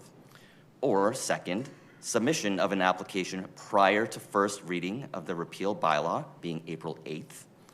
Or approval of an applicant-initiated land use redesignation after August 6th, 2024, which was the effective date of the original blanket rezoning. Administration used these criteria when reviewing and identifying parcels included in this report. The criteria never changed and have not changed, and the methods used to implement the criteria remained constant. Next slide, please. On April 8th, 2026, at the public hearing, Council adopted a motion arising related to SDAB, Subdivision and Development Appeal Board decisions. Council directed administration to prepare a future amending bylaw for properties that had approved development permits overturned by the SDAB between August 6th, 2024 and August 4th, 2026 implementation date of repeal. This report identifies the parcels currently known to date to meet this criteria. Administration, again, is scheduled to return in Q4 of this year with a subsequent bylaw to clean up any of the remaining properties impacted by this specific motion arising. Next slide, please.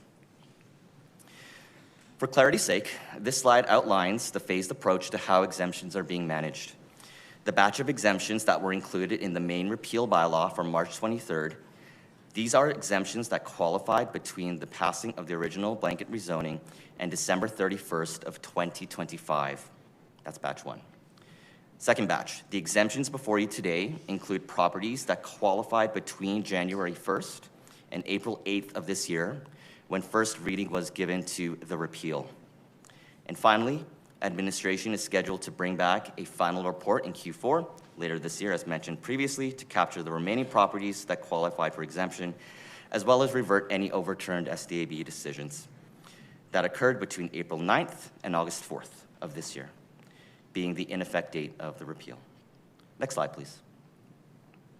If approved, the recommendations have 3 primary outcomes. First, 247 properties would be exempt from repeal and retain their existing zoning.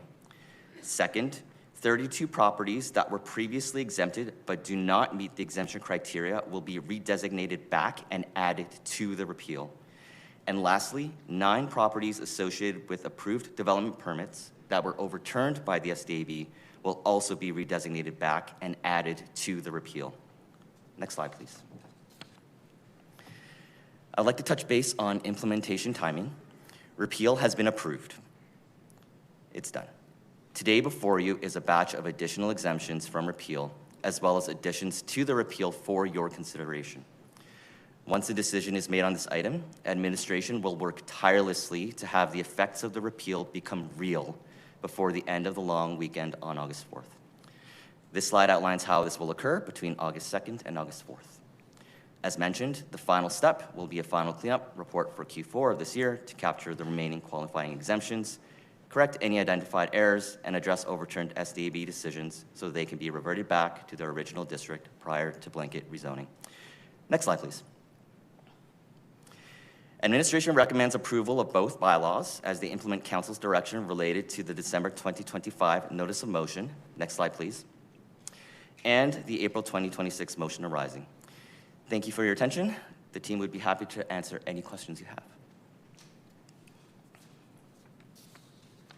All right, maybe over to you, Madam Clerk. I believe we had discussed the prospect of asking questions of administration at this point. That's right, Mayor Farkas. So we did prepare the motion for council's consideration, and that is with respect to this one item. Title is on the screen there. The procedure bylaw section 98(1) be suspended in order to allow members of council to ask questions to administration prior to the opening of the public hearing. Councillor Chabot, are you willing to make that motion? Yeah, happy to make that motion. I think it would help to provide additional clarity for members of the public that some of the amendments may not be clearly understood insofar as what is before us. So happy to make that motion. Sounds good. Is there a seconder?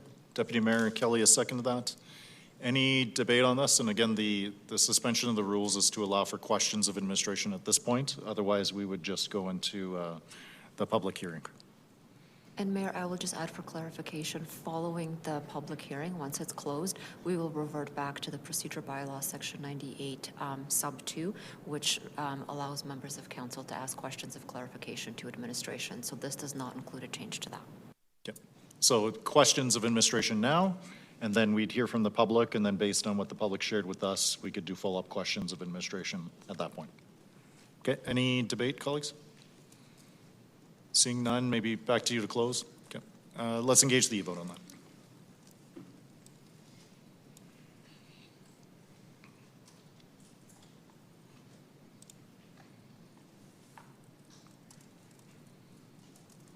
Mayor Farkas, your vote, please. Yes. Thank you. All the votes are in. All right, please display the results.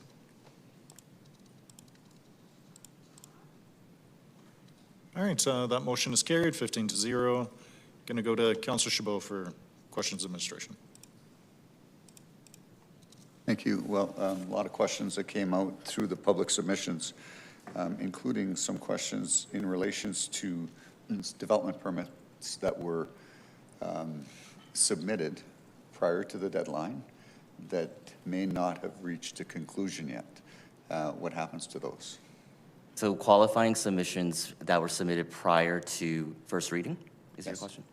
They qualified for exemption in all cases. If they applied for a use that would have that otherwise would not have been able to be done without blanket rezoning. And they haven't been approved yet? They haven't been approved yet.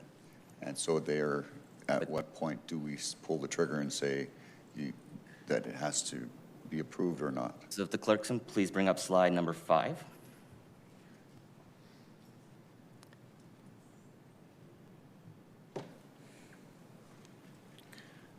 So bullet B of the exemption criteria would outline that parcels that have an application submitted prior to first reading are exempt. That's the only qualifier.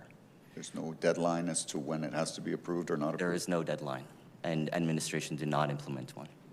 So insofar as an application that's been approved by the Development Authority and subsequently then gets appealed, what's the criteria around that? So, so next slide, please. In accordance with the motion arising, any overturned decision prior to August 4th was either included in this package to be included in the repeal, or if it happens between now and August 4th, we will come back in November to capture those remaining ones, to revert them back, so repeal them. And this is only applicable to SDAB overturns. Okay, so I'm not 100% clear on that. Somebody's appealing a development permit, and they haven't been able to schedule a meeting yet. What happens to that? If they haven't been able to schedule a meeting and render it, if the Subdivision and Development Appeal Board does not render a written decision prior to August 4th to overturn, they remain exempt. Okay. Unfortunately, I can't allow for any outbursts or clapping or noise from the audience. And honestly, I thought it was the reverse, that if it was appealed and it hadn't been resolved, that it would revert back to RC1. I thought that's the way the motion was written. The motion is written in such a way that for parcels that had an approved development permit that was overturned by the SDAB between August 6th of 2024 and August 4th, 2026, which has not elapsed yet, would be repealed. So administration interpreted overturned as a decision rendered by the board.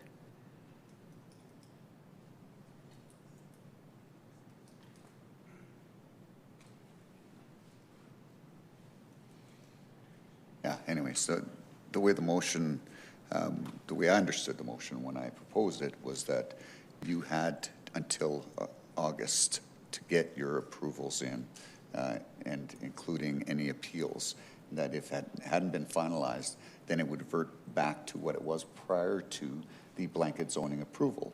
So obviously, the way it's written and interpreted is not what the intent was. Is there any way that we can now bring forward a motion to extend the deadline to at least allow those appeals to be concluded prior to rendering a decision? I think Jim Hamilton wanted to jump in. I'm sorry. Councillor Chabot, if you would like to make a different motion around that, I'd be happy to work with you on what that wording would look like. And the reason I'm asking this question is because I've heard from both sides of this equation, some people saying that we would like to see this come to a conclusion so that we can say that we have now an approved development permit, and some folks in the community that say because it hasn't been concluded, we would like to be able to see it through because we haven't been able to schedule it, and we believe that we have enough evidence to support a rationale around having it refused. So would your intent be to simply extend the August 4th date such that if a decision by the Development Authority is done before August 4th, but the Subdivision Development Appeal Board isn't heard until later on? Only those appeals that are currently, only those development permits that are currently in the queue at SDAB. So to clarify, you're looking for any appeal filed prior to implementation date, regardless of when a decision is made, yes, should be considered to be able to be overturned. And that's if I'm interpreting what your the intent question is. that I'm trying to find a solution to. Yes. Okay. Yeah, it's tied to a lot of the submissions. They're hoping to get some clarity around at what point do we say we haven't been able to be heard, and we would like to be heard at the very least. And so that's one of the proposals I would like to make at some point. Insofar as development permit that's been issued, granted, approved, what happens if council subsequently decides to restore the land use that existed prior to blanket zoning on those parcels that have received a development permit? And to clarify your question, receive the development permit for what would otherwise be a non-listed use, i.e. a row house or townhouse. So somebody applied for a development permit for an RCG land use, and they've been granted the approval. If council were to give direction to restore the original RC1, RC2, what have you, to those parcels of land, but they've already been granted a development permit, what would happen to those DPs? There are two scenarios that could happen to them. So if they are downzoned to a land use that would no longer allow that use in that district, i.e. row house or townhouse. So if it goes from RCG, the DP is for an approved townhouse or row house, and it gets down to an RC1 or an RC2, they become a non-conforming use. That's very different from a non-conforming building. When City Council approved the repeal in April of this year, part of that repeal included a clause to deal with non-conforming buildings only. The MGA treats non-conforming uses and buildings very differently in terms of restrictions to what a property owner can do with their property if they have a non-conforming use. Their permits remain valid. So, sorry, I hear non-conforming. Is that legal non-conforming? Any development that has a valid permit that gets rendered non-conforming is a legal non-conforming. Legal, L-E, yeah. It's a legal word that I was missing on this. So they would be allowed to develop. They would. So in the scenario that you described, if they have a valid permit, they can build exactly to the permit. But the issue is that if they get rendered a non-conforming use, what they can do to the building afterwards is very different from a non-conforming building. Yes. And this is in relation to... I think, unfortunately, your time is up, but I'm going to let you get to the heart of it. Just one clarifying question, because I know that there's some exemptions for minor alterations without requiring a development permit, and those would still be allowed. It's only if the development is substantial that would require a DP that they would then have to revert back to whatever the land use was, correct? So I'll defer to our lawyer in terms of clarifying what non-conforming use implications are. The Municipal Government Act does provide provisions for development authority, if City Council gives development authority, the ability to issue variances on non-conforming buildings. Non-conforming uses, no, cannot. Sorry, Mr. Webershire. Yes, I would agree with what Mr. Lee just said. The provisions in the Municipal Government Act, when you have a non-conforming use, are quite strict. So, But only for redevelopment. After the development it's still allowed to move forward with its original development. absolutely. They could move forward. If they have their approved development permit, they can move forward and build that development as was approved in the approval. Thank you for allowing me The that latitude. restrictions thereafter. Yeah, that answers my questions. Thank you. Thanks for giving me the latitude. You covered the ground I wanted to cover, so thank you, Councillor Chabot. Over to Deputy Mayor Kelly, please.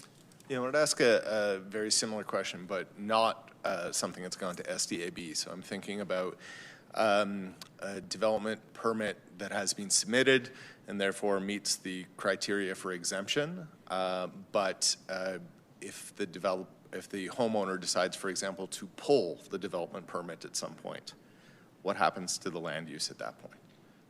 The land use, at this point, the land use would not change, as any future land use needs a decision from this council to change it. So would that get caught up in the cleanup bylaw that we're looking for in Q4, or do you have any direction from council on that side? We do not have direction on council on that specific scenario, so nothing would happen unless you told us to do it. Okay, so as it currently stands then, if forgetting about SDAB, but if somebody cancels their development permit, they would maintain their current RCG zoning? Yes, previous slide, please. They would qualify under A. There's no provisions around cancellation or...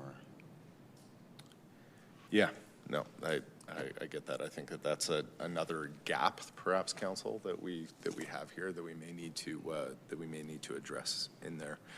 The other question I had here was we have a couple of examples, at least in Ward 4, and I think a couple of other places in the city as well, is what has been approved. An approved development permit essentially is, or even an in-process development permit, is essentially an RC2 building, like something that would qualify under RC2.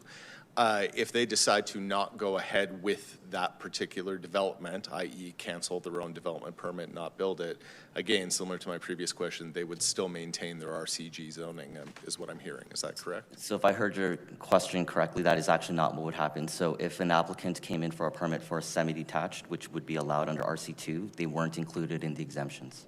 But it's currently zoned as RCG. It would be, yeah. Oh, you're at... Yeah, so for example, we have a couple of places where it didn't get much community kickback because of the fact it's a duplex and people are quite happy with that. The zoning is RCG, and frequently when we think about RCG, we're thinking about the 4+4, but we do have a lot of places where it's 2+2 is actually what got built. In this particular case, if they canceled that, didn't build it, they would still keep their RCG, allowing them potentially the greater density. So the permit approval route for exemption was tied to the other, if the property was going to be downzoned to a zone that no longer allowed that use, then they would keep their RCG. But if someone applied for a semi-detached under RCG, they should be slated to go back straight to RC2. Even if they canceled, it doesn't matter. And I think in this particular case, the one that I'm thinking about is actually an RC1 base zone or previous zone. Okay. So it was rezoned to RCG. What they proposed is, a duplex, so technically an RC2 type building, but the base zoning is RC1.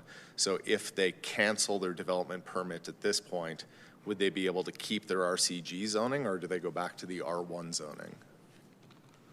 They would keep their RCG based off of what you described because it's going slated to go back to RC1, which I did not know when you asked that originally. No, and I appreciate that. Okay.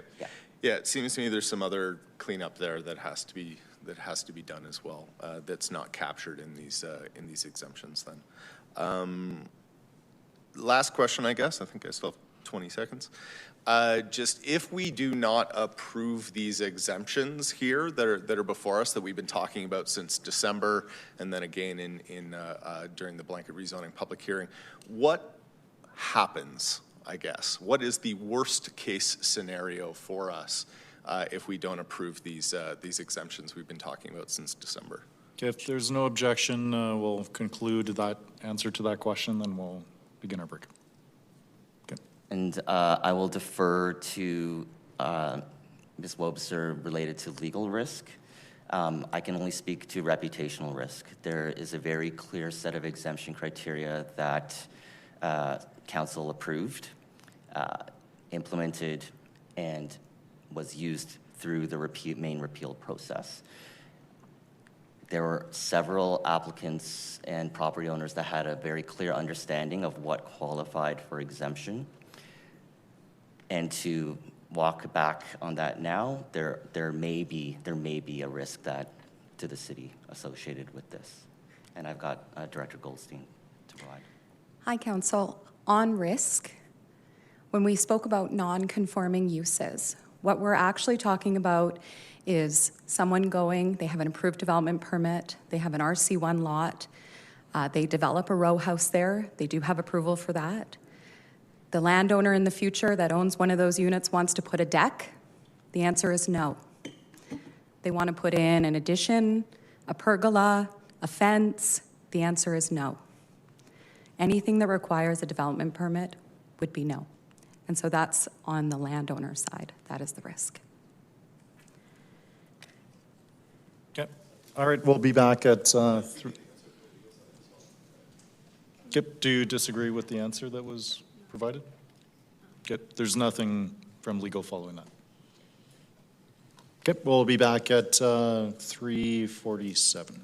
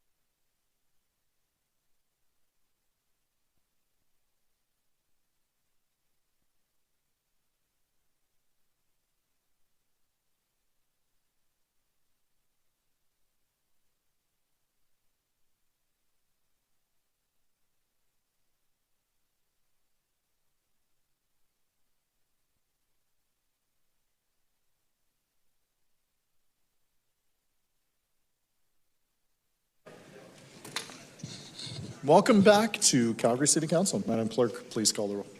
Thank you, Mayor. On the roll, Councillor Wyness. Councillor Ewell. Councillor Atkinson. Councillor Chabot. Present. Councillor Clark. Present. Councillor Dhaliwal. Councillor Jameson. Present. Councillor Johnston. Present. Councillor Kelly. Present. Councillor McLean. Present. Councillor Pantazopoulos. Councillor Schmidt. Here. Councillor Tyers. Councillor Ward. And Mayor Farkas. Here. Thank you, Mayor. Okay, we are still on questions of clarification. We had heard from Deputy Mayor Kelly. Before I go to Councillor Panazopoulos, I want to recognize GM Hamilton for a follow-up on a previous question. Thank you very much, Mayor. So that we had some questions around non-conforming use, and I just would like to ask the team to provide some additional clarity and another nuance to the non-conforming uses, because I appreciate how confusing this is. Ms. Goldstein? Yes, and Council, remember when we were doing the repeal and we said this is the most technical repeal in the history of our city? I can tell you definitively, I've worked here for 13 years. It is very, very technical, and what we're talking about today is very nuanced, meaning like the permit A is not always permit B, and that's why we're trying to paint very broad brushstrokes. We're ready to dig into addresses after the public hearing as well to talk to council about more nuanced application of the rules. But I want to be very clear on the conforming versus non-conforming, or legal non-conforming. So there's two scenarios. The first scenario that you have on the that would be before you is the parcel has an approved development permit. So they either had an approved development permit after January 1st, and on the list, approved row house is the development permit. The parcel is removed from the bylaw, would subsequently be downzoned to whatever the base is, RC1, RC2. The parcel owner can develop their row house, and it would be deemed to conform to the bylaw, because we have a provision in the repeal bylaw that says where parcels are approved prior to that August 4th, that they can be a conforming use. So that's where today the DP is approved. But there are many parcels on that list that's before you in the 247 that met exemption A, which means they made an application for the development permit, if you look there, prior to first reading. So before April 8th, they submitted for a development permit. We haven't made a decision yet, we did not fast track these, we're in process of working through the development permit. April 8th is the date. Those ones are the ones where that clause in the land use bylaw that says it has to be approved before August 4th would not apply. Meaning that it would either be a non-conforming use, or if council removed it from the exemption bylaw today, it would revert back and the development permit is essentially refused. This is for development permits. Okay? I just wanted to make sure that, again, very crystal clear, extremely technical, and happy to answer questions on that. Okay, I'm going to continue through the queue. Councillor Panazopoulos, please. Thanks so much for that clarification. Something that stuck out with me was really that reputational risk. You ended on it, and unfortunately we had to break on it. And I just want to spend some time on that, because I think that's something that's very critical in any decision, whether you agree or disagree with council's decisions. In the city of Calgary, the reputation risk is critical, that people know they can trust. And maybe just one thing I want to speak about is a bit process. Maybe speak to the process. There's a hard date, April 8th. And we had that. We put it into the date. Maybe just talk through the city of Calgary's process about accepting applications, the timeline, timestamp, et cetera. There's some narrative from folks that I've heard that said, oh, we had an extension and things were coming in, et cetera. Maybe just that process, and why we have comfort that we definitely held our line, if you will, on the April 8th timeline. Thank you for the question, through the mayor. So the exemption criteria have been published through the notice of motion starting in December of 2025. And then those were put into approval by council through the March 23rd public hearing. So the expectation from the applicants and communities was that These exemption criteria, so received a decision of approval on any one development permit, subdivision, or building permit under the categories there, effective date of the amending bylaw, the April 8th, so prior to first reading, and have received approval of a land use redesignation by bylaw through an applicant initiated. This means they did this by themselves. They came forward with their own application, went through a rezoning, and so they didn't revert back. Reputationally, council has a decision to make today or tomorrow, whenever we get to it. If the exemption criterias were met, and the parcels before you have all met that criteria, if the applicants and the parcels should remain the same. So following all the rules, doing your permit as per the requirements, we evaluated it and made sure that those dates were firm, and then coming before council and saying that these meet these exemptions. So reputationally around risk, we know certainty is the piece of the puzzle where we want to invest our money as investors in the city, but also around making sure that when something is, a direction is provided by council, that is not varied either. That's a fair, and it's not as if, in your judgment there, it's not like there's been new information. I totally am sympathetic to council, us changing our mind, if you will. There's some new information, we making a change. But there's really nothing in this file, essentially, that's brand new, except the 247 homes, parcels. Is that a fair? Like there's something hasn't changed externally that administration would say, hey, you should focus on this, and this is why. There is no change through the mayor. Something that's really important to understand is the files did not stop coming. So even on the day that repeal went, we received, I can probably pull it, 76 development permit files for any number of different things in our city. And that is a right of a landowner to make a development permit. And the land use bylaw also says that we as administration must, where it's deemed complete, we must actually review it. And so when we spoke about this in March at the repeal, we said, council, we had to cut it off at some point so that we could prepare your bylaw. And the bylaw itself, cutoff was on January 1st. We said the mapping that's going to go forward with the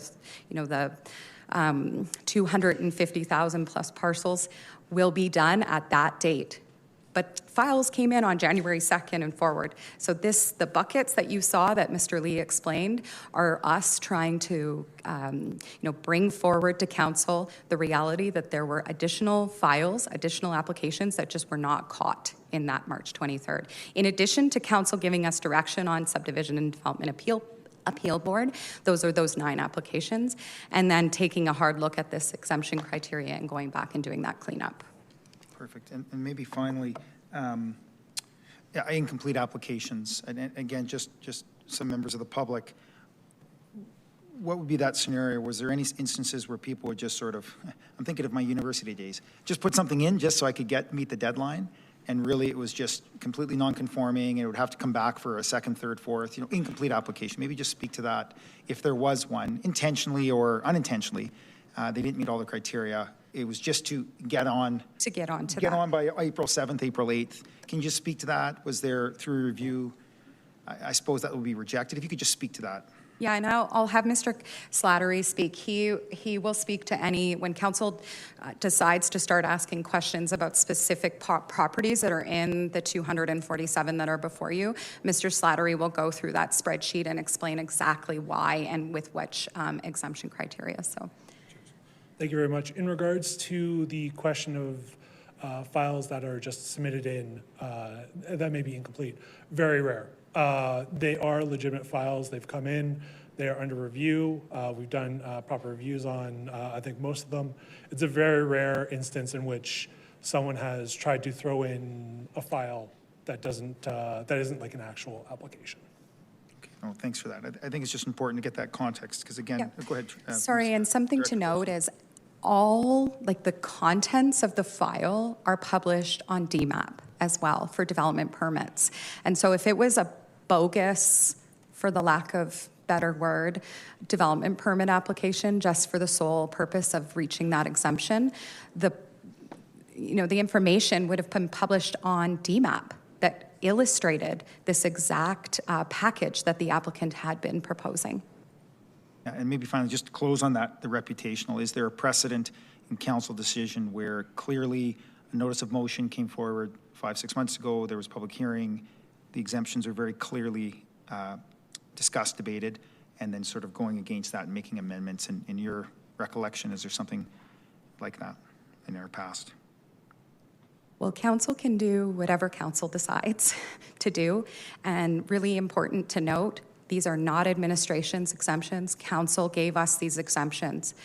So we implemented the will of council. If council's will is to do a different path on these, the reputational risk that I spoke about, which is, council tells me this, I follow all the rules, and then I'm still not granted what I thought, was legitimate.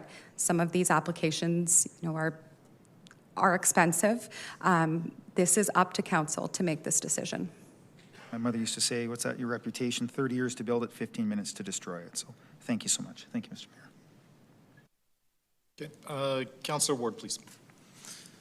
Yeah, I'm just looking to get some clarity here, not only for myself, but for the public, so that we're all understanding what's going on here. So if we remove a parcel from the exemption list and they already have a development permit approved, they can still build that development, is that correct? Correct. Now, is there a difference between approved and released? I guess approved would be before release, so as long as it's approved, they can still build it, correct? Correct. Release is a term in the permit, meaning like we've approved it, and they still have to pay their securities or something, so we wouldn't release the permit so they could actually build it, but the permit is approved. So release is just a function of the approval. Right.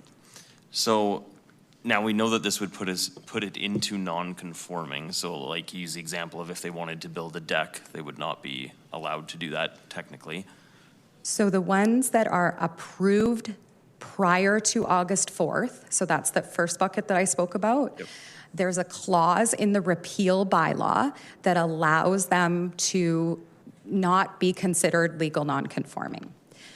Right. The ones that are not, so they met the exemption criteria, they applied before first reading, but are not approved today, fall into that other bucket.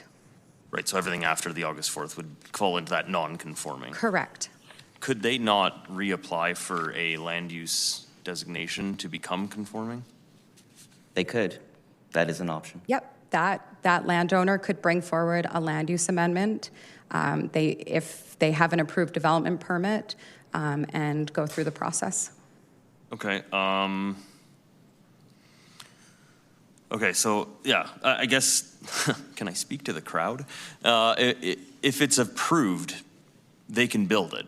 So there is nothing that this council can do. If it's approved, the building can go ahead, period, end of story. I believe that would be all my questions for now. Okay. Yes, that's fine. Thank you. I'll pass it on. Councillor Schmidt, please. You did mention it, but just for the context, approximately how many properties have already been affected by the downzoning overall in the city? When we passed the bylaw, do we know? I think you mentioned around 250,000 properties. It was more than that, because 306,000 properties were, approximately 306,000 were affected, and less than a sliver qualified for exemption. Right, yeah, so 240, I mean, I'm not going to do the math, but that's like... We notified 306,000 properties of the repeal bylaw. And so now we're talking about 247 yes. Out of that. For the first bylaw, yes, that is before you today. Yeah, okay. And then Councillor Kelly and Councillor Chabot mentioned these ones that are slipping through the cracks. So I would assume that would be fewer than 247 that would slip through the cracks out of a total of 306,000 properties. Councillor, do you mind clarifying what you mean by slip through the cracks? Oh, sorry. That was sort of the thrust of the idea that we had missed in the wording of the direction to administration, that there was two circumstances that council did not catch in its wording of these bylaws. So where we were talking about where you would cancel a development permit, what would happen to that land use, or where the appeals happened after, or where there was overturning after August 4th. So that would be an even smaller percentage of the 247. It would be smaller than 247. Right. So overall, we're talking about, less than, significantly less than 1% of what we did overall with the downzoning of properties across Calgary. I can confidently say it's less than 1%, and significantly less than 1%. Okay. To add, from the direction, we went back to 2024 to current day for SDAB to look for this, and there was 34 parcels. These are the ones that are before you today. Okay. And everything you've done up to this point is a result of council direction. Correct. This is administration following council direction. Okay. So when we are definitely, it feels like we're in somewhat uncharted territory here as far as what's happening, what's being discussed. And so when we talk about the process of going through this, procedural fairness is something that comes up as sort of a principle that applies to everything that goes through a system like SDAB in Canada. It doesn't matter the context. So council can give direction, but how much are we risking coming into conflict with procedural fairness when it comes to the expectations of those who have gone through this process, and that process is being affected by political decisions? Are we ensuring procedural fairness through going through this? Are we risking procedural fairness by making certain decisions? I'll ask Ms. Wobesar to speak to that. Through the chair, let me try my best to answer that. In my view, the direction that council had given through the notice of motion in December and from some of the motion arising direction you gave then in April after the March public hearing was over was telling administration what land use redesignations to bring before you. That was no guarantee to the people that owned it or around it what council's decision was to be. So right now, none of us know what your ultimate decision will be because we're only partway through the process that you have to go through to make that decision. So soon you'll be hearing from the public, and then you will make a decision, which may or may not reflect the direction you gave us in terms of which parcels to bring. You may hear things through the public hearing process that make you change your mind about what your ultimate decision is going to be on these bylaws. So I would say, council, you go through the process. No one, including yourselves, have backed you into a corner as to what particular decision you make. You're free to either approve the bylaws, refuse the bylaws, or make amendments. Okay, thank you. I think I don't have much time left anyway, so I'll leave it there. All right. Councillor Ward, you had a minute or two left, so. I'll go very quick. I don't know if you'll be able to answer this, but we'll try. If a development permit is approved, but the land use is changed to R1 or R2 today, wouldn't there be an opportunity for residents to argue at SDAB that the development isn't allowed under the new land use?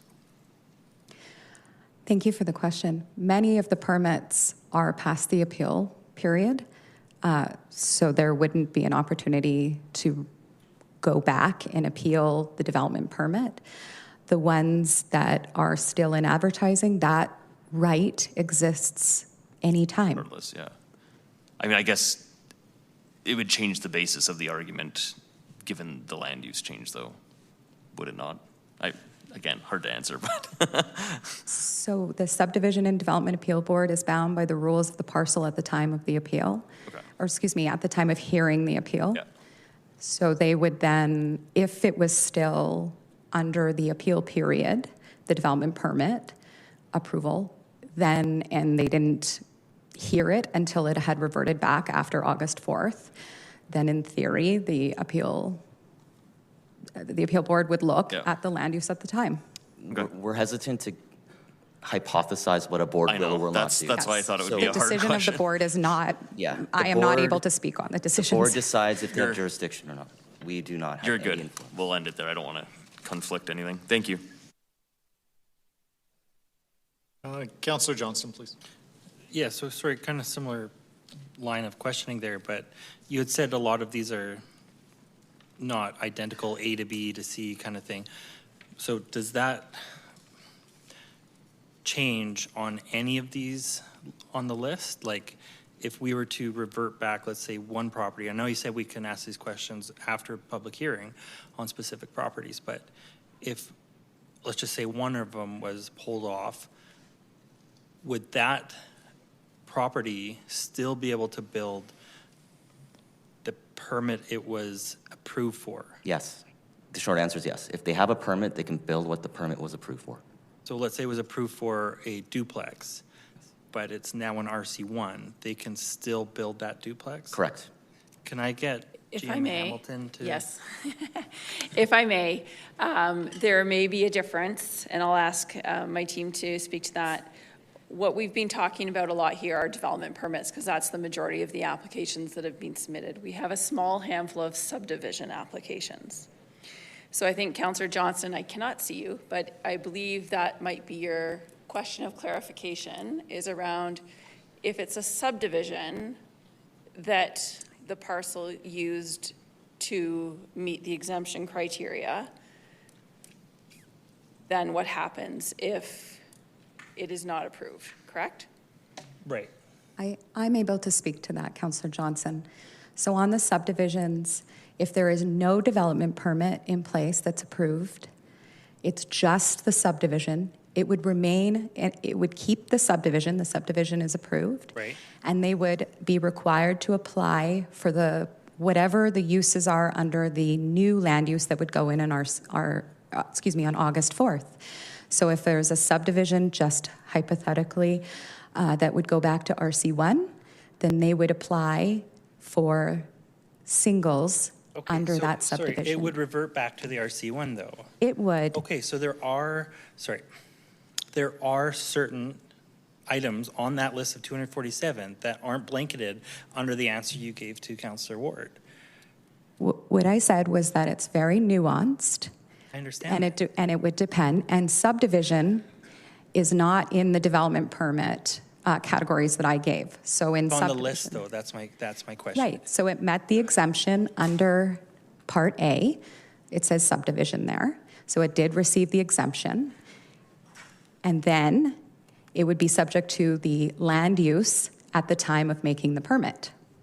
Right. But it would revert back to RC1, and they wouldn't be able to build under the permit they were approved for. So the subdivision approval will remain regardless of the land use change. Regardless of the land use change. If they have a permit, a development permit that's approved today, then they can build that. If there is no development permit, then they only retain the subdivision, and they must apply for permits under the land use that they have when they apply for those permits. And that is if those specific parcels are removed from the bylaw in front of you. If those parcels remain in the bylaw as presented to council and are approved as such, they retain the current district, which I believe is RCG in the case of the ones you're talking about. Yeah, so they're approved for RCG, but they would revert back to RC1 on the subdivided lots. Correct. So am I correct, and you are also correct? Can I just make some space for, can I just make some space for Jim Hamilton to provide an answer? I think we're asking questions without the full question. So I believe, and you can clarify for me, your question is, if there is a parcel currently within today's bylaw that you may make an amendment to remove, so it becomes, it comes out, it's an exemption from the exemptions. Therefore, now I'm losing my train of thought. I'm going to ask, under the procedure bylaw, to ask me as chair, that I enforce decorum for the chamber, and regardless of whether it's humorous or if it's clapping or booing, I really can't abide by it because this is really challenging, complex stuff, and I think the distractions make it quite difficult for us to get to the heart of it. So just out of respect, if I may please ask for the individual members and the public, please allow us to get through this without unnecessary distractions. Thank you. So currently, the parcels in question that you're asking about are in this bylaw, which means they are being exempted from downzoning. They will retain their RCG district. If you make an amendment to pull them out of that bylaw, then they will be downzoned. Or if we vote no to the whole bylaw. Correct. And in that case, then what Ms. Goldstein was saying, because it's a subdivision, there's no approved development permit yet. The only thing that's being approved is a split of parcels. Right, and do we know how many of those are on that list? There's a small handful of subdivisions on the list. So if I may, there is a document that we have posted at calgary.ca that has all the parcels. They're also in the bylaw and on planning matters, but we've added a spreadsheet that shares what the proposal is, current zoning, what it would be if it was downzoned, and how it met the exemption criteria. Right, and I just thought for ease of use to have those separated from the rest, that's all. The subdivision ones? Yeah. Then that would be a motion that we can work with you, an amendment we could work with you on between now and then. They have 11 within a list of 200 plus is. Councillor, I'd be happy to work with you on that amendment. Okay. All right, I will leave it there for now. All right, Councillor Clark, please. Yeah, thank you very much. There's been, I really appreciate the questioning so far. We've kind of highlighted this grouping of about 247 open cases at the moment, or exemptions, right? I've read somewhere that approximately 90 of them have not yet been approved. Is that safe to say? Yes, the spreadsheet is up to date. Okay, perfect. Now, just for the sake of public interest and just as a refresher, I suppose, can we speak a little bit to sort of the phrasings of approved, under review, pending approval, or pending appeal rather, pending decision, or canceled? Can we just like clarify what that is? Because I think all of those are highlighted in this list. Thank you very much. I put together that spreadsheet. Thank you. Under approval, it's Development Authority has approved the application. Under review, no development has occurred yet, currently still under review. Pending decision is an indicator that administration will be approving or making a decision on the application very quickly within the next week or so. Canceled, the file has been canceled. And I think, was there any other status? No, pending decision and canceled. Yeah, that's great. So in the context of perhaps Councillor Johnston's last questions just around the subdivision, we've identified 11 of those. Are those like, I'm thinking about how and where that might happen across the city. It sounds like something you might find in Greenfield, but I imagine, is that everywhere? Thank you for the question. So it is very common when you want to sell the units within any form of housing that you do the subdivision. And so in the example that we were just speaking about in Ward 14, this was a subdivision on 2 parcels that created what was 2 into 4 parcels. And so that would happen to provide the legal lot lines so that in the future, when a permit would come in, that they would be able to sell each side or each individual single-family home. Okay, I got it. And so in that context, is it a, like sort of, these are large lots with existing homes? Like I think about the context of Ward 9, typically you're talking about demolishing existing homes and, and sort of like disrupting the flow of an existing street with established housing. These 11 examples, are these like acreage-like lots that are within city bounds that are now being divided, or? Sure. For the 11 subdivision applications were included under 27P 2026. Almost most of them are the applications that are for a semi-detached dwelling. There's only 2 or 3 that we're looking for that are the large neighborhood design style subdivisions that you would refer to in regards to like a community The semi-detached, the potential subdivisions that may result in a semi-detached are throughout the city. Okay, got it. And then just finally, I'll say, as we talked about what the value or what the percentage point of the 246 was, I did do some quick Googling math here, and it represents 0.0804% of the total population. Thank you.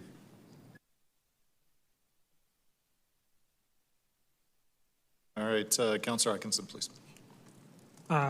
For those applications that were submitted prior to April 8th, but are still under review, they will be reviewed and part of that second batch. If we go back to the timeline, like there won't be any that will still be under review post the point at which we'll have that second batch coming through. Is that right? Or will there still be some that won't necessarily have been finalized within the timeline that you spoke to? It is possible for a permit could take years to get approved. Okay. There are situations where that occurs. So we can't guarantee that that would be the case. We are relying on exemption criteria B to make sure that the presentation of the bylaw exemptions today, if passed by council, are what we use and rely on. And that years is even for these like low It's form? extremely rare to get to that timeline. I'm just saying that the timelines for review aren't necessarily, they're fluid. We have performance measures, but they're not hard deadlines. They're not hard deadlines, yeah. Okay. It depends on both sides as well, right? There's administration time and there's applicant time, and sometimes applicants can take as long as they want, essentially, to get their permit finalized. The total performance metrics on our permit reviews are on Calgary.ca, and the average timeline is somewhere between 120 and 147 days for development permits. Right. Okay. And just to sort of like go back, you just had mentioned it right before the break, and if these aren't approved and someone has an approved development permit, they build what's there, the piece that they can do that, it's done. But what they could maybe not build or not get in the future would be something that requires a further development permit, a shed or a fence or any sort of like pieces on the site that would require a development permit for that space. So I'll clarify. The ones that are on the list today that say approved, we just went through the categories with Councillor Clark. Those ones are the ones that in the future, if they came in with a fence or a shed, they would be able to get that. The ones on the list that say pending review, that we're currently processing, if we don't have an approval as of August 4th when the implementation goes in, it kicks them into another category, which is that one that would require additional permits, or if it is appealed, it would come back and it's the development permit is overturned, then it would come back at a later time with the Q4 cleanup to come off of the list, similar to like the other bylaw that's before you today. Yeah. And otherwise, the applicant would have to come in, go through a land use change to become compliant with, like the built form compliant with the land use, so that then we can get a development permit to build a deck. No, not So the ones that are in the not approved category, this is very nuanced. So the ones that are in the not approved, so under review right now, they're the ones that either have a different mechanism, like they get appealed, or they are not subject to that clause, which is around the non-conforming uses, so that they would either need additional permits or they would essentially like go back to not being able to implement their development permit. Okay. And if I may, when we're talking about these different scenarios, just given the confusion before, Director Goldstein, I believe you're talking about development permits as an example right now. Only development permits. Right. So if we can clarify Subdivision- that. Thanks. Correct. Subdivisions are in a different category on this, not related. Yeah, it's just the development. And the Clause C is also on a different category. So these are the ones where the homeowners have come in and done their own land use redesignation by a bylaw. Got it. And they would be set to revert back, even though they've undertaken that council process. step. Correct. Okay, great. Thank you. Thank you for the clarification. Thanks. I think we've exhausted questions of clarification, and we're about to go into public hearing. Sorry, Councillor Johnston, did you want to go back in? No, that was from previous. Okay. Councillor All right. Sorry, GM Hamilton? Councillor Johnson, I think you have one more question around if the entirety of the bylaw was rejected. Would you maybe mind asking that in public? Yep. What would happen if the entirety was rejected? If the entirety is rejected, all of the listed parcels would revert to the zoning that they had, district that they had prior to blanket rezoning. So they'd be repealed. Short answer is they're repealed if you refuse this bylaw. But just, again, clarification, but they would, if they had an approved permit as a development permit, they would still be able to build what they were approved for. Correct. And if I may ask the team, because we've got two bylaws in front of us, so that's the answer for the first bylaw. And if the second bylaw is rejected? The second bylaw is rejected, you're adding more exemptions. So the repeal is getting smaller by deleting the second, or by refusing the second bylaw. So the second bylaw adds to the repeal. It makes the repeal bigger. That's the simplest way I can describe it. The first bylaw is exempting parcels from downzoning. The second bylaw before us is downzoning those 42 odd parcels. Correct. Correct. Okay. So they go back to the base before the original citywide rezoning, the second bylaw. Right. Okay. And we're not able to vote on those separately? Is that a clerk? They're two different bylaws. They're two different bylaws. Okay. Perfect. Thank you. Okay, I will just ask two questions, and I really want to hammer home here for the public. Even if council were to reject grandfathering in or exempting these parcels, if the permits were in place, the development will still proceed. Is that correct? That is correct. On the approved development permits, the ones that are listed out of the 247 that are approved, that is correct. The subdivisions, that is correct. So to be crystal clear, I think there's many members of the public who are assuming that a certain development, say in their neighborhood, whether that goes ahead is really hinging on the council vote today.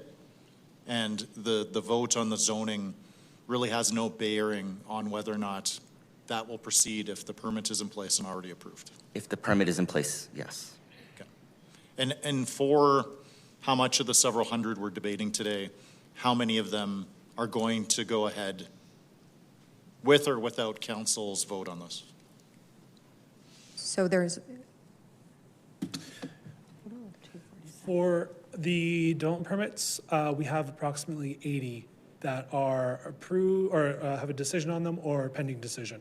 Okay. All right. Okay, we are going to begin the public hearing now. For this item, section 7.3.1, there's two different proposed bylaws. So I think Jim Hamilton had that explanation relatively straightforward. The first bylaw relates to adding properties that will not receive the repeal.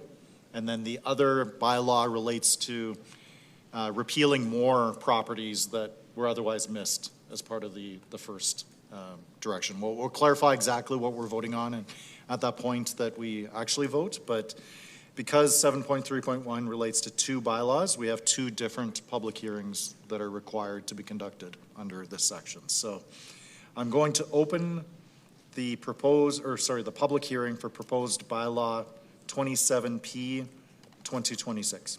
And we have a extensive amount of registered speakers.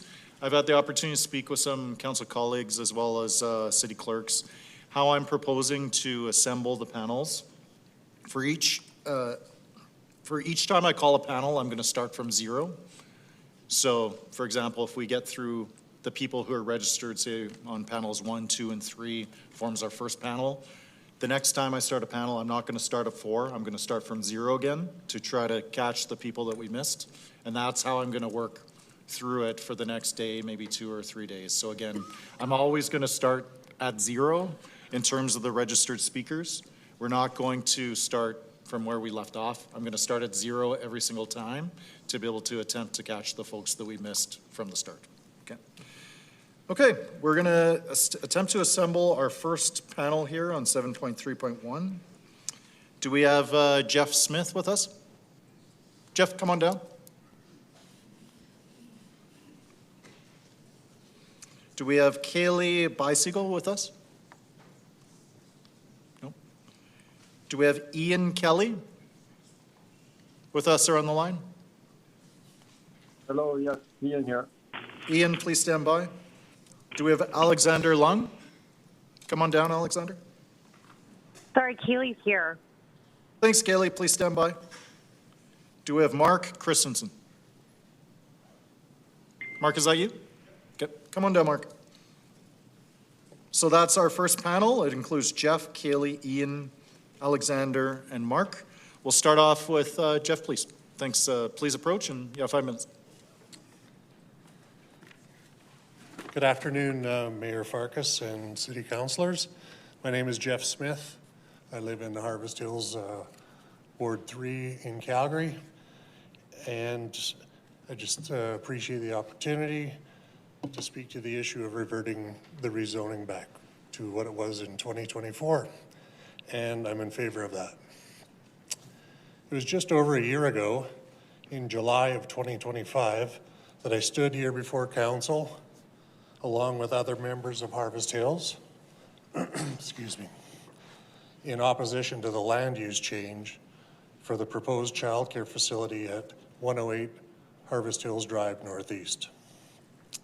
Councillor Ewell can probably attest to the enormous amount of community feedback that the opposition to this facility, as well as the roundabout way that their DP was acquired.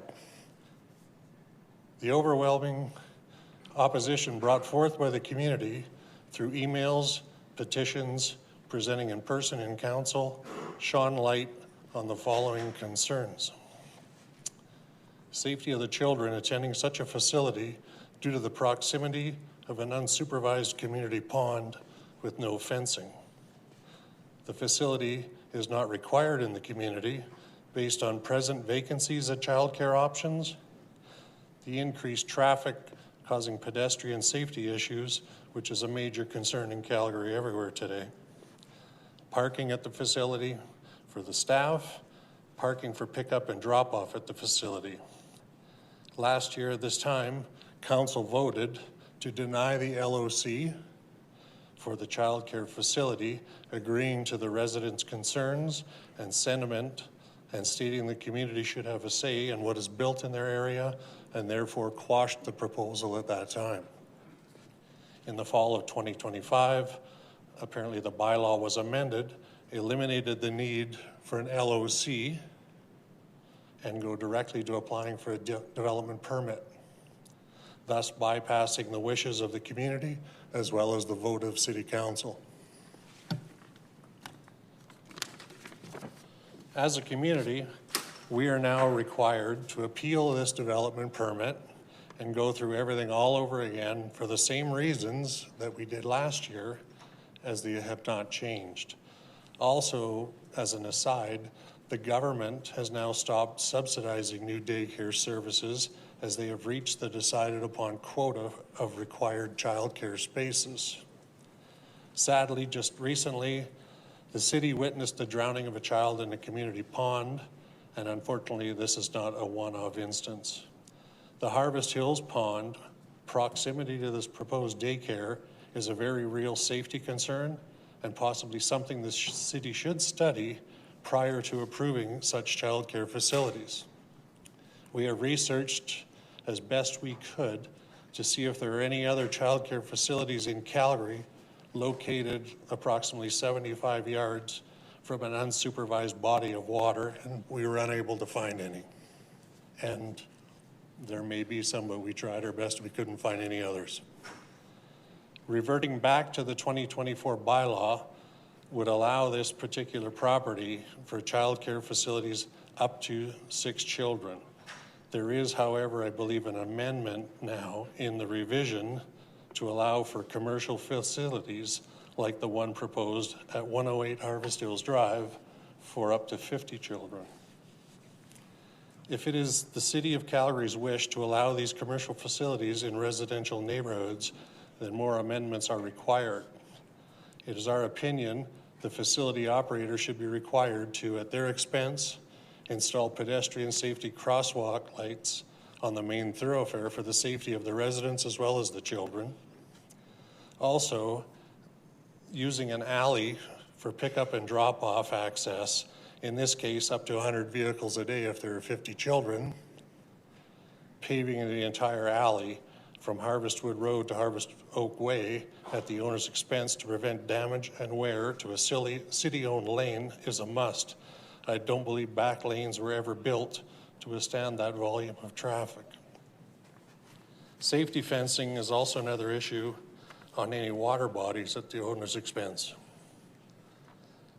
Lastly, we as a community sought out professional opinions of real estate professionals on the impact of property values to residents nearby such a facility. We have been told to expect a minimum 10% decrease in our property values should this go ahead. In this case, the equity lost would be approximately Fortunately, you're just at time, but perhaps a final sentence to conclude your thoughts. I appreciate your time. I do realize we are at an appeal with the subdivision committee, but I believe we all elected the council members here to make decisions on such a thing, and I believe it should be in your hands to say yes or no. Thank you. Thank you very much. We'll go next to Kaylee, please, then Ian after that. Hello, Mayor and Council. My name is Kaylee Biesiegel. I live at 425 18A Street, Northwest in West Hillhurst, where my property backs directly onto the properties along 19th Street with no rear lane separating us. I'm speaking on behalf of a neighborhood group representing approximately 40 households in the immediate area. First, I want to be clear about our position regarding the properties at 406, 410, 414, 418, and 422 19th Street Northwest. We support the city returning these parcels to the original RC2 zoning as part of the blanket rezoning appeal. Although a land use application for direct control zoning, LOC 2024-2097, has been submitted and is currently paused, the application should not exempt these properties from council's direction. The updated letter sent to city administration to adjacent property owners states that these parcels are not exempt from the repeal. We therefore expect them to return to RC2.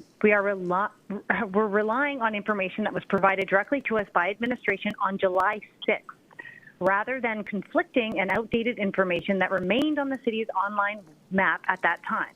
We understand the updated letter to be an effort to correct the earlier information. However, my primary reason for speaking today is to raise concerns about the quality of public engagement surrounding this and other development applications.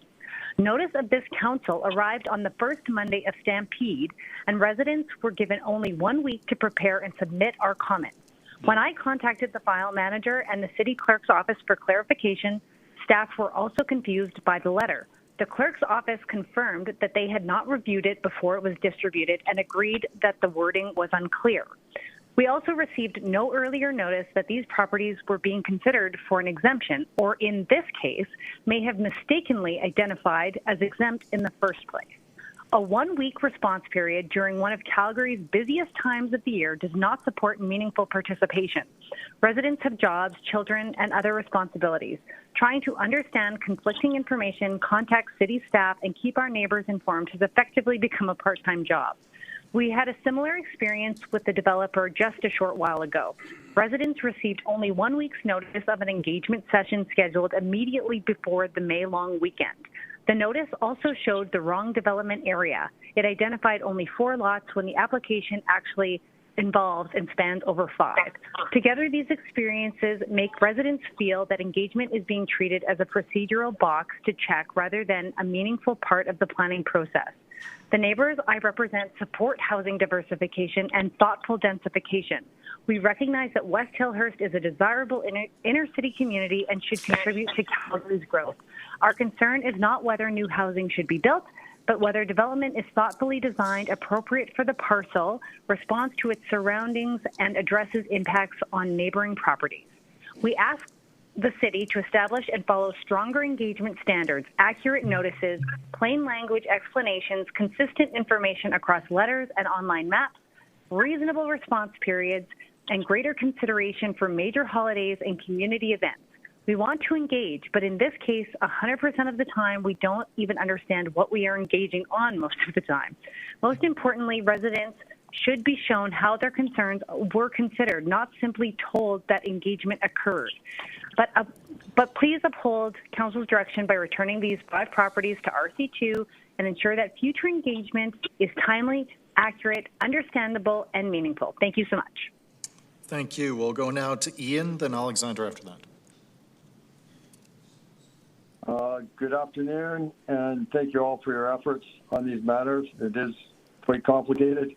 My name is Ian Kelly. I'm representing myself and my wife, Ann Elliott, for our property at 3211 25th Street Southwest. Just to confirm, we had an approved rezoning application prior to the blanket rezoning from RC1 to R1N, allowing 2 37.5-foot frontage lots.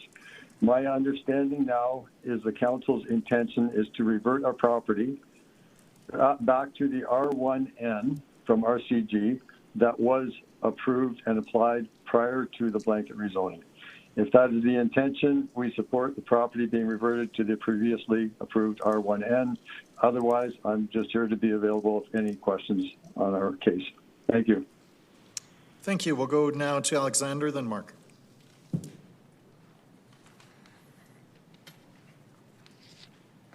Thank you very much, Mayor Farkas and members of City Council. I really appreciate the opportunity to speak today. I'm speaking particularly to the second bylaw under discussion, 28P 2026. My name is Alexander Liang. Unfortunately, we've opened the public hearing specifically for this one, and I think just for air traffic control, Madam Clerk, I know that we don't have me as chair really interject and try to alter the submissions of members of the public. Do you have any advice on this? It might be unwieldy if we have everyone speaking to the 5 or 6 different public hearings we have.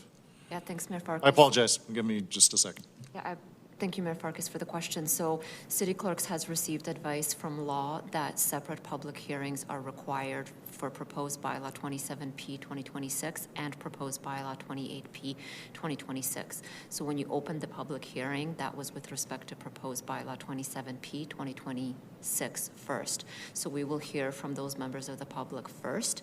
Following the exhaustion of all the queues and all the panels with respect to 27P 2026, we will then open the public hearing for 28P 2028. And I would just look to my colleagues in law to provide any rationale as to why they're split.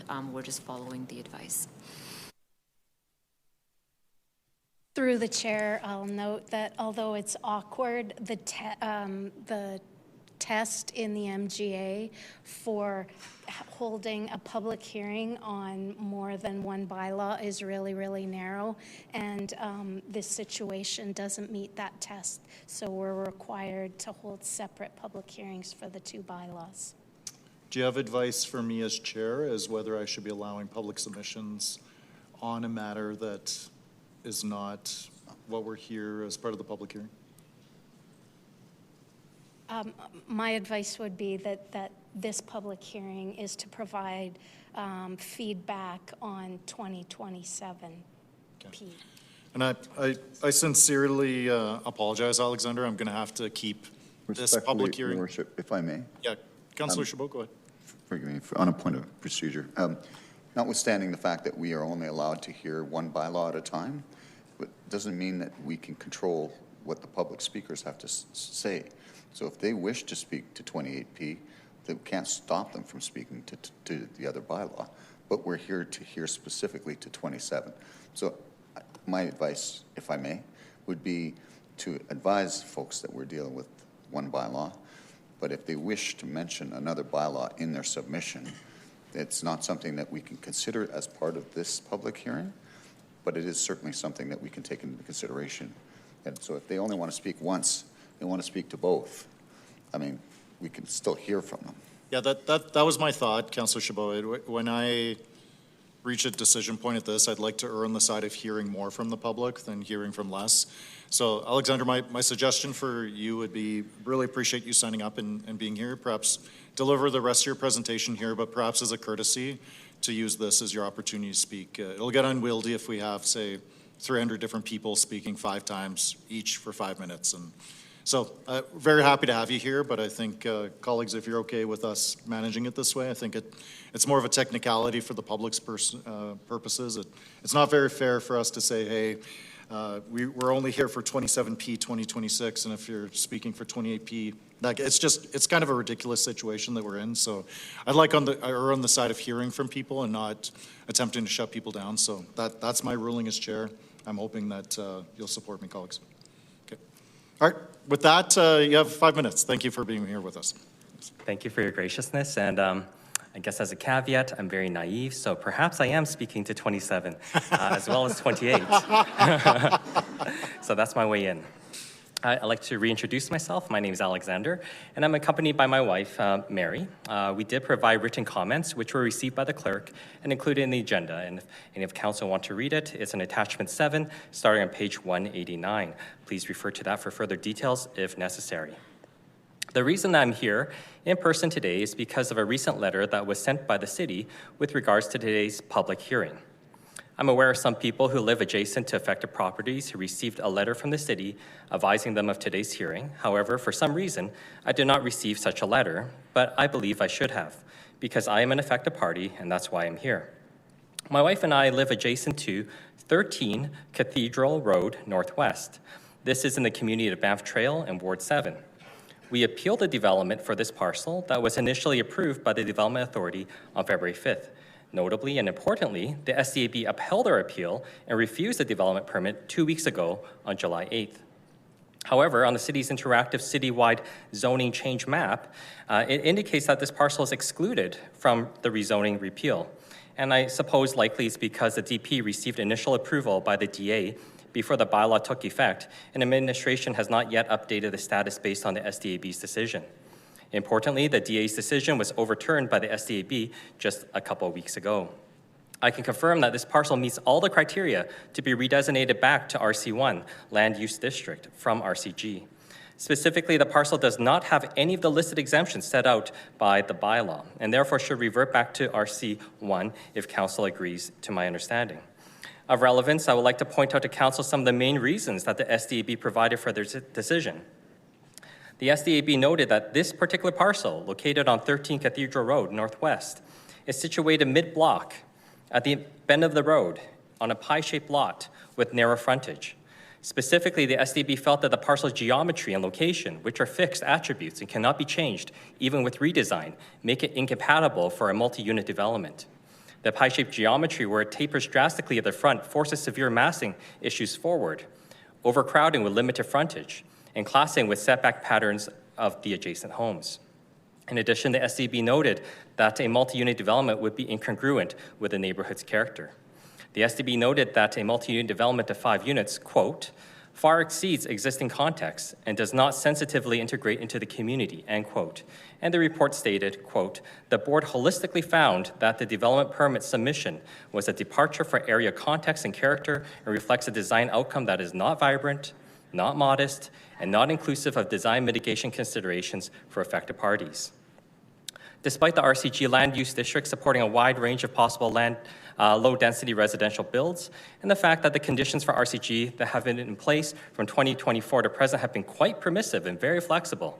This particular parcel is not suited for this type of development, as demonstrated by the fact that multiple bylaw relaxations would have been required for a multi-unit complex to be built here. Therefore, this particular parcel does not work for RCG, or in the words of the SAB, it is not, quote, a fit, end quote, given the mid-block location, irregular pie shape, and existing neighborhood character. Keeping the parcel as RCG would not be a, quote, fit, as the geometry and location are fixed.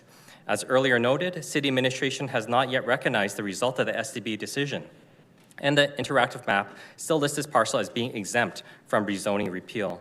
Therefore, we respectfully ask that the bylaw be amended to capture the updated status of this application, as this parcel properly qualifies for repeal of rezoning.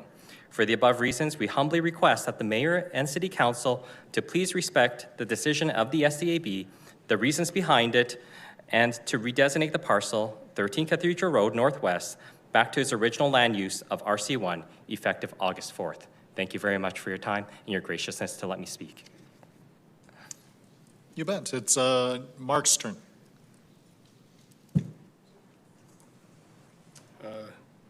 Thank you very much, Mayor Farkas and members of council.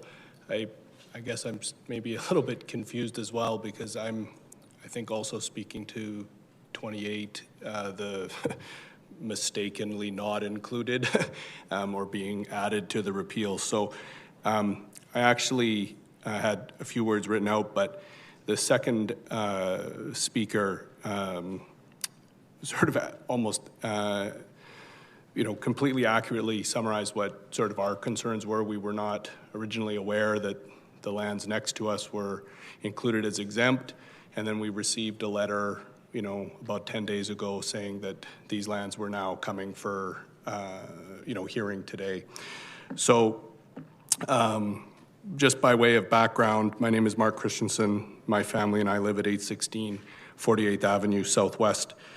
3 lots immediately next door to us to the east, 808 and 812th Avenue Southwest and 4815 Elbow Drive, are subject to an ongoing land use amendment application that has not currently progressed and is still under review. As such, these 3 parcels do not meet the current exemption criteria as put forward by council. Unfortunately, we now understand that they were not included in the original repeal process application, and so are included today, under this sort of correction process. The fact that they were not included originally but do not meet the exemption criteria does not change the fact that they do not meet the exemption criteria, and therefore we are fully supportive of these lots being included in the repeal process and going back to RC1. That's all. Thank you. Thank you very much. We have some questions for this panel. I'll go first to Councillor Yule, please. Yeah, this one's for Jeff Smith. Jeff, I just wanted to confirm, you are the one that's contacted our office about the appeal process. Correct. And you are going through the appeal process? Yes. Yes. I think you're on the right track. Continue to work with my office on that. This parcel is not included in today's discussions, so a decision here will not affect that parcel of land. I just want to make that clear to you. Due to the fact it's in appeal? Well, it's not even being considered on the list that we have today. Okay, I got a letter. That's why. The only reason I'm here is I received a letter. No, and I appreciate that, and I think you're doing you're following the right process, and you just continue to be in contact with my office, and we'll work through it together. Super. Thanks. Okay, thanks, Jeff. Councillor Chabot, please. Yeah, Mr. Leon. So I haven't had a chance to look at the most updated map. Apparently, it was just updated again as recent as like yesterday. And do you recall the last time you looked at the map? I looked at the map 1 hour ago. And so your property you're referring to 13 Cathedral. It is shaded brown, different and distinct from all the neighboring properties, with the color code of the legend saying it is exempt from the repeal of blanket rezoning. Okay, well, I'm sure we can get clarification from administration on that prior to us, reading the bylaws to make sure that all those that were subject to being overturned at SDAB are included in the repeal as per the direction from council. So Thank you very much, Councillor Chabot. You're welcome. Thank you. Thank you. Deputy Mayor Kelly, please. Yeah, Mr. Leung, actually, if you could come back up for a second. So just because this is the first panel, we're going to be going through a lot of these, I think. So I wanted to kind of grab the one that your property specifically, 13th Cathedral, as kind of like an example of how we might go through this, through the rest. When I take a look at DMAP, it specifically says in there that 13th Cathedral has been refused. The development permit was refused. Does that match your understanding? Correct. There are multiple maps. The DMAP does state it is refused. There is a second map for rezoning particularly. It's an interactive map that color codes which particular properties are going to be part of the rezoning change. On that map, it actually is color coded differently than all the other properties, as you can see here, specifically stating it's excluded from rezoning repeal. Yeah, this is, I guess, where I'm starting to get a little bit confused, because with the refusal of a development permit, it should not be on our exempt list, because it should be going back. And when I take a look at the spreadsheet that was provided to us, 13th Cathedral is not on either of the spreadsheets that we got. So from that point of view, says to me that it then is not exempt, meaning it will be revert to its previous previous zoning. So I'm just saying this could get a little bit tricky for us if we were to do every one of these. So I'm only allowed to ask you questions right now. I'm not allowed to ask questions of admin at this point, but I'm a little bit worried that we might be like, there's so many great examples like your 13th Cathedral, and if we're seeing something different on these maps and these spreadsheets to what's being published on the one that you're looking at, I get a little bit worried. So thank you for being here. I'm glad that you took the extra step in order to make sure, but that we're taking a look at this. But thank you very much. From what I see here, it looks like you're not, that property is not exempted from what I see in front of me. Thank you so much, Councillor Kelly. I just wanted to let council know that our administration is logging each of these specific proof points and the submissions that members of the public are making. So when it's administration's opportunity to come back to be able to field those questions, I believe they'll be providing a bit of a report and explanation for each of these. Thank you very much. I really appreciate that. Okay, that concludes our first panel. I'll attempt to assemble our second panel. Do we have Louis Gittleman with us? OP. I'm here on the phone. Thank you, Louis. Please stand by. I think I see Guy Buchanan. You're second up. Do we have Syed Talabian? Syed, that's you? Okay. Ken Ewell? Okay, come on down, Ken. And Cam Nelson? Cam, is that you? Yep. Maybe just, folks, as I'm calling your name, if you just do a wave to let me know that that's you. Okay, perfect. So that'll be our second panel of the day. It's Louis, Guy, Syed, Ken, then Cam. Take us away, Louis. Please go ahead. You have 5 minutes. Thank you, Mayor. Hello thank you for the opportunity. My name is Louis Gittleman. I live at 9407 Palliser Place. I've been here in Calgary for 30 years. And in Palliser, please note that this community has already had, has long had pockets of density that precede blanket rezoning that far surpass other communities, including 3 high-rise apartment towers, condos, and other apartments as well. Are you still with us? I'm unmuted. Yep, we can hear you. Please go ahead, Louis. And make sure everybody else who's not Louis, please hit mute. I'll just repeat myself. I'm not sure whether that came through. I'd like to start by saying that Palliser already has long had pockets of density that precede blanket rezoning and that far surpass other communities, including 3 high-rise apartment towers, condos, and other apartments, is all well situated I would say aesthetically, contextually, and functionally. Today, the question is, should a parcel on Palliser Drive or Palliser Place in the bedroom community that we live in be included in the exemption criteria? I say no. This development permit is still under review and should not be approved. It should revert back to the base before rezoning. If not, if approved, this DP will not fit physically, aesthetically, or contextually and become one of the last approved cookie-cutter eyesores. This simply is the wrong location for a 4-unit row house plus 4 basement suites and garage in the school zone at the entranceway of a quiet cul-de-sac. It is completely out of context. Also, please note that an unprecedented number, at least 247 opinions were submitted regarding this development permit on the DMAP. Of those 247 submissions, 236 opposed this development, or 95.5%.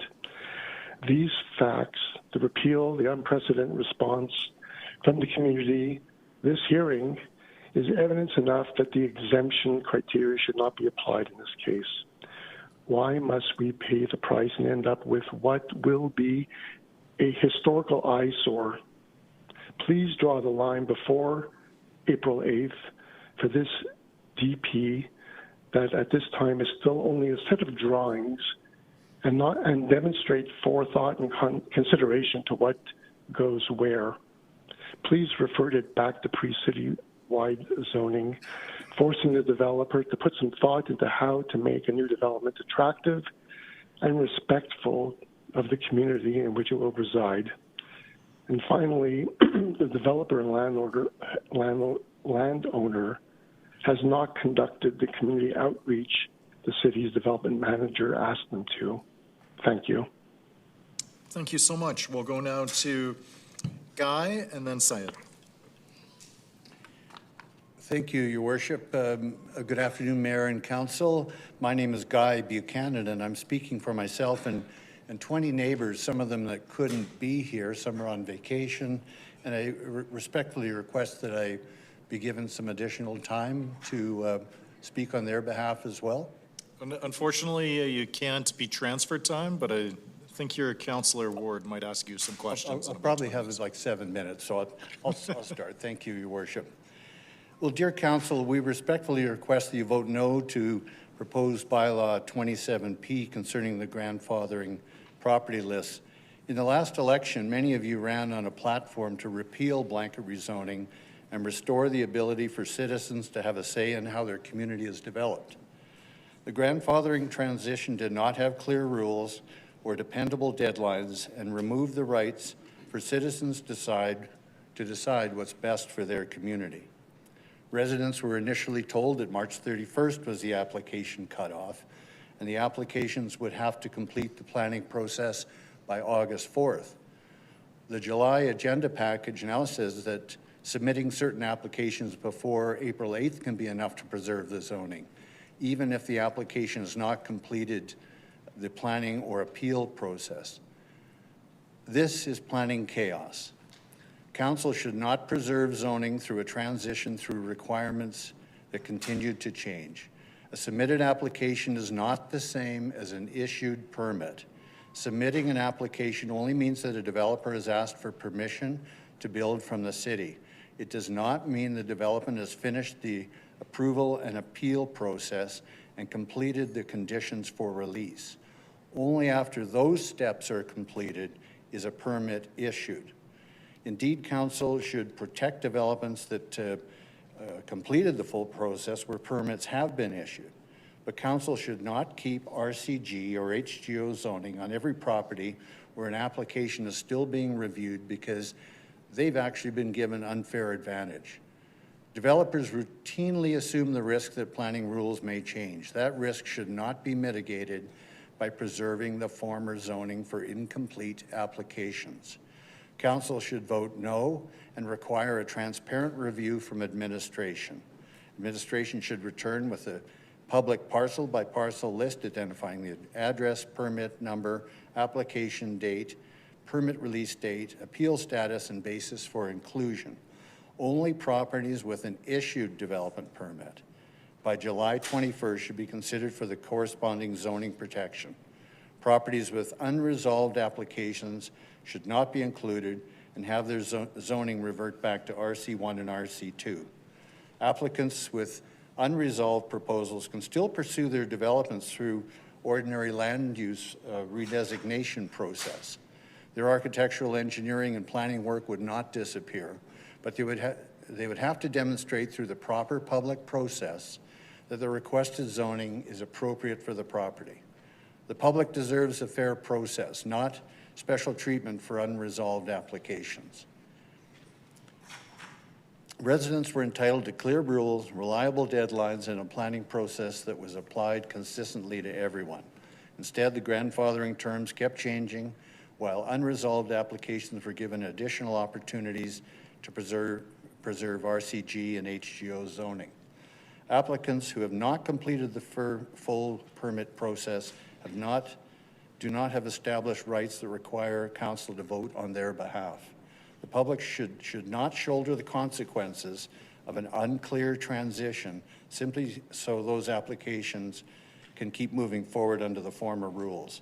Council should protect completed permits while requiring unresolved applications to follow the same updated land use process that applies to everyone.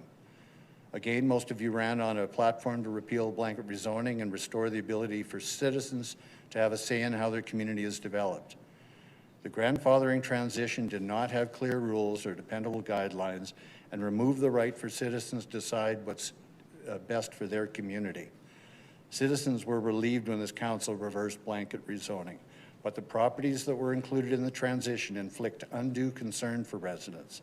City planners routinely grant the maximum density for development proposals rather than consider the surrounding context now that blanket density has been removed.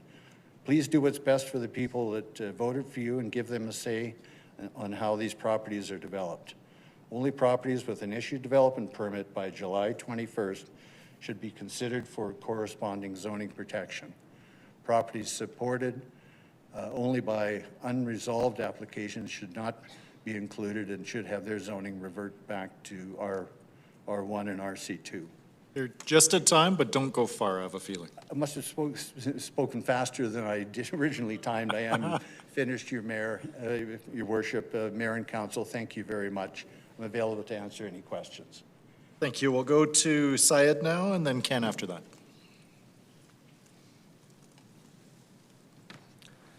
Good afternoon, Mayor and members of Council. My name is Sayed Talabian, and I'm the owner and the resident of 4528 Vandergrift Crescent Northwest, directly beside to one of the properties affected by this proposed exemption, 4508. I would like to thank you for giving me the opportunity to speak today and for taking the time to hear from residents on this very important planning matter. I'm here to respectfully ask Council to deny the proposed exemption under bylaw 27P. My concern is not simply about one project or one property. It's about ensuring that the planning decisions are consistent, fair, and made in the long-term public interest. I would like to briefly discuss 4 important planning principles in my speech. First is the compatibility. Good planning should ensure that the new development fits well with the neighborhood around it. Established residential community have their own character, scale, and pattern of development. When a new building introduces a significant change in size, scale, or form compared with the surrounding homes, compatibility can become an important planning consideration. Second is the building height and massing. Height is not just a number. The overall size, shape, and visual presence of a building affect both neighboring properties and the overall character of the community. A taller and larger structure placed close to existing home can create a significant change in the feeling and character of the street. This is why height and massing should always be carefully evaluated together. The third important thing is the shadow impact. Access to the sunlight is an important part of the residential liability, especially in Calgary, where daylight is already limited during much of the year. New development with the increased height and massing can create additional shadow impact on neighboring property. These impacts are particularly important during the fall and winter months when sunlight becomes more limited and access to natural light become even more valuable. Reduced sunlight can affect significantly the quality of life for residents of the neighborhood homes, including those residents living in the legally approved secondary suite, by reducing the enjoyment of both indoor living spaces and a private outdoor area within the established community. For this reason, shadow impact should also be carefully considered as a part of responsible planning decision. And finally is the cumulative impacts. Planning decision should never look at one issue in isolation. Height, massing, shadow, privacy, seat back, transportation, pedestrian safety, especially for senior and kids, parking availability, emergency access for fire ambulances service, waste collection, infrastructure capacities such as sewer system, and the neighborhood liability are all connected with together. Each individual impact may appear manageable on its own, but together they can significantly change the character and quality of the established community like Varsity. Considering these combined effects is one of the most important responsibility of sound planning. Although these development permit applications were submitted before Council April the 8th decision, they are still under the review and important planning questions remain unresolved. If an exemption is granted today, these properties would retain their RCG zoning instead of reverting to their previous zoning designation. This is why exemption should remain rare and only be granted when there is a clear public benefit. And I do not believe that the standard has been met in this case. In April, Council made a clear decision to the repeal blanket rezoning and return affected property to their previous zoning designation. Otherwise, exemption can make the planning process seems unfair, inconsistent, and will reduce public trust.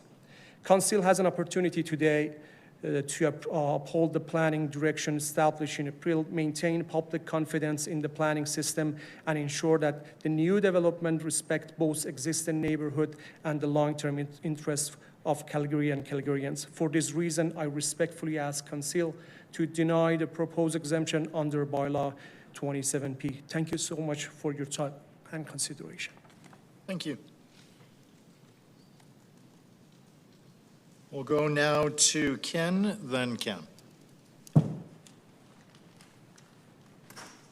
ask the clerk to load my slides. We'll get that ready.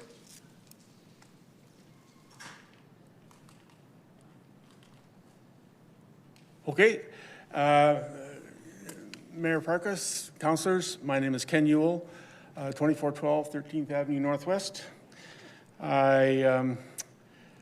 I want to suggest I'm making a case for an exception to the exemptions. I want to illustrate my property is not acceptable for RCG designation because of its unique location.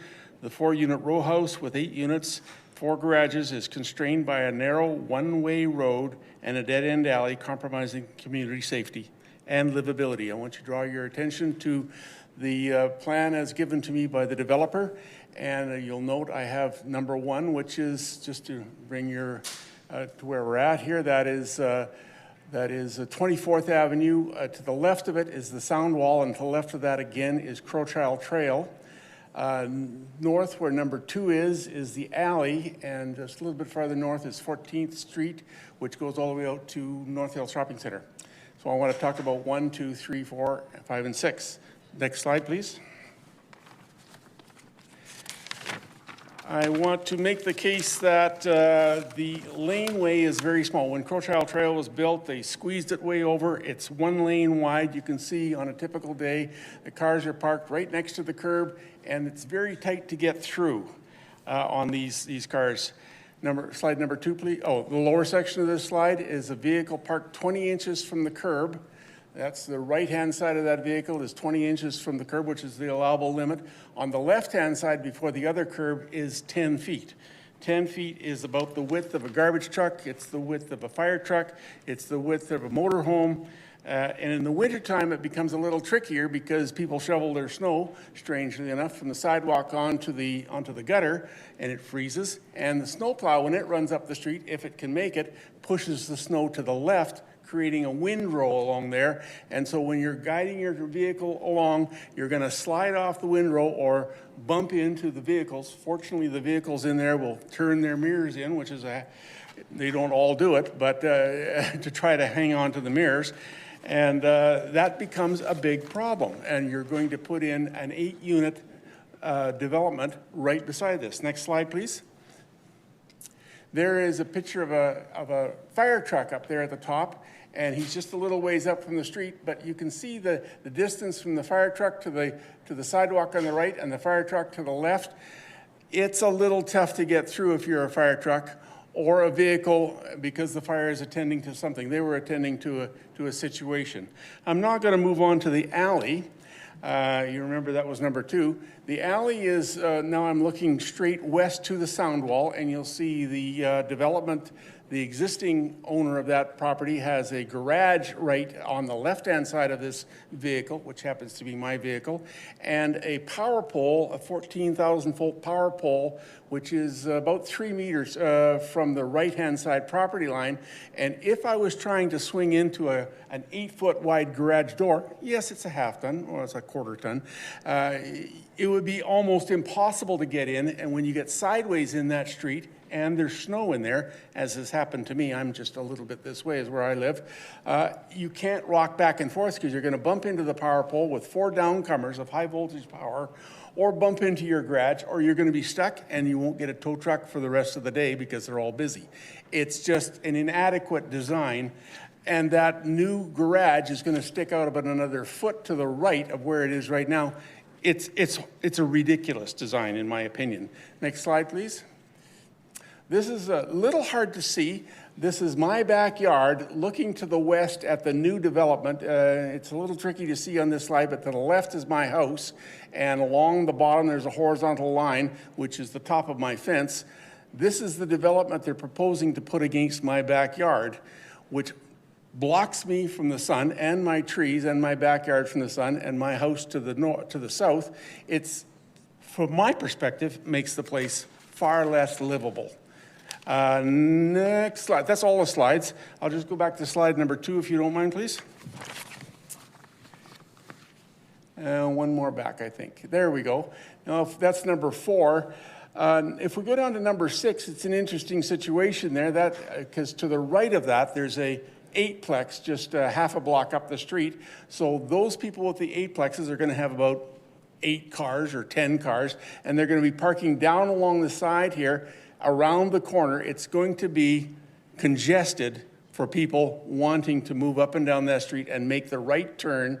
And to make the right turn into the alley is... Unfortunately, you're just at time, but perhaps a final sentence to conclude your thoughts? No, I think I'm good. I want to say, I guess finally, that I believe council should follow through on their commitment and repeal the bylaw that composes RGC, and revert back to R1C zoning for this subdivision, specifically for this area, because it's just not going to cut it, putting in that much density on that type of road. Not to mention, be very quick. Thank you. Thank you very much. Thank you. Unfortunately, I have to be respectful to everybody. Over to you, Cam, to wind up this panel.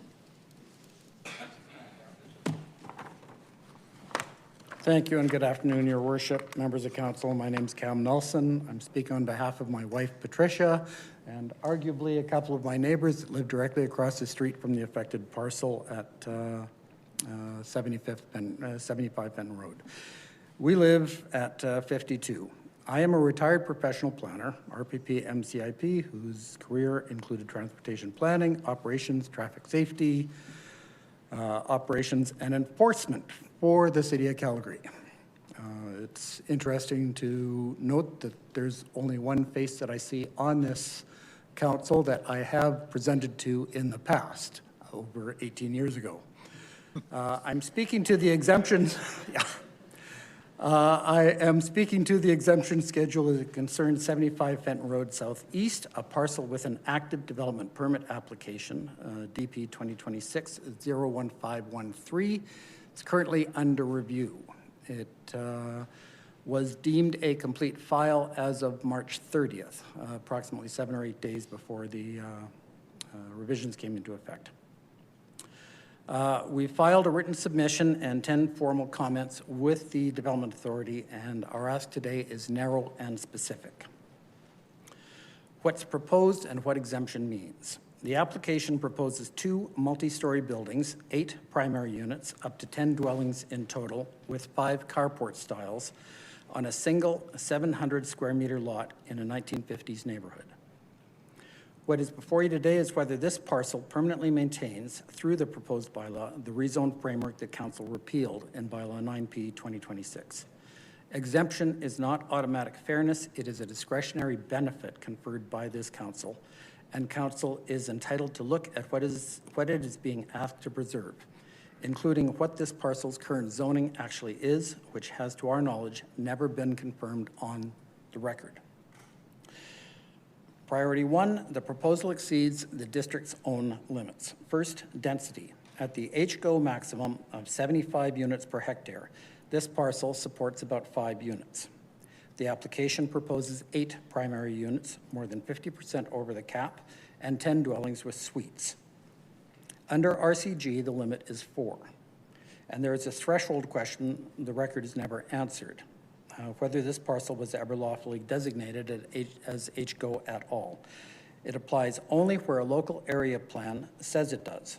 No instrument confirming that designation for this lot has been produced to my knowledge, recognizing that I may not necessarily have had time to go through all of the documents related to citywide zoning.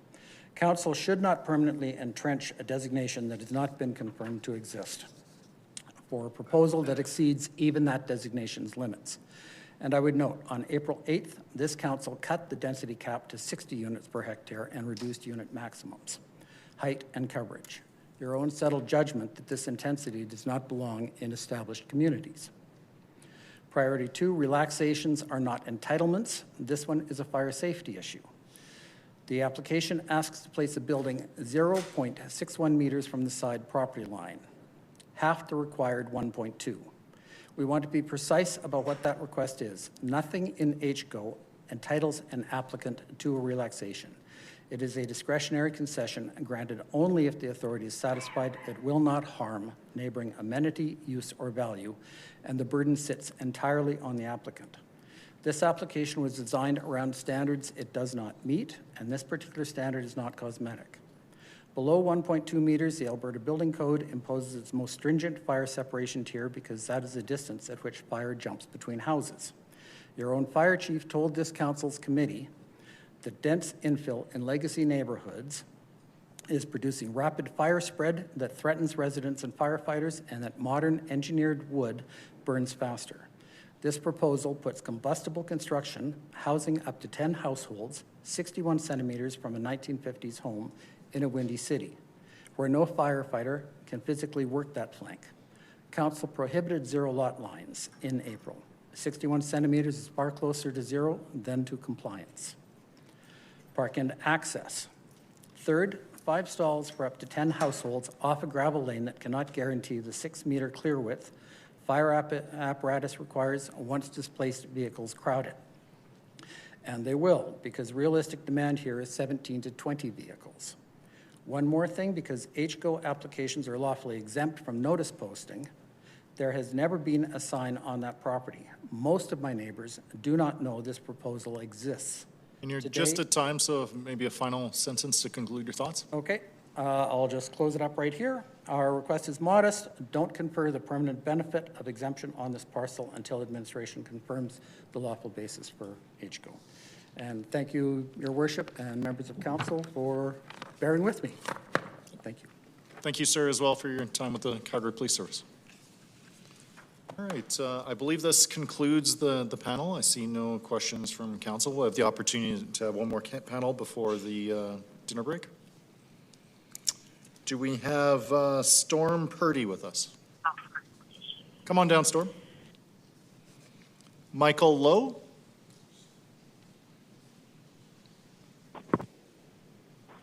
Beth Atkinson. Sorry. Michael, was that you on the line? Yeah, sorry. Can you hear me? Yes, we can. Please stand by. Do we have Andrew Hayes? Yes, on the phone. Thanks, Andrew. Please stand by. And Corinne Jansonius? Corinne, are you on the line with us? Okay. Do we have Latosia Campbell-Walters? Yep, come on down. So this will be our final panel before we break for the dinner recess. It'll be Storm, then Michael, then Beth, Andrew, then Latosia. So Storm, why don't you start us off? You have 5 minutes. Thank you very much. My name is Storm Purdy. I'm a resident of Richmond Park. And I guess to give you a bit of history, I spoke in favor of the repeal back earlier this year, and I spoke against the blanket rezoning 2 years ago when this whole issue came up. And I think what you're actually finding today, or one of my observations, is that everybody, including myself, are bringing forward conversations associated to various properties that are directly affecting them. And so I wanted to actually it was sort of my intent, not knowing that was what everybody else was going to be doing, but I wanted to just show you some of the unintended consequences of going forward with the full exemption and not taking into consideration exemptions for the exemptions. Because I think what you're finding with some of the conversations that are going on here is that people are very passionate about why that specific property should not be developed or should not be getting the approval or being allowed to be exempt. And that's what I guess I'm showing you here today. To be clear, I am in favor of exemptions on the exemptions. So in other words, taking specific properties that are not necessarily accurately reflecting the process that you've gone through. And this is probably a prime example of that. This is a development permit. Sorry, gentlemen, how do I work this? Sorry, do you have a display to show? Or? I apologize. I have a display as well as I've handed copies of the presentation, 2 little pieces of information. I believe we have that up on the screen now. Okay.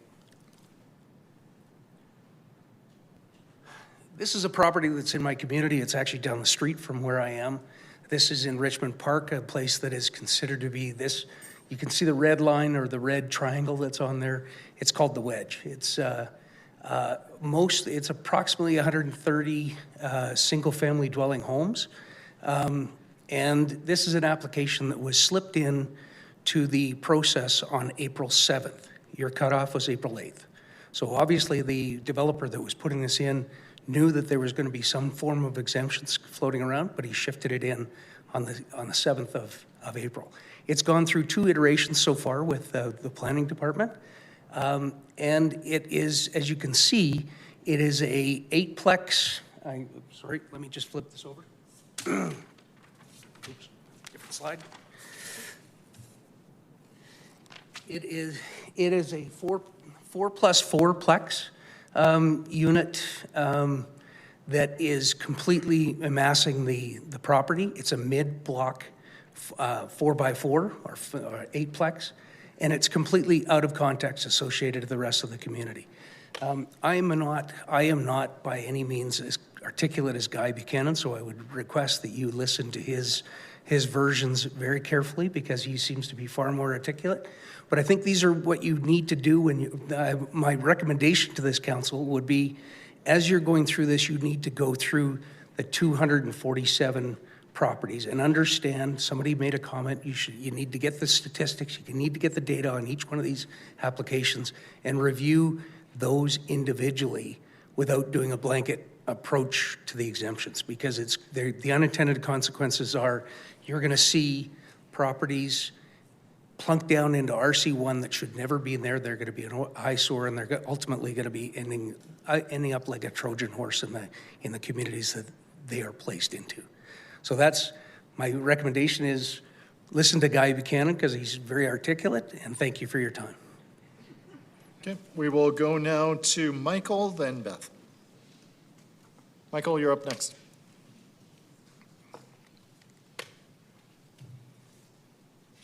Michael Lowe, are you still with us online? Hello? Hello, sir. Hello? Hello. Yeah, sorry, I'm having technical problems.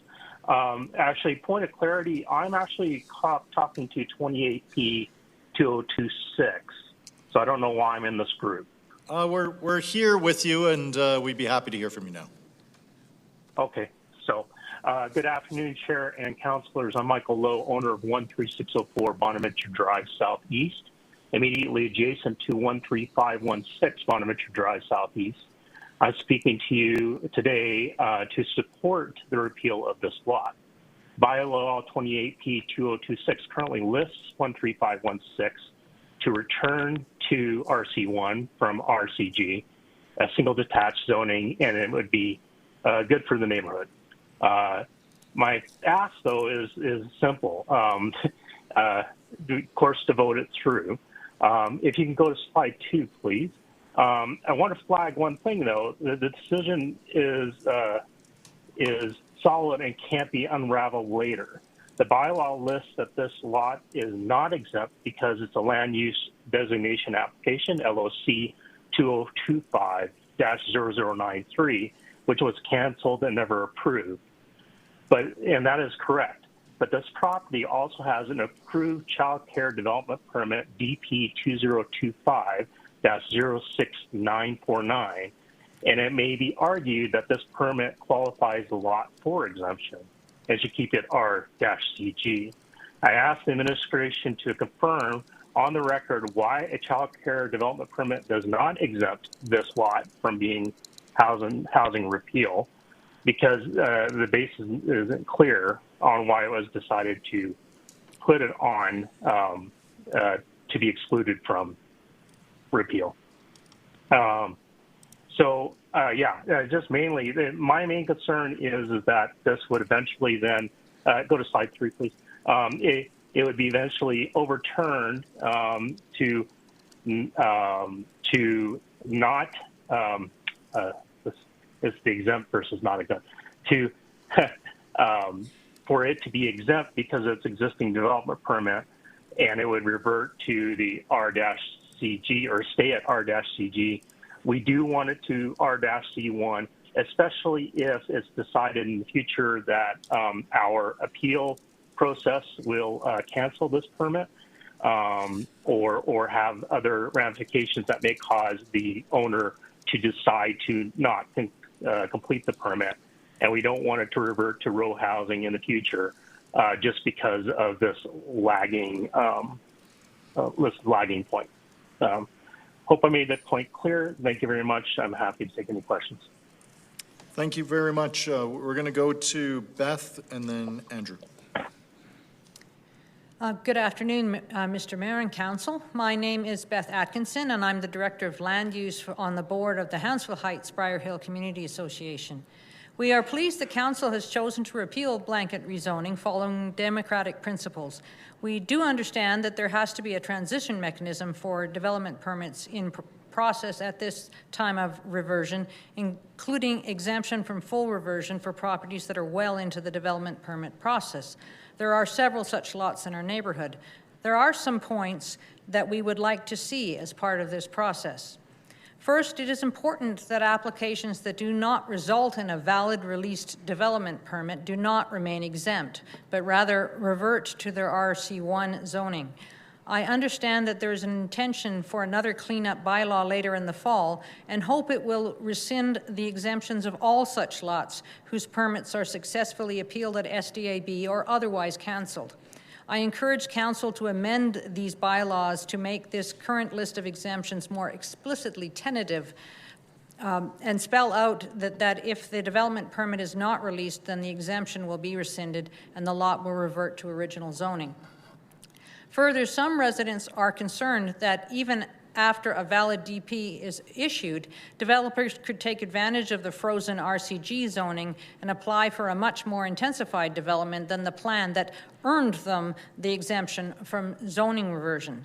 They are concerned that current plans and simpler applications could be used as placeholders to preserve the RCG zoning whilst more design is done.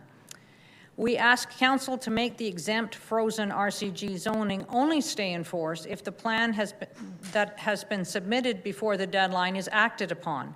We suggest that if a substantially new plan is proposed, then the zoning that goes with it should have to be justified to Council, as it would have been had blanket rezoning never existed.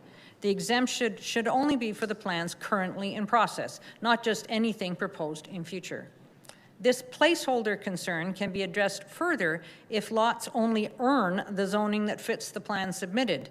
For example, the 5 lots in our neighborhood on 23rd Street Northwest, 1527 22nd Street Northwest, and 1512 28th Street Northwest should all be changed to RC2 to match the semi-detached dwellings applied for, rather than staying RCG.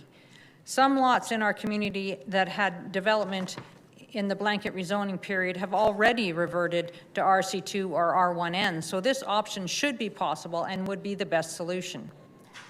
The communication of this exemption process to residents has been very unclear. Many of our residents are here today to argue the merits of RCG on very specific parcels, when it was explained to me the actual discussion is intended to be the criteria for exemption and how that exemption should be structured. The city needs to be clearer on the process and what is open for discussion and influence with each issue. Searching the list for our community wasn't easy either. A list sorted by community would have been helpful.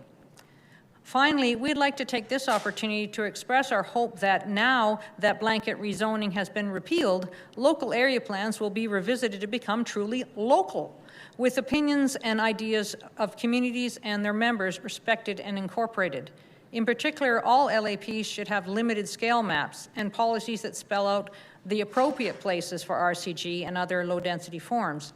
The Riley LAP lacks such a map, as it was passed during blanket rezoning, where RCG was applied everywhere. We've been recently told that a map will be created, but only with informed engagement. These adjustments should not be applied in a top-down manner without real community consultation. Riley LAP already had a Phase 5 with significant changes made without any engagement, communication to the residents, or opportunity for community associations to have input. We know our community, and our local expertise should be respected. The city needs to actually listen to citizens and not just inform them. Real consultation of communities needs to happen. Local area plans need actual local content. They should not be cookie-cutter plans imposed from on high. We ask Council to correct this instruction to just inform as a start to actually making LAPs local. Thank you. Thank you so much. We'll go now to Andrew, then Latoja. Great. Thank you. Good afternoon, Mayor Farkas and members of Council. I do have a presentation to go onto the screen, just one page, quite a simple document. And I'll go ahead now. My name is Andrew Hayes, and I'm a resident of Brentwood community. I'm here today because I believe there's a significant gap in the transition framework associated with the blanket repeal of citywide rezoning. I'm asking Council to address this gap in the transition framework that could result in similar properties receiving different zoning outcomes solely because of timing differences. I've attached on the page 1, I've attached a document showing a property that is several houses up the street from me. 3840 Brighton Drive Northwest is an example. The development permit application was submitted in late March, so it met the April 8th cutoff. The development permit was issued in late June, and the appeal window opened on July 2nd.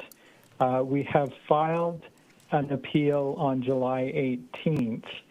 The blanket repeal takes effect on August 4th. And in the bylaw 28, it appears that due to the fact of the timing that we had no control over, that we are not going to, there's no possible way we're going to meet that August 4th date. I've been listening in on some of the SDAB hearings, and last week they were giving hearing dates of late October and early November. So obviously that's not even going to make the August 4th date. As I understand it, the framework appears to provide a clear outcome for grandfathered properties whose development permits are overturned by the SDAB before August 4th. The treatment of properties whose permits are overturned by the SDAB after August 4th appears much less clear. This is the gap I am asking Council to address. What is particularly concerning is that the affected residents have had no control over these timelines. The applications were submitted before April 8th. After that point, applicants, administration, and the SDAB influenced the timing of the entire process. The neighbors and appellants control none of these things. Yet properties that have gone through the exact same process could receive different zoning outcomes solely because of timing differences that affected residents that they had absolutely no ability to influence. If a grandfathered property loses its development permit through an SDAB appeal, the outcome should be the same, whether that appeal was decided on July 30th, the end of August, the end of October, or sometime into 2027. The zoning outcome should be determined by the result of the appeal, not by the date on which the appeal is heard. The solution is straightforward. The bylaw should clearly state that if a grandfathered development permit is overturned by the SDAB, the property should automatically return to its pre-August 6, 2024 zoning, regardless of when the SDAB decision occurs. For that reason, I respectfully request that Council amend or clarify the bylaw so that properties retaining RCG zoning solely through a transition exemption automatically reverts to its pre-August 6, 2024 zoning. That would eliminate timing-based outcomes and ensure consistent treatment of similar properties. One consistent rule, one consistent outcome applied equally, and in the words of Councillor Schmidt, that would promote fairness in this process. Thank you, everybody, for your time today. I'll be available for questions at the end of this panel. Thank you very much. Thank you, sir. We'll go now to Latoja to conclude this panel. Good afternoon, Mayor Farkas and members of council. My name is Latosia Campbell-Walters, planning principal with Sparks Planning Group. I am here on behalf of the registered owner of 108 Harvest Hill Drive in the Northeast. Unfortunately, they're unable to be here. I'm going to ask clerk at this time to pull up the revised submission as well as or circulate and the revised presentation that was shared. Looking at slide 1. The owner is requesting that council retain the property's RCG designation by applying the first exemption criterion adopted as part of the citywide rezoning repeal. Just looking at the presentation, that's revised, it's not up there yet. Anyway, on April 20th, 2026, council approved development permit DP 2025-06252 under the RCG district. Going to slide 2. Council's first exemption criterion states that a property is eligible where it received an approval for a development permit or subdivision application under RCG and other land use designations such as RG and HGO before the bylaw takes effect. This property satisfies that criterion. Although the development permit is currently under appeal, the appeal has not been heard. The hearing is scheduled for August 20th, and the permit remains valid and has not been overturned. Administration has concluded that the property is not exempt because of the approved childcare services, but that does not require RCG zoning. I'm on to slide 3. With respect to that, that introduces a requirement that's not found in Council's adopted exemption criterion. The criterion is based on the existence of an approved development permit under an applicable land use district, which is in this case RCG.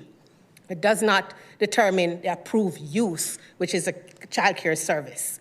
And going on to slide 4, in addition, the Council's own interactive address map identify the parcel as excluded from the zoning repeal, reinforcing the owner's understanding that the property qualifies under Council's adopted framework. The owner relied on this information in good faith. Today, I am respectfully asking Council to apply the exemption criteria as you have adopted based on the development permit as approved under RCG, and the fact that it remains in effect. 108 Harvest Hill Drive Northeast DP satisfies that first exemption criterion. Accordingly, I kindly request that Council recognize the property's eligibility for exemption and retain the existing RCG designation. Thank you very much. I'm pleased to answer any question. Thank you. That concludes the panel. We have some questions from Council. First up, Councillor Clark, please. Yes, thank you, Your Worship. If I could speak with Ms. Atkinson, please. Yes, sir. I'm just over here. Ah, sorry. No, it's no problem at all. Ms. Atkinson, I just wanted to ask you, you said that you're on the Planning and Development Board Committee for your community association, is that right? Yeah, I'm the Director of Land Use for Hounsville Heights, Briar Hill, yes. That's great. Can I ask how long you've been at that? Over 5 years. 5 years. So you've kind of seen this beginning, middle, and end almost. Yes, and I Now was here on the we are. working group for our LAP as well, so Yeah. I've seen it very much detail. And may I ask how long you've been in your neighborhood? 30 years. Amazing. Yeah. I apologize, and I won't make a habit out of this because I know we've got plenty of people to get through, but I just want to sincerely thank you for your contributions to your community. I, in Ward 9, represent 17 community associations. We've got folks taking up that position, and I've heard plainly and clearly how much work it is to hold that particular position on that board. So I really resonated with your presentation and appreciate your well thought out and well articulated point of view on this. I don't think, you know, it is nuanced. There's a lot of, there's a path forward here and we've got to find it together. And I thought you did a really wonderful job of communicating that. So just thank you for what you do and thank you for being here. Thank you. Thank you. Deputy Mayor Kelly, please. Thank you, Your Worship. Sorry, just get to the right screen here. Mr. Hayes, if you wouldn't mind. You're still online with us, yes? I am. Can you hear me, Councillor Kelly? Yep, we can hear you perfectly. Just wanted to thank you for the detailed presentation with the breakdown. If you wouldn't mind, could you just reach out to my office at ward4@calgary.ca so we can have a conversation about this?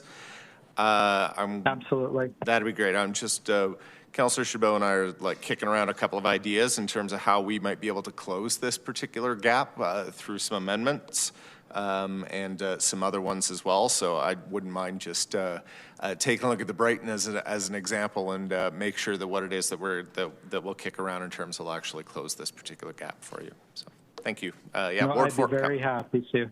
Thank you. Yeah, it's we identified this in the opening as one of the two main gaps that we have in front of us. So yeah, appreciate your presentation today. Thank you. I'm happy to hear that, and I appreciate the clarifications you did at the beginning of the session. So thank you very much. Can we just hang out here for a while and people say how great we are? No, we have to get some work done.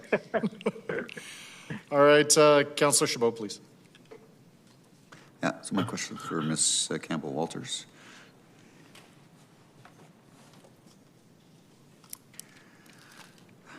The development permit that you referenced, and if I'm not mistaken, you did provide a submission as part of our package. Yes, I did. Through the chair, Councillor. Okay, I thought I saw that. So the development permit was for a daycare, correct? Correct, Councillor. And is that daycare development permit still applicable regardless of the land use? Yes, Councillor, as I understand it, through the chair. Okay. Yeah, that's the only question I wanted clarification on. I do realize, of course, that you're referring to the letter of the law, so to speak, insofar as finding a rationale around an exemption.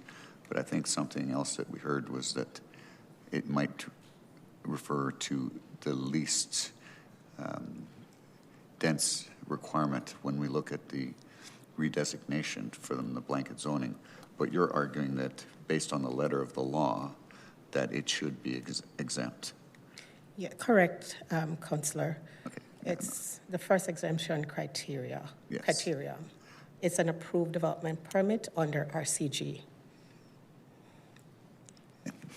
The land use at the time, yes. Yes. Okay, thanks for that clarification. I just wanted to make sure I understood that correctly. You're welcome. Thank you. Thank you, Chair. All right, that concludes this panel. We have a couple minutes more before dinner recess. I'm going to attempt hearing from one more person. Next in the queue, I think I see her, Jean. Jean Wallach, come on down.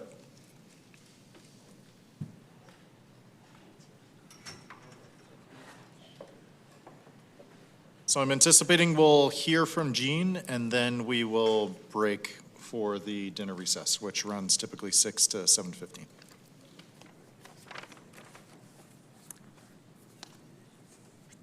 Thank you. Good evening. Thank you for the opportunity to share with you my opposition to proposed bylaw 27P2026 that will exempt properties from the repeal of blanket rezoning.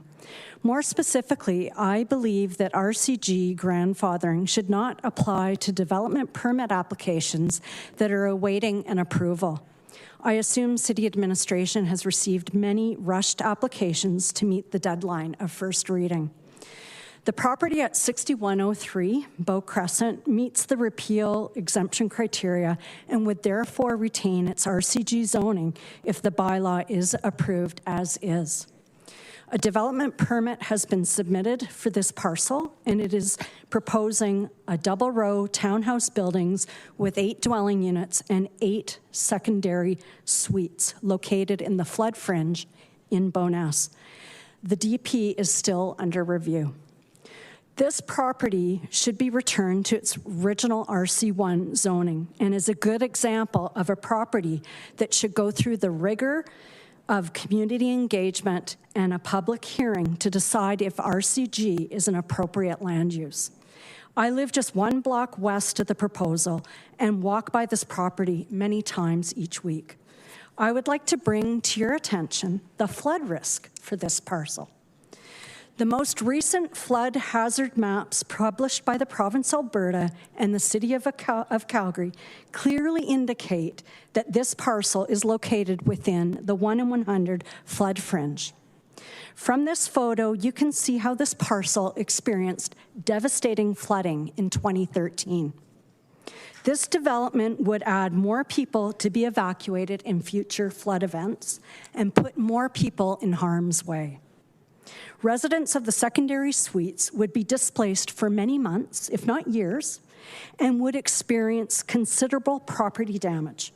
Depending on their economic situation, their lives would be totally upended. You may also be aware that Calgary River Valley's project has made recommendations to Council that would restrict development of parcels within the flood fringe, including restriction of secondary suites, so that they're not below the designated flood elevation, among other restrictions. According to city planning documents, areas identified as future identified as future comprehensive and requires additional site design and specific community level planning before high density developments are approved. It seems entirely inappropriate to allow this type of density at 6103 Bow Crescent simply because the application met one of the repeal exemptions criteria. During the public hearing where it was decided to repeal blanket rezoning, Calgarians for Thoughtful Growth shared an independent legal opinion on RCG grandfathering. That opinion stated the following: an approved development permit creates a right that can be preserved. However, a pending application does not. If zoning changes while an application is still pending, then the application must be evaluated under the new bylaw. And a pending application does not create a vested right to have it considered under the old zoning. In this hearing this afternoon, your own council suggested you are free to approve, reject, or amend the bylaw. Fears of legal action from property owners is overblown and should be discounted as you make your decision. I'd also like you to consider the fairness to one developer versus 8 people living below the designated flood elevation when we have the next 2013 size flood. In closing, I request that you reject bylaw 27P 2026 so that owners with parcels that meet the grandfathering criteria are required to follow the rigor of public engagement followed by a public hearing to decide if RCG is an appropriate land use. Thank you for the opportunity to speak with you today, and I'd be happy to answer your questions. Thank you so much for being here with us. Colleagues, if there's no objection, we're going to hear from one more person. Oh, sorry, Jean, come on back. We have a request to speak from Councillor Chabot. Sorry, I typed RTA because I was in a hurry. Thanks for being here. So what you're asking for is basically to not exempt any properties. And that would include properties that have a development permit that's been approved or only those that are pending. Because the bylaw covers all. The ones that have been approved, the ones that have been gone through an appeal, and you're suggesting that all of 27P should be voted down when some of those... No, I'm sorry, I may have been unclear. I'm suggesting that pending applications, okay. Applications that are still under a review, I'm not sure how you select the date. Okay. Because I think there's some that are included in this bylaw that have gone through that rigor, that have gone through that process of being approved, being appealed, being overturned, and all of that kind of stuff insofar as from a procedural fairness perspective, the ones that I think you're referring to are the ones that are not finalized, that haven't been approved, but they've applied for a development permit and it hasn't been approved yet. Correct. Okay. So this one is still, and there are several that are still under review. Yes. And I assume that several were submitted in haste to meet the deadline.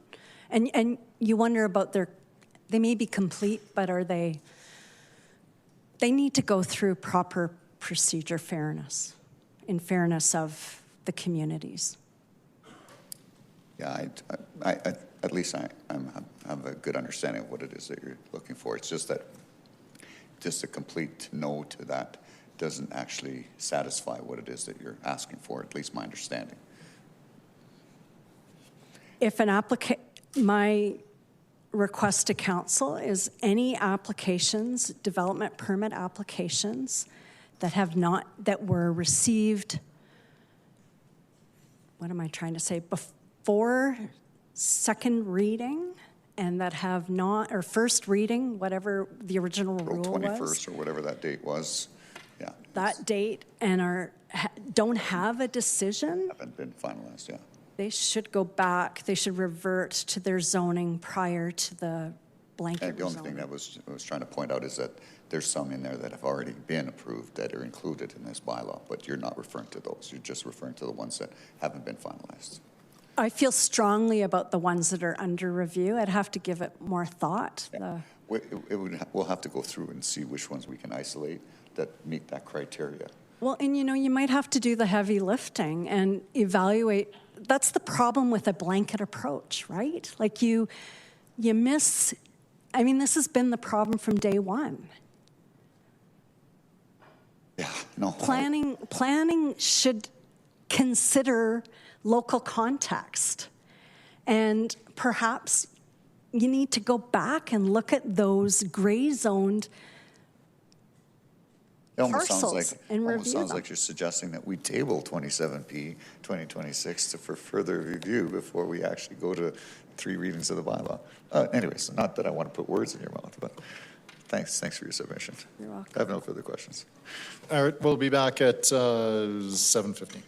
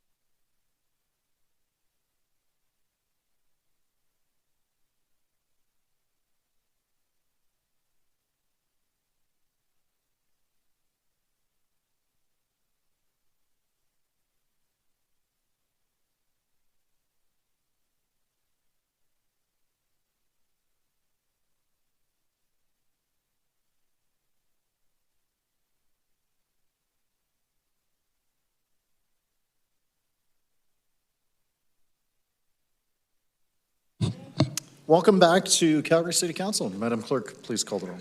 Thank you, Mayor. On the roll, Councillor Johnston. Here.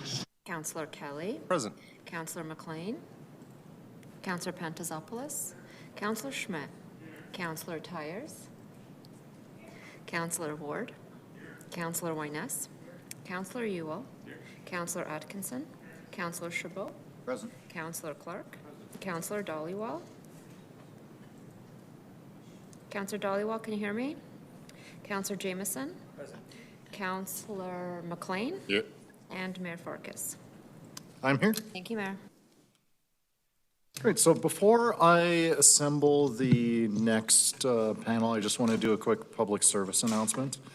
So online at the City of Calgary website, there's a spreadsheet and detailed analysis in terms of what the impacted addresses are.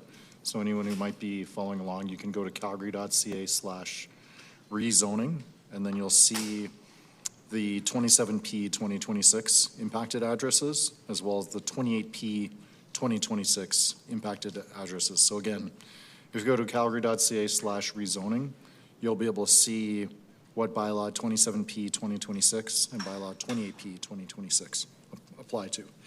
So we're still in the public hearing for bylaw 27P 2026. I will attempt to assemble our next panel. Do we have Corrine Jansonius with us? Or on the line? Chris Bardell? Carol Beck? Online. Okay, is that you, Carol? Okay, come on down, Carol. And was that you on the line, Chris? Yeah, this is Chris. Okay, please stand by, Chris. Do we have Luciano de Blasio? Yes, I'm here. Or that's probably Luciano, sorry, please stand by. Okay. Do we have Alexander de Blasio? Okay, come on down, Alexander. Do we have Saeed Bashi? Severin Werner? Jonathan Saint? Yeah, I'm here online. Thanks, Jonathan. Stand by. That'll be our first panel. It'll be Chris, Carol, Luciano, Alexander, then Jonathan. Please go ahead, Chris. Okay. Good evening, guys. Appreciate the opportunity to speak to you today. Just leading off here, based on the last panel that was up there, my neighbor Andrew laid out some really good points that I'll echo really in this presentation. We're in Brighton Drive. There's a DP in for 3840 Brighton Drive Northwest, neighboring property to myself. Unfortunately, this was a DP that went in just before the rezoning came in. Severin Werner. Okay, everyone, please make sure that you're muted unless you are Chris Bardell. Yeah. And so I'll continue on. They applied for a development permit in March, just before the cutoff of the repeal. I do appreciate everything that this current council is doing with the repeal and the rezoning. Not happy that my neighbor put in an application, but that is the case, and that's the process I was going through. The DP has recently been approved in late June. We have just submitted for a appeal with SDAB as of, I think it's July 18th that it's gone in. We hope to have a successful overturn, but what we really, what I want to address the council on today is just really about the gap in the timing. So I think Andrew said it really well in terms of sort of the timing and the table that he laid out. And I'll just echo that, I think the exemption really needs to be re-looked at in terms of if it is overturned at SDAB, that it needs to go to its original zoning prior to August 2024. If the DP is abandoned or canceled, the bylaw should really be the same and go back to its original rezoning is what we're asking for.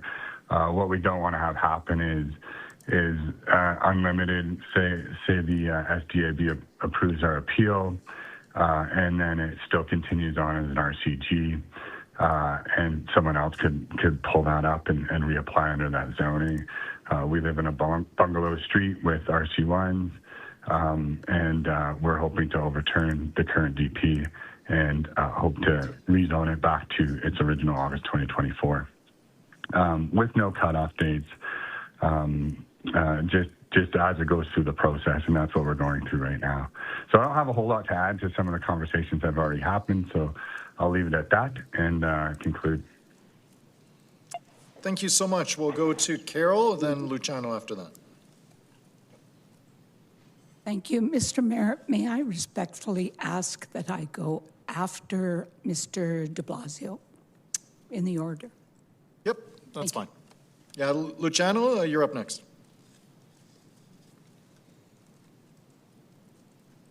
Yes, good afternoon, Mr. Mayor, member of the council and administration. My name is Luciano de Blasio. My wife and I live on 913 Rundle Crescent Northeast, immediately adjacent to the proposed development of 909 Rundle Crescent. Thank you for the opportunity to speak today. On the outset, I respectfully ask council to vote no on bylaw 27 P2 2026 to prevent the grandfather loophole from existing and beyond August 4th effective date. And also, please vote yes to the bylaw 28 P 2026 to prohibit primary resident building to rear backyards and mid-block infill developments. Please amend both of the effective immediately and deny the development permit of the DP 2026 01528, which is incompatible with the established character of the neighborhood and places a necessary impact on adjacent residents.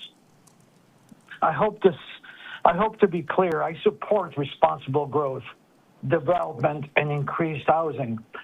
My objection is not to density. It is the specific and particular design of this adjacent that sets a precedent. That would create a huge problem for us.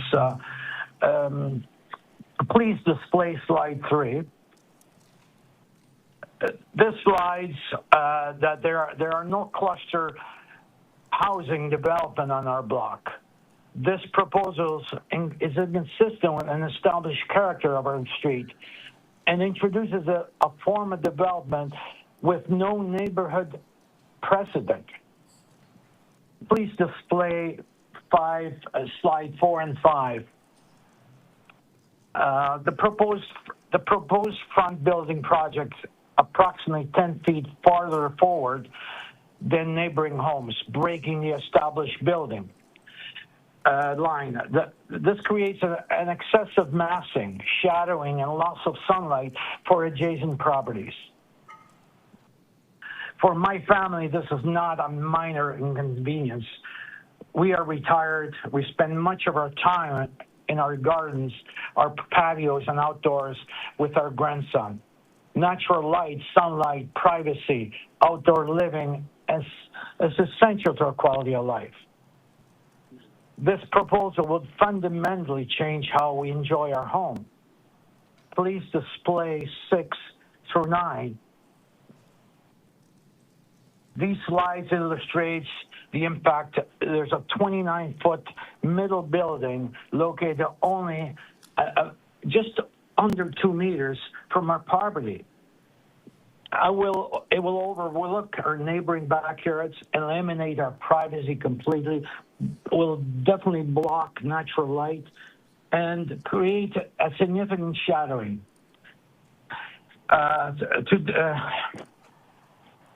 And dominates our outdoor living space. This is also a potential impact on the nature, the mature boulevard trees that contributes to our character of our street. Please display 10, slide number 10. Finally, this is not my my concern. Every directly affected neighboring property opposes this proposal, and a signed petition was submitted because we believe the development is incompatible with our established community. Council, this hearing is not about stopping growth. It's about ensuring growth that is thoughtful, compatible, and fair to the existing residents. Thank you for your time and consideration, and I hope that we can make some difference here, maybe listening to us. I'd appreciate it. Thank you, and good evening. Thank you so much, Luciano. Carol, we'll come back to you. Thank you. My name is Carol Beckel. I live one house down from the proposed development at 909 Rundle Crescent Northeast, the one that Luciano was just speaking about. I urge you to object to granting the exemption of bylaw 27P 2026. With regards to this development, we are at a crossroads where we find a landowner and developer intent on building a three-structure, multi-unit housing complex in the middle of a quiet residential street.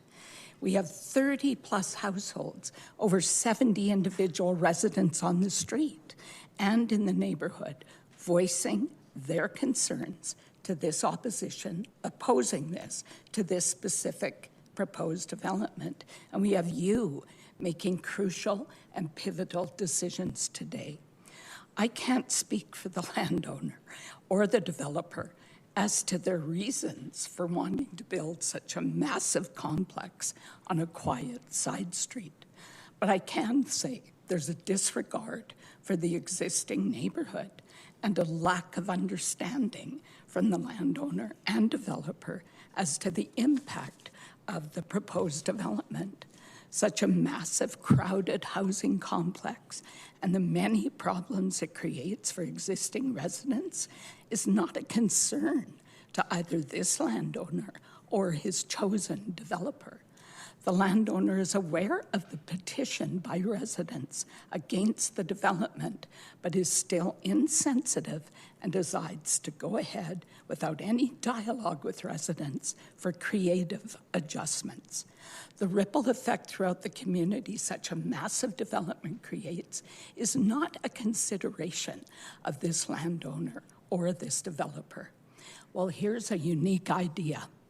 If the owner of the property and the developer communicated with residents, as we've respectfully asked them to do multiple times about our concerns, I believe a suitable solution is possible.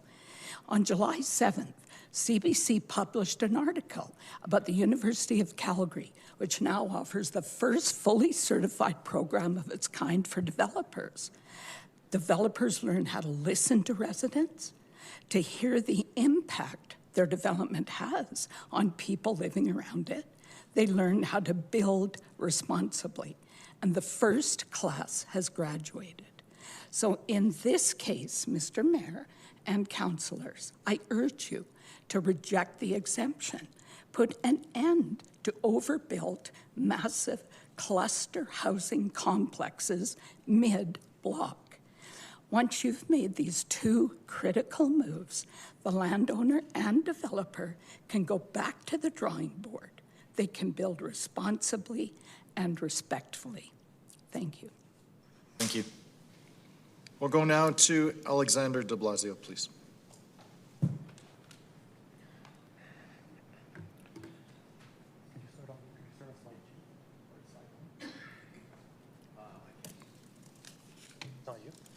That's the one.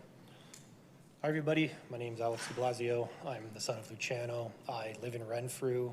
I am part of a collective who representing the street. We collected a petition over 40 names. We had about 40 plus names, 40 plus households, 18 out of 19 houses on this distinct street and block signed a petition supporting us. So I just want to know that also that the timing and of the letter and the way this has come about in the last couple of days, it was a rush for us. My father, you just heard from, called in from Germany.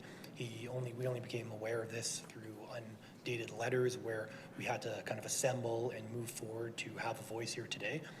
So I just want to make note of that. And, you know, so it's like 2 a.m. where he is, and I think I just want to give him some respect over that. So I want to take a little bit of different approach to this distinct property in the application, and specifically what the process, the application process, how we describe completeness of an application, how it's reviewed when that information becomes available, and how it is interconnected to time-based decision-making, both during the application process, post-approval, post-release, pre-appeal, post-appeal, et cetera. So it's all interconnected. So I bring this up primarily because I also work in an industry where you submit permits on for industrial projects. And when I opened up the file, which was submitted about 3 days before, I think, the second hearing on this matter in April, so March 26th, there was an error on the first page. There's an error with the survey drawing. Immediately, the question is asked, what is completeness? Was there due diligence performed on this file? To what degree? To what bar? Is the bar low? Is the bar high? And I bring this up not to say that the file should have immediately been thrown out. It should have been caught. It should have been reviewed. The application should have been paused and reconciled, and that would have taken time. And time is important in context here because in this room today, or so far, we've been discussing, and it seems like people are jockeying over when is the right time for a permit to be effective. Was it that April 22nd date if an application went in? Was it before or after August 5th when the bylaws take place? If we start jockeying for these dates and don't apply discrete and nuanced understanding to each and every application, and black box it, bundle it all together, and process it, we miss these types of things. And these types of things, especially if this council decides on reference points for when something is good or bad, can be developed or not developed, is problematic. In our case, when I raise this specific issue, it would have pushed the reference date for our file into the future, and it may result in a different outcome. Where we are today is this permit was approved on Friday.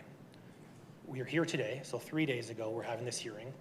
The permit gets marketed or advertised on Thursdays, and then our 21-day clock starts. So now we're in another broad window of when we can submit an appeal, not submit an appeal. The appeal could go in after August 5th. And then what is the basis for how you review the appeal? Is it under the RCG? Is it under the previous RC? We just heard earlier that the appeal board is not accepting applications to late Q3 or Q4. So it's just a mess, and we've already made the hard decision. I think that hard decision is August 5th or prior to simply revert back this mass grouping and either take that approach or go case file by case file, nuance by nuance, context by context. Otherwise, people are damaged. The validity and the robustness of a review is called into play, and it will forever leave a mark. And two other points. So earlier today, I think the director stood here and said she stood behind the application or the robustness of how they apply. And there was a remark and gasp from the crowd, and then we were told some decorum. But I'm presenting evidence here that there was some stale information. To what level and degree, I would argue, doesn't matter. It was stale. It should have been rectified. It should have been caught by the regulator, and that file should have been paused to some degree and then processed at a later date. And that later date could mean all the difference in the world for us, our community, our family, and our friends. The other thing I'll note is we were talking about hard decisions and throwing out statistics. 306,000 parcels were downzoned, I think, or upzoned, whatever the terminology is. And then we started talking about these 240 files and all this nuance. Well, we've already made the hard decision for for impacting and having a path forward for 306,000 files. To simply vote to not accept an extension would effectively put us into a position, and I see my time's up, I'm just trying to collect my last slide. It would allow us to, sorry, keep it up. Thank you so much for being here with us. Thank you. We'll go now to Jonathan, please.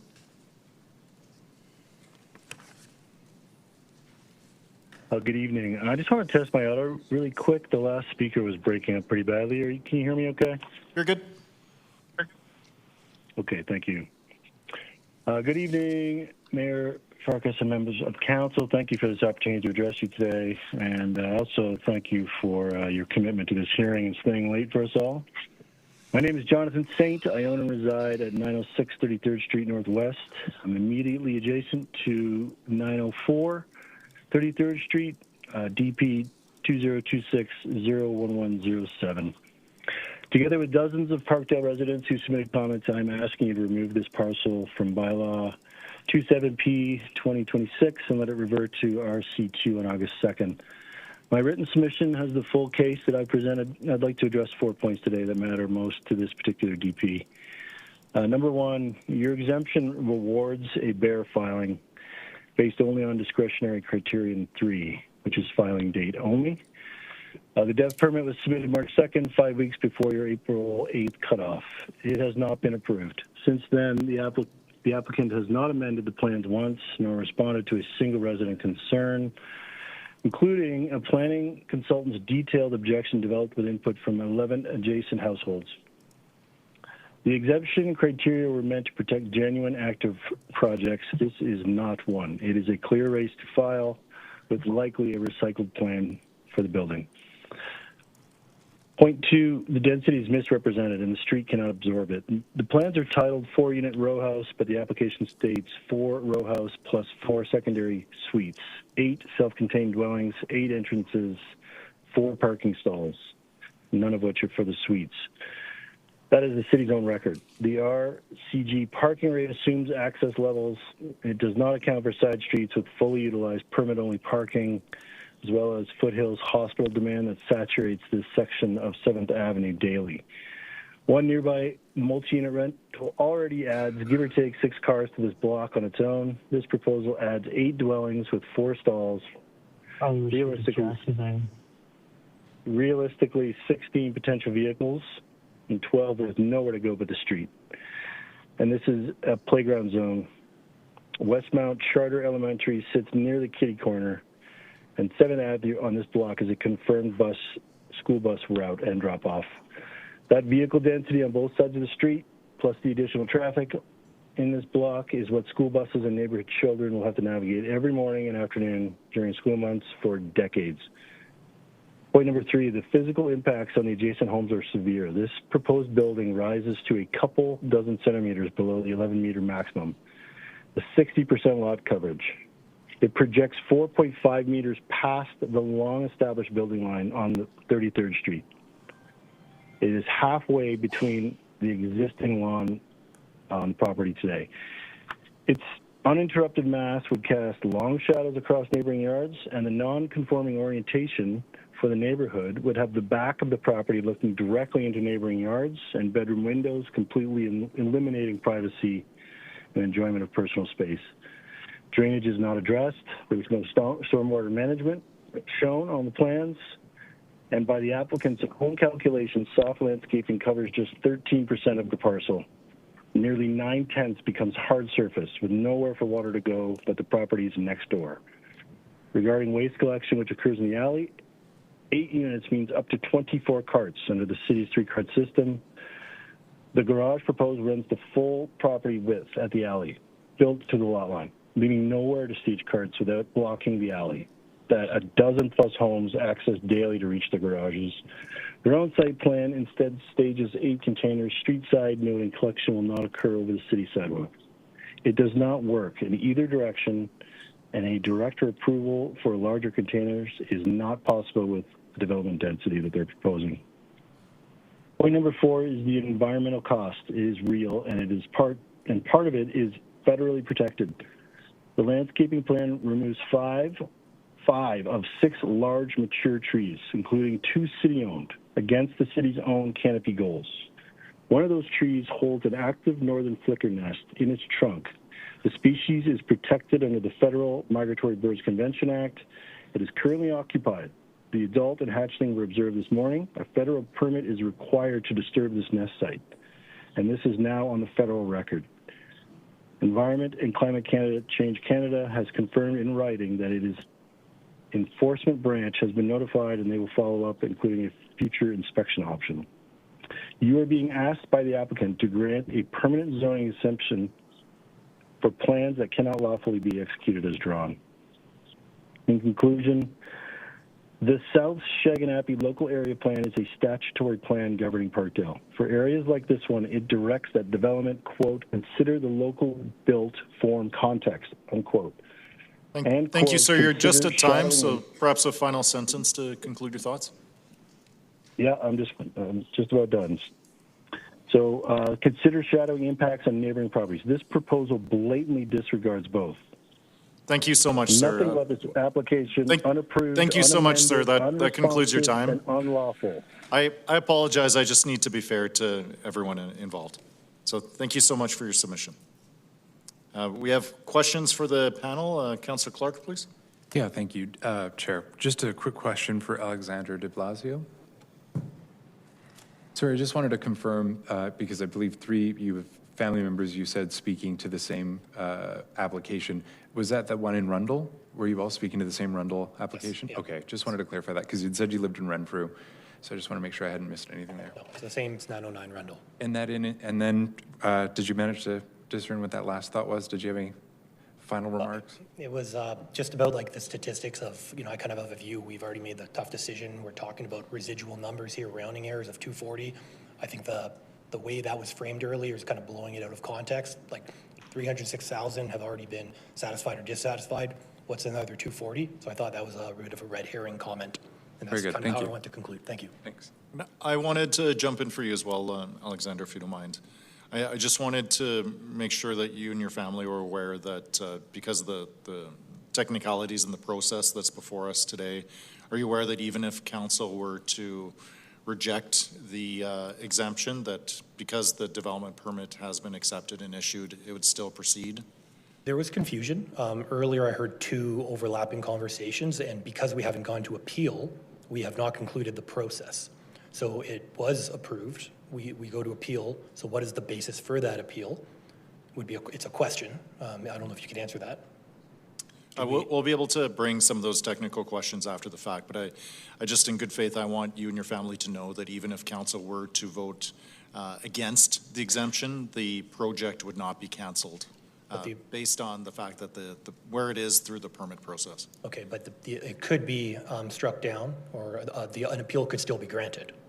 Could it not? Correct, but that would be a different process than what's before us, and I just don't want to set the public up for false expectations, and that if council were to vote a certain way, that a certain project in the queue would not be accepted. Right. Largely what we heard of is the vast majority of them, it seems, because of where they are in the permit process, the zoning is not relevant to whether the project proceeds or not. And hence why I started with the whole timing based, because I just wrote that before I came in. I don't know if this is an appeal question, but if it was an incomplete application, should it then be shifted later, and maybe we could fall under the bucket here. So I don't know how that would play out, but I would be interested to learn more. Yeah, fair enough. Councillor Chabot, please. I'm not sure if my question's been fully answered. So, Ms. Beckel, or either or of you, with regards to 909 Rundle, so do you know whether or not that DP has been approved? We just heard Friday. That it has been approved? Yeah, just so. And yeah. So you've got 21 days to file an appeal? Yeah, so we've been doing all this work and preparing, and then just heard. Yeah, now we'll appeal. Yeah, not sure how that's going to be treated. I don't know either. Which is something else we'll have to discuss later. Okay, thanks for that. Thank you. To confirm that. Thank you. All right, thank you, colleagues. That concludes this panel. We'll work to assemble the next one. So back to panel 3, do we have Corinne Jansonius with us? Mayor, respectfully, it's Severin Werner speaking. I think I was skipped in panel 5. Whoops, we had assembled the panel of 5 speakers. I'm going to again call out for some names here. Please stand by. Okay, do we have Corinne Jansonius with us? No. All right, back to panel 5, Saeed Bashi. Severin Werner? Yes. Okay, please stand by, Severin. David Murray? Okay, come on down, David. Kirk Strom. Okay, come on down, Kirk. Allison Hayter. Rostam Radmand. Okay, come down, Rostam.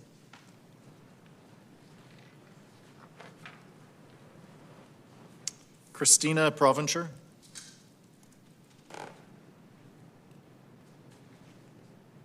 Clara Urban. Okay, come on down, Clara. Sorry, is that you, Clara? Yes, it's me. Okay. Okay, come on down, Clara, please.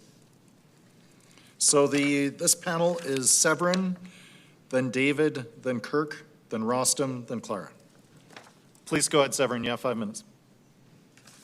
Thank you very much. Before I start, I would just like to second one of my previous speakers to say that the line is a little choppy, so just be maybe aware of that. Dear Mayor, dear City Council, thank you very much for the opportunity to address you directly today. My name is Severin Werner, and my family and I are the current residents at 907 Rundle Crescent. So we are directly adjacent to the proposed development at 909 Rundle Crescent, so we're on the other side to Luciano de Blasio, who spoke earlier today. I'm speaking to you to express my strong opposition to the proposed development and my strong support regarding the proposed exemption repeal for 909 Rundle Crescent. Just like my previous speakers, I would like to emphasize that my family's and community's opposition does not stem from an opposition to redevelopment. It stems from a desire to ensure that redevelopment occurs in a way that respects the existing streetscape, the neighboring properties, and the overall planning framework. I'd like to mention first that we were all, of course, quite disappointed and, frankly, a little bit confused, too, as to why the city has made the decision to approve the proposed development permit ahead of today's hearing. In my view, it is exactly these kinds of developments that were enabled by a failed rezoning experiment that have caused so much frustration in our communities, have led to a breakdown of trust between the city's residents, the city's administration, and the city councilors. All I'd ask for from our councilors today would be that you've been elected to stand up for us and defend our interests, and I trust that you will do that today. RCG rezoning and the associated property developments have real-world impacts on the city's citizens that can by no matter be considered minor. In the case of 909 Randall Crescent, the community will now have to attempt to stop the proposed development through an appeal board hearing. If the city clerk or if someone in the room could please open my presentation, I'd very much appreciate it. That's up on the screen. Yeah. Okay, perfect. So just to give everyone a flavor of the impact of this project on slide 1, the proposed structure significantly disrupts the established setback pattern and creates a really pronounced mid-block protrusion of about 4 meters. So just to repeat that, a building is being proposed that will stick out by about 4 meters in the middle of the block compared to the neighboring houses on a street that is characterized by single detached and semi-detached houses. If we could move to slide 2, please. In addition to that, the proposed development completely fails to respect the rear yard context. You can see on the slide that I've provided that the backyards are evenly aligned along the entire block, significant shadowing and privacy impacts, and utterly fails to respect the existing neighborhood context. As my neighbor already mentioned, his property to the north will be completely deprived of sunlight. If we could flip to slide 3 and 4 and kind of jump back between the two so you get a little bit of a feel for it. And just for record, the trees don't have leaves. I did that intentionally for you to see what was submitted to the city administration when we submitted the application in April, and still that permit went through. But if you look at those two pictures, I think you would agree that there's already a quite congested parking situation in Rundle Crescent. There's limited street parking available as part of the proposed development, which will by no means adequately accommodate the intensity without contributing additional congestion on the street. So in summary, by approving the permit, it appears that the city has given the proponent a degree of planning certainty for a project that fell into a transition period. I think that's one thing. However, in my view, all of you have been elected to make things right for your voters. We hope you see that this property should have never been rezoned to RCG. And ensuring that 909 Resident Crescent is permanently converted to RCG zoning will mean that the community will have to fight proposals such as the current one through appeals on an ongoing basis. Therefore, I respectfully request to not include 909 Resident Crescent on the list of exempted properties and to revert it back to its original zoning. Thank you very much. Thank you. We will go now to David, then Kirk. David Murray, please go ahead.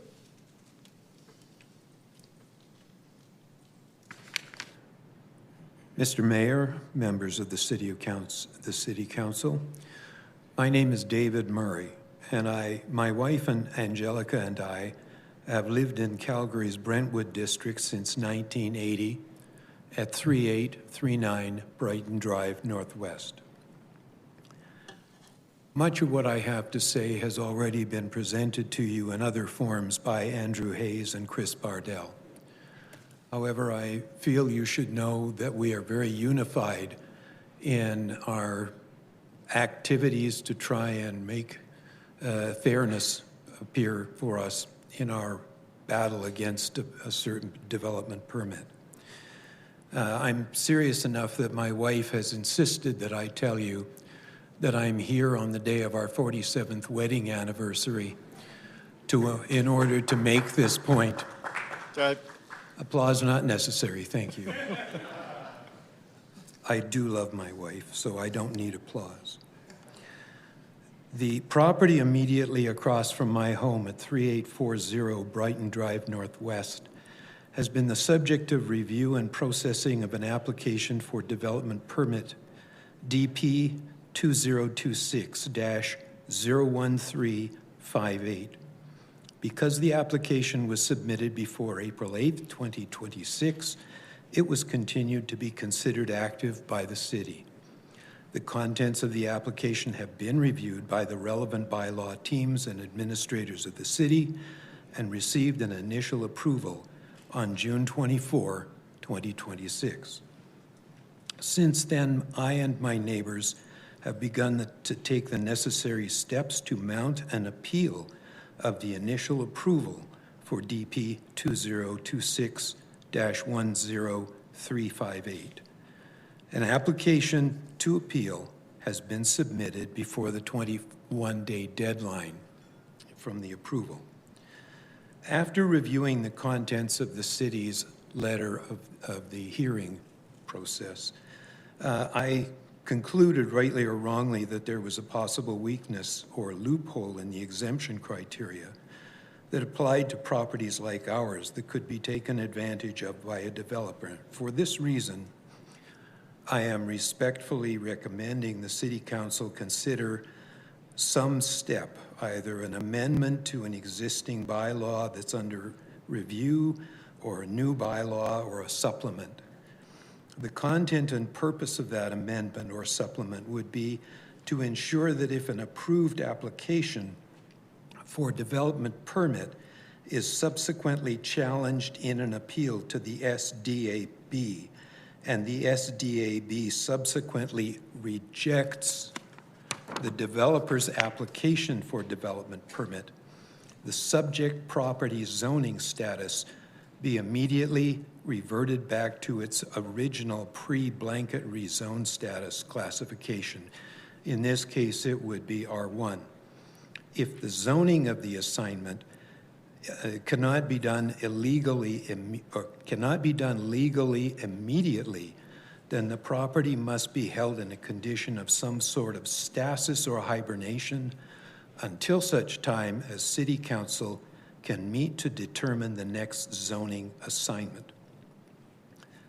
The intention is to prevent a developer from immediately submitting a new application for the development permit based on RCG parameters immediately after the rejection of their earlier application by the SDAB. The developer should only get one swing at the ball, and then they have to retire from the field. I believe this makes things fair for the neighbors who only have to go through the stresses and strains of fighting this once, and I grudgingly put forward that it's also fair to other developers who, if they were to try and do the same thing, would have to go through both steps of applying for rezoning and then going through the process of getting a new development permit. Thank you for your time and your patience. Thank you, sir. We'll go now to Kirk, then Rostam. Kirk, please go ahead. Thank you. Good evening, Mayor Farkas and members of council. I'm here to speak with formal objection to the zoning exemption for 909 Rundle Crescent Northeast. So I live in Renfrew on Rundle Crescent and fairly near to that proposed development. Now my comments were drafted over the last few days, just in advance of what we found out yesterday, which was the approval for this mass development, which I'm in opposition to. So it's a little bit out of step, but my comments have to do with timing and the pace of the review process. So I believe they're even more relevant this evening. As a resident of Renfrew, I'm in opposition to this proposed high-density zoning exemption. But what really caught my attention is the way it was put forward, entertained, and processed.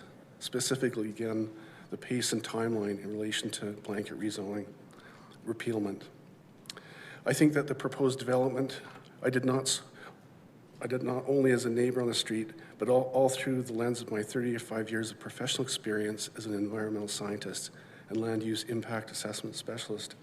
How does that background relate to the proposed development, you may ask?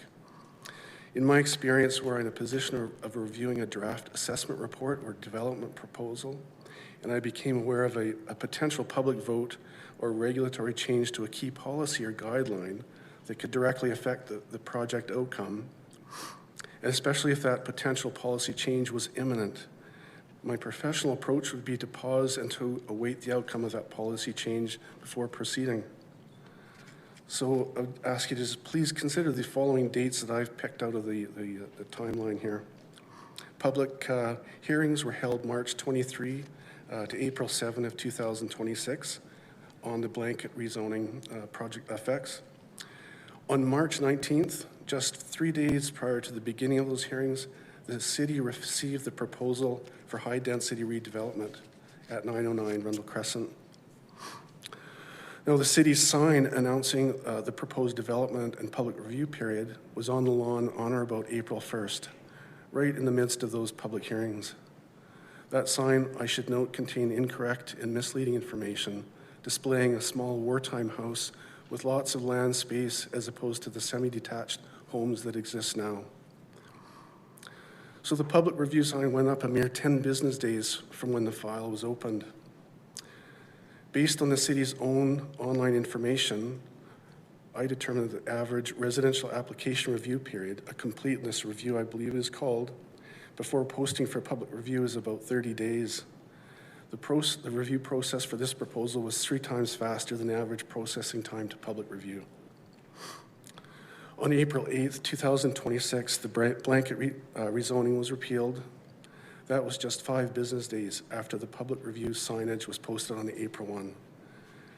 If an average or normal development permit application review time of 30 days had alternatively been followed, compared to the expedited 10 days this application appears to have received, the posting for public review would have been on or about May 1st, 2026, 17 days after the city had voted to repeal blanket rezoning.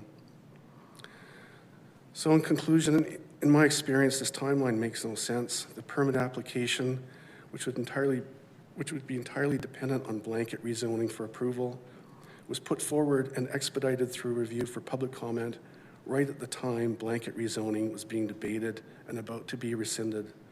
Why was that application not paused? The proposal should never have been entertained for consideration at time, and that principle still applies today.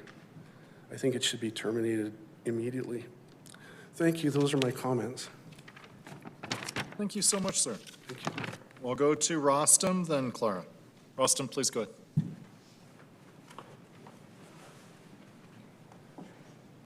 Good evening, Mr. Farkas, member of council, and thank you for opportunity to speak here tonight. I want to begin by saying that I support mass housing, row houses, and diverse housing options.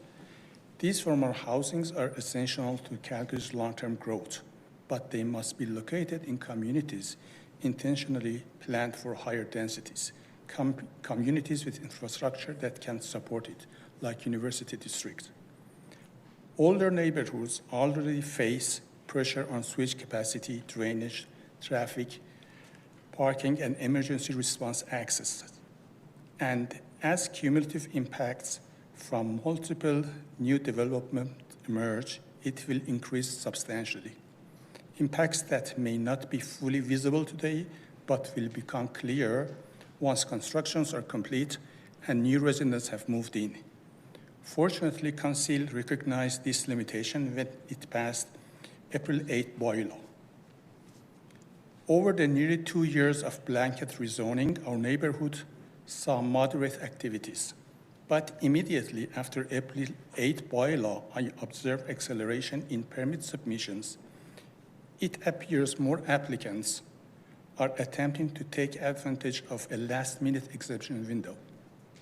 Just within 50 meters of my home, there are now 5 development permits applications.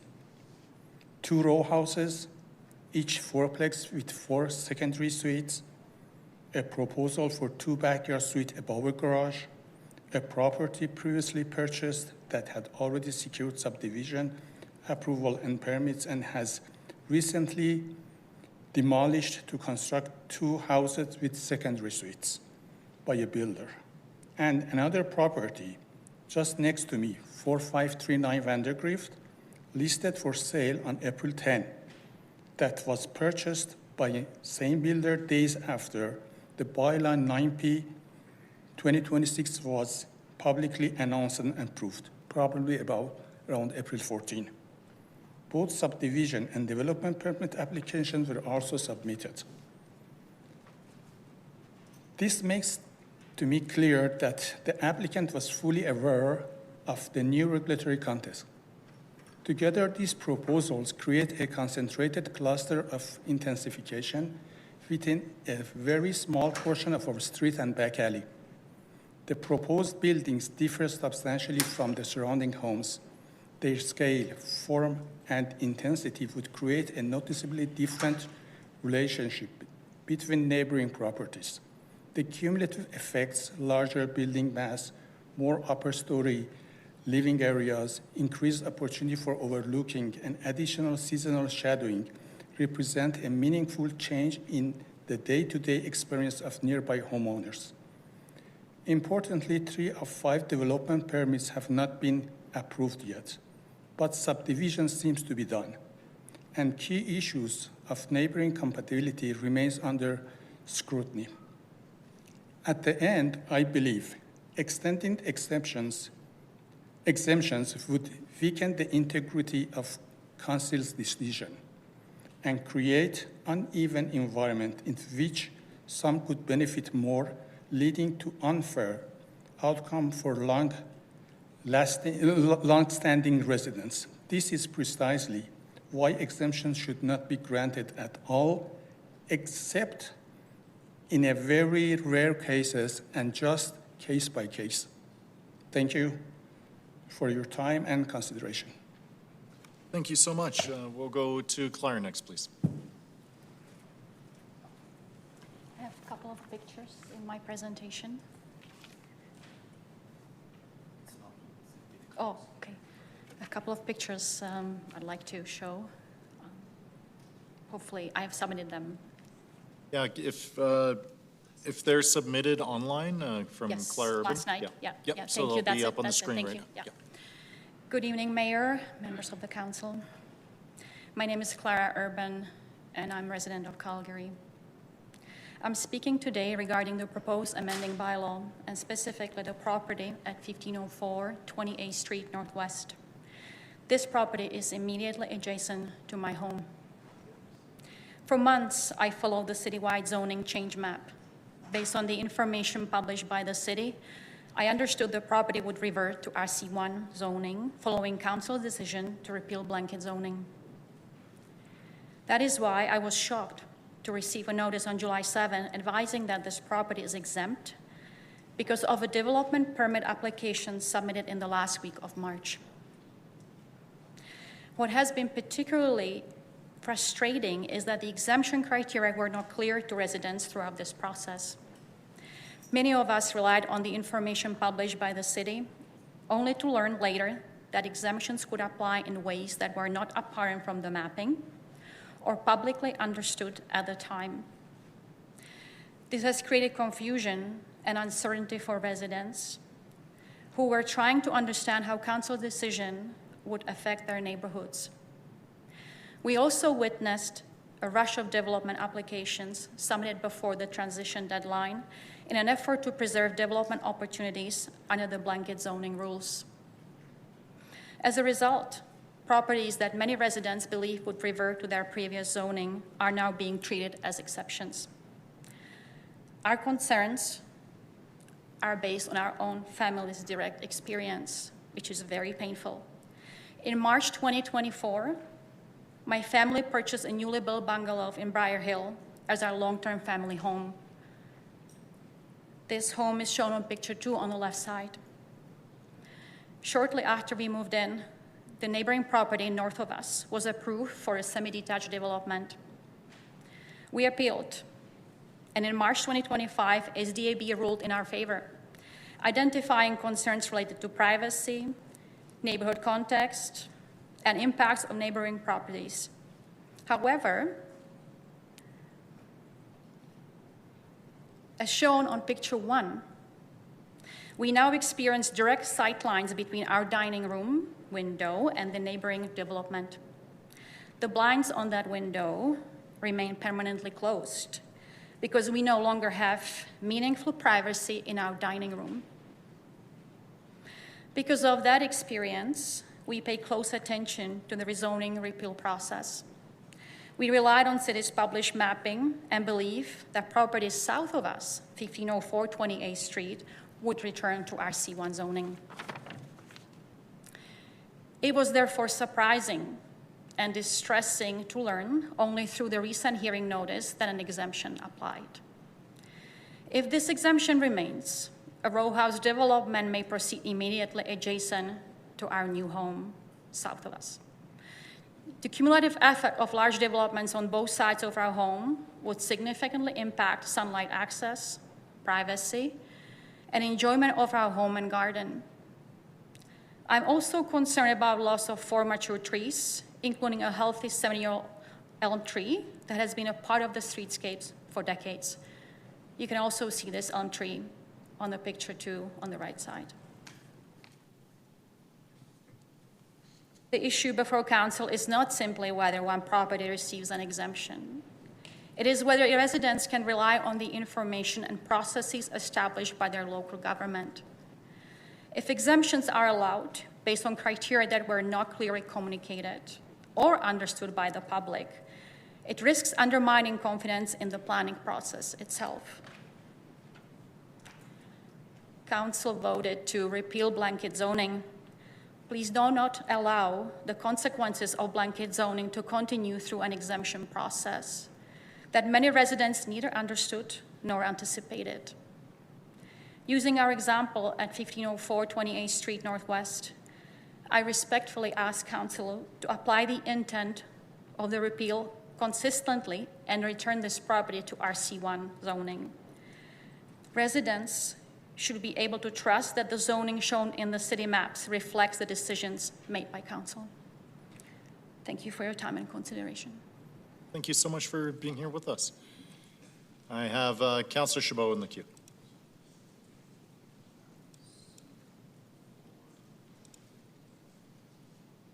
Or Mr. Werner. Mr. Werner, you're still online? Yep. Yeah, Yeah, I'm still online. So your submission was in reference to 909 Rundle, is that right? That's correct. Okay, so they applied for a development permit before we even brought forward the land use bylaw change, and as such were allowed to submit an application based on the existing land use. They've now been granted a development permit. So I'm not sure if you're aware, but even if we revert the land use back to what it was originally, the development permit would still stand. And the only opportunity now for anything to be at least halted in regards to that development would be if an appeal is initiated at Subdivision Development Appeal Board and subsequently overturned by that board. Are you aware of that? I understand that. I think the issue for me is really that if that law is permanently converted to RCG, that will mean even if we win the upcoming appeal, we'll have to permanently deal with future development applications that are going to be similar to the one that we have currently at hand. So my point was that RCG inherently allows for development that is, or at least for applications that is incompatible with our street. Yeah, no, I think that the issue around whether or not it will be able to retain its designation of RCG is something that we struggled with here today, specifically because of the deadline that was created of August 4th for completion of DPs and or appeals. So I think there's some properties that are currently looked at being left in limbo that we need to try and find a solution to, especially if there's an intent on appealing this decision in light of your previous statement that it is incompatible with the surrounding area. And from what I heard from some of the other applicants, they also believe that it's incompatible and likely would be, they'd be able to get it overturned. But of course, that's the only thing that remains for your perspective is to appeal that DP at SDAB right now to prevent that. A change in land use here is not going to stop that. Yeah, So, I understand. okay, just want to make sure that you're clear on that. Okay, no further questions for me. Thank you. Councillor McLean, please. Thanks, Mayor. Question for Mr. Urban. You had mentioned that there was a previous development going next to your home that you appealed to SDAB and they rejected it. Correct. They allowed our appeal. Yeah, so your appeal was so successful and then they approved. How long ago was that, the first time? So we fought this about a year ago. In March 2025, I believe, SDB ruled in our favor. 2 days later, developers submitted an identical application basically under contextual instead of discretionary. That was approved immediately. Okay, yeah, I With find all those issues, which SDB initially said they were issues, privacy issues, safety, all that, simply because contextual, is my understanding, doesn't have any rules, doesn't have any relaxations, so there was nobody even looked at the privacy issue we had, I showed on the picture, so. Yeah, that's just, I haven't heard of that before. It sounds, of course, you thought it was unreasonable. I'm not sure of all the factors in that. So then, and now this new development that has been approved and it has a development permit? Has not been approved. Developer just submitted a second version of the plan, so it's in circulation. And that's south of us, and it's for a row house. So that's on the other side of our property. Okay. And there's not approved, they don't have a development It's in circulation because developer submitted the initial plan last week of March. Now they submitted a new one, so it went back to circulation. Right now it says. Okay, all right. Just want some clarity there. I think it's just, we're all trying to sort through, like Councillor Chabot had mentioned, like once there's a DP, it looks like we're kind of locked in, unfortunately, but that's a unique case, and maybe I can talk with planning sometime offline and see how that came about, but thanks so much. All right, that concludes this panel. I'll work to assemble the next one. Do we have Corinne Jansonius with us? Saeed Bashi? Allison Hayter? Christina Provencher? Maureen Height? Sorry, is that you, Maureen? Yep. Sorry, just give me a wave if so. Yep, perfect. That's you, Maureen? Sorry, yeah, come on down. Yep. Do we have Archie Henderson? Come on down, Archie. Don Henderson? Come on down, Don. Paul Griebel? Okay, come on down, Paul. Lois Cutts. Okay, come on down, Lois. So that'll be our next panel, Maureen, Archie, Don, Paul, and Lois. Maureen, why don't you get us started? Hayter? Sorry, and Allison Hayter? Hi, Allison. We've already assembled our panel, but we'll attempt to get you for the next panel. Probably about half an hour or Sorry, so. Mayor Farkas. Sorry about that. Yeah, Sorry. no problem at all. Thanks. Okay, please go ahead, Maureen. Okay, thanks. My name is Maureen Haight. Thank you for allowing me to speak to you today on behalf of myself and many neighbors that were unable to attend today. This relates to 1223 and 1227 Lake Bonavista Drive, which are 3 doors down from our home. We're requesting that council either repeal the exemption for these 2 properties and that they be reverted back to the RC1 zoning in accordance with bylaw 9P2026. The subdivision request for these properties is dated March 16th, 2026. Some of you know the applicant very well, as he was a longtime employee of the City of Calgary in the Planning and Development Department and on the Subdivision and Development Appeal Board. He is not a developer. Unfortunately, I'm going to intercede here. Okay. Our public hearing's really restricted to the type of use and not the user. We can't really cast aspersions or get into motivation or try to single out or name individual people. Okay. You'll have to stop me if I say anything else. Some of it goes to the fact that we didn't hear anything. But anyways, okay, I'll be careful. Okay. He isn't, this isn't I don't know how to say it. He's not a developer. These houses are, these properties have been owned since 2003 and 7, and these are rental properties, and they've been consistently rented out. Providing this owner with an exemption for these properties would be inconsistent with the intent behind the grandfathering, which is to protect from financial harm developers and property owners with active development projects underway. This is not the case with this applicant and these properties. The exemption application included the words might and tentative, which would mean for future use. Their motivations, things like that. It's just to protect their privacy, but also to insulate us from any type of legal challenge. Okay. Since no plans have been put in place, this uncertainty will negatively affect property values. These future development options will hang heavily over the neighborhood for years to come. It's just a subdivision request that was done right at the last minute. We feel that if council allows the exemption to stand,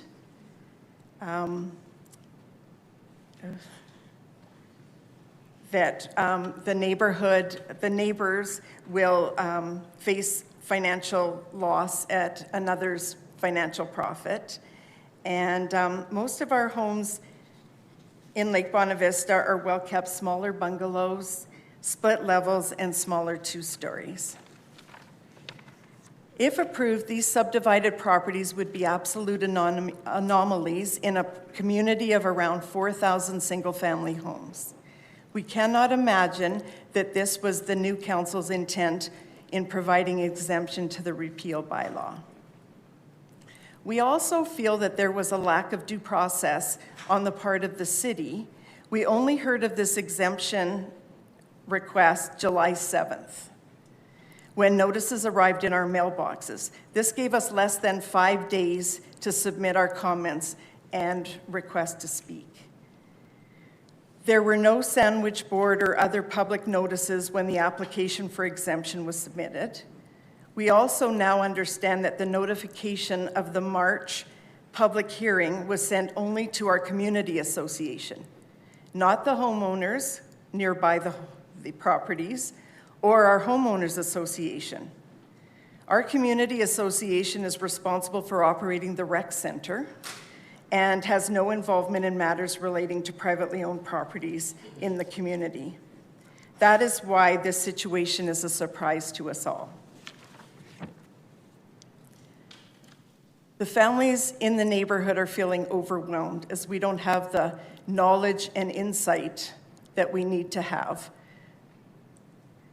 We, the homeowners, are asking for your assistance in having this exemption denied or removed from bylaw 27 P2026. My family moved into this community in 1969. We were one of the original families to live there. The community was developed by a true visionary. His vision was used for future lake communities here and across the country.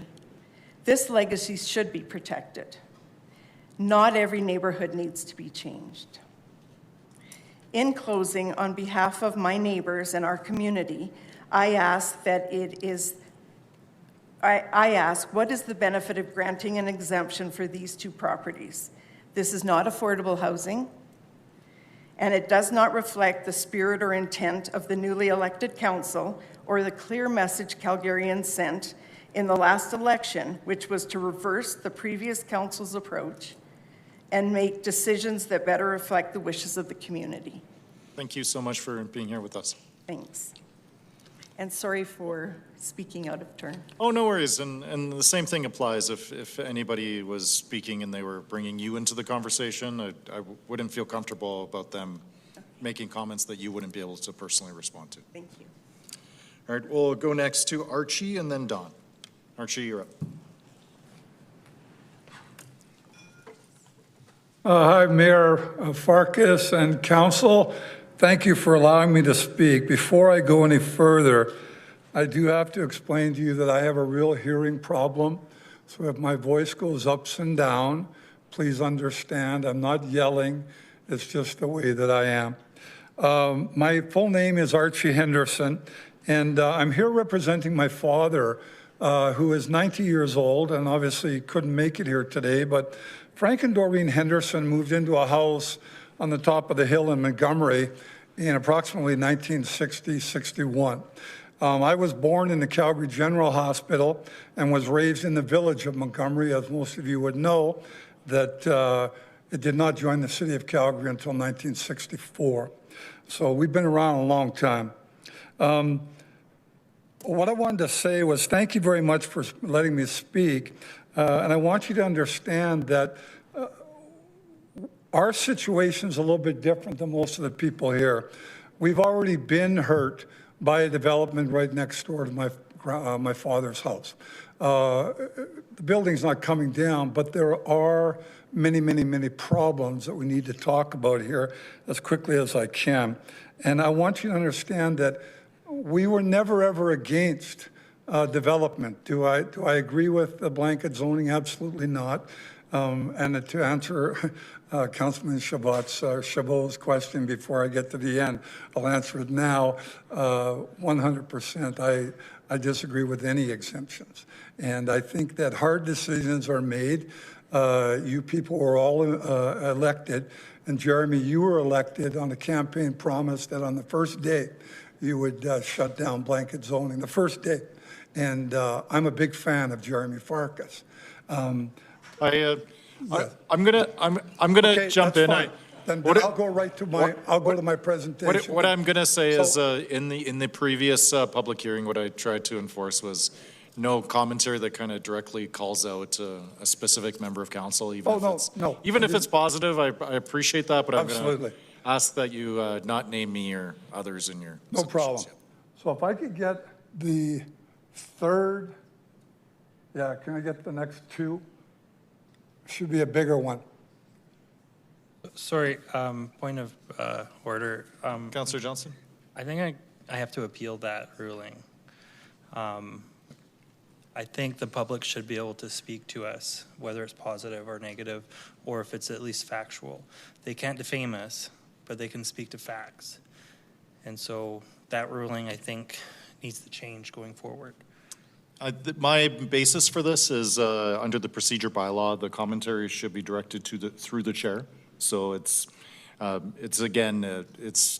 standard in terms of legislative practices, what's in place at the legislature, parliament, and whatnot. And maybe we can, I can provide more rationale maybe after the conclusion, just out of respect for the speaker here.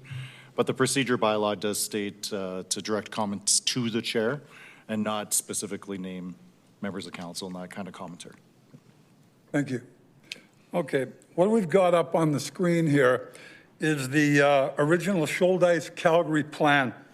And you may not be able to read it all, so what I'll do is I will read the stamps. I, Robert H. Gurley of the City of Calgary, Alberta, the City of Calgary land surveyor, make oath and say that the survey represented by this plan has been made by me in accordance with the provisions of the Alberta Surveyors Act. That this survey was performed between the 30th day of November 1952 and the 30th day of May 1953. And that this plan is correct and true and is prepared in accordance with the provisions of the Land Titles Act, sworn before me at the City of Calgary in the province of Alberta, this day of June 1953. It is signed by a Commissioner of Oaths on June 24th, 1953, and it is also signed by Curley, the Alberta Land Surveyor, and also the Commissioner of Oaths to make sure it was witnessed. On the other side of this map, it has the owner, James Shouldice Estates Limited.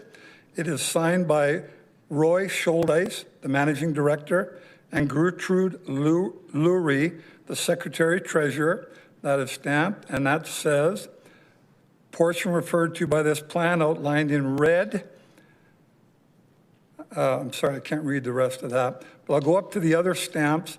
It says approved, June 30th, 1953, Provincial Planning Advisory Board, and that is signed and stamped. And then above that is approved subject to registration on and before August 31st, 1953. Director of Surveys, Edmonton, July 14th, 1953. This is the plan for the top of the hill in Montgomery.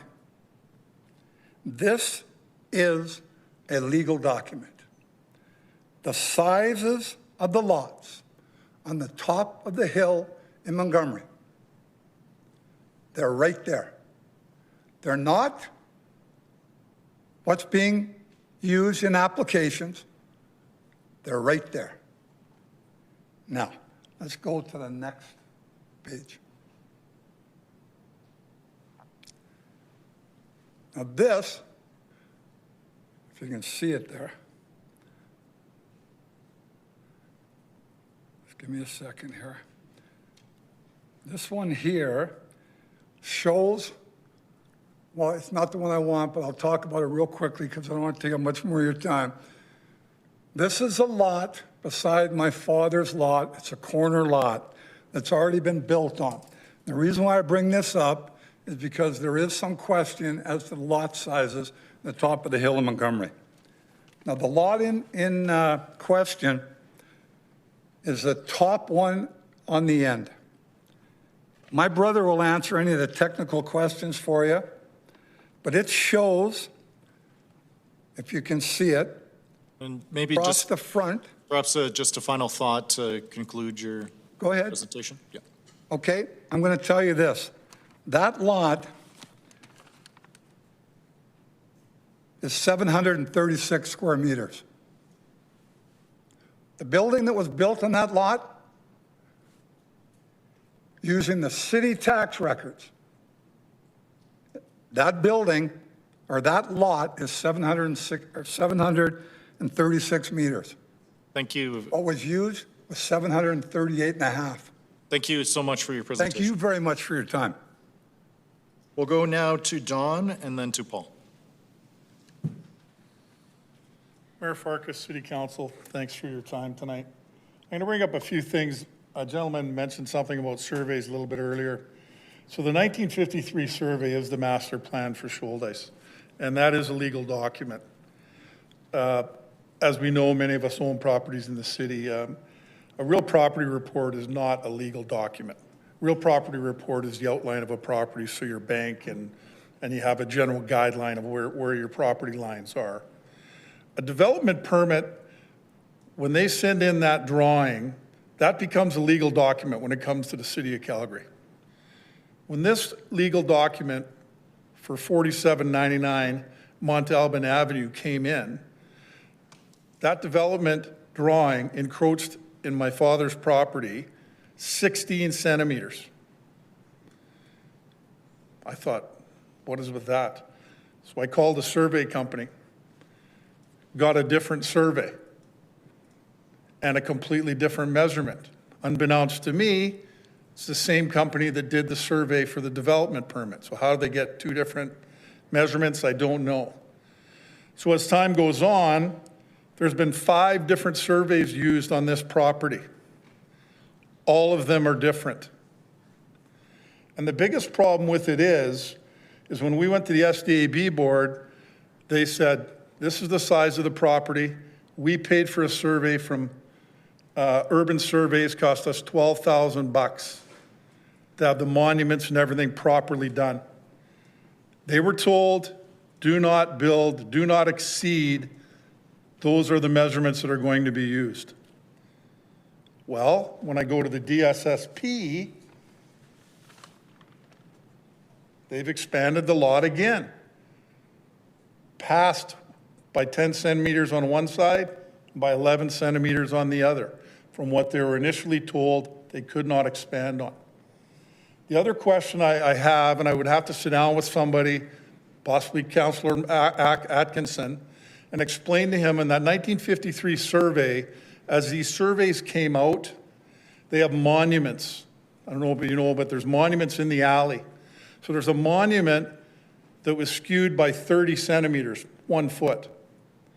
Well, that skewed the one end of the alley and gave that end of the alley an extra 30 centimeters. But the other end of the alley loses 30. 2017, another development up the other side of the alley is done. They guesstimate where that monument's supposed to be. They move it 41 centimeters. So now that affects 22 lots on the top of that block. All those 50-foot lots are now less than 50 feet because they lost 16 inches on that side. So somebody's got to explain to those people on the top of the hill, you've been paying taxes for 70 years and we've been overcharging you because your property size is not that big. And what Archie was trying to say, when this development was done and it was proposed, I went to the surveys. 736 square meters. The development plan that was awarded was 738 and a half. How do you get it? I looked on the taxation report yesterday, 736 meters. It was approved at 738. Somebody has to do their due diligence. There's 5 different surveys, 5 different measurements. The City of Calgary employs many survey engineers. They have to look at these plans. The young people in planning, they're told to drive the bus and get this stuff through and get it built. Now you have lapses. So what if it would have happened, we let them build on that first DP, 16 centimeters into my dad's lot. So now my 50-foot lot goes from 50 feet to 49.8. Well, that's a $250,000 hit because a 50-foot lot is worth a lot more than 149.8. And if somebody would like some more explanation on this, believe me, it'd take a lot more time. Thank you. Thank you for being here with us. We'll go to Paul now, then Lois. Thank you, Mayor and members of council. My name is Paul Griebel. I want to start by thanking you. I respect everyone who's trying to do the right thing here on a very complicated issue.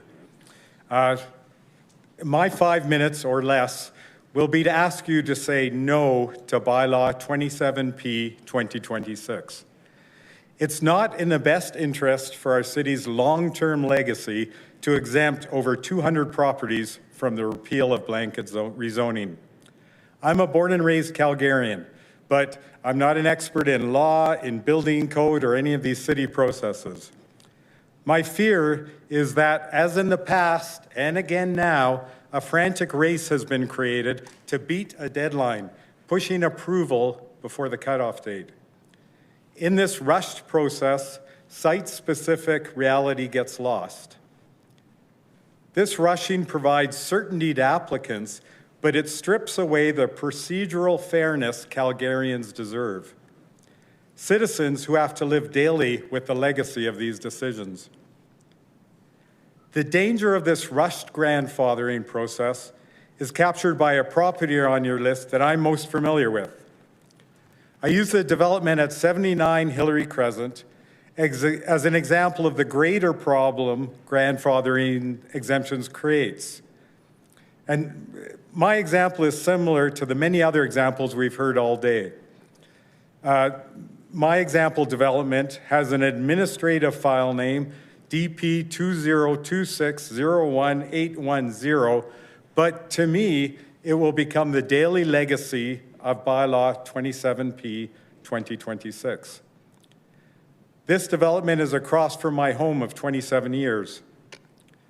A hurried administrative review of this development is not sensitive to the safety issues this development creates in the real-world physics of my street. 79 Hillary Crescent sits on a residential crescent, furthest from the feeder road, directly on the inside of a sharp U-bend. A massive 3-story building on the inside of that tight bend creates a dangerous blind spot on a road never engineered for this density. This dangerous corner will be prone to accidents. Calgary's history shows us the legacy of exactly happens when haste overrides safety. Decades ago, under rapid growth pressures, city processes rushed to widespread adoption of the post-tension cable building system. Decades later, ignoring local realities created a legacy of a multi-million-dollar structural and maintenance crisis for everyday Calgarians. When future councils look back at the grandfathering race of 2026, what will the legacy be? Legacy is not built on expediting applications because of an arbitrary timeline. Legacy is built on procedural fairness that ensures our planning department has the time to look at the physical reality of a street and protect the children and pedestrians who live there. I respectfully urge Council to say no to proposed bylaw 27P 2026. Please vote to close this grandfathering loophole. Let's ensure that the legacy of today's council is one of safety, due diligence, and true fairness to Calgary's neighborhoods. Let's ensure community and residential inputs are heard and valued. Let's build legacy together. Thank you for your time and consideration. Thank you for being here with us. We'll go up to Lois to round off the panel.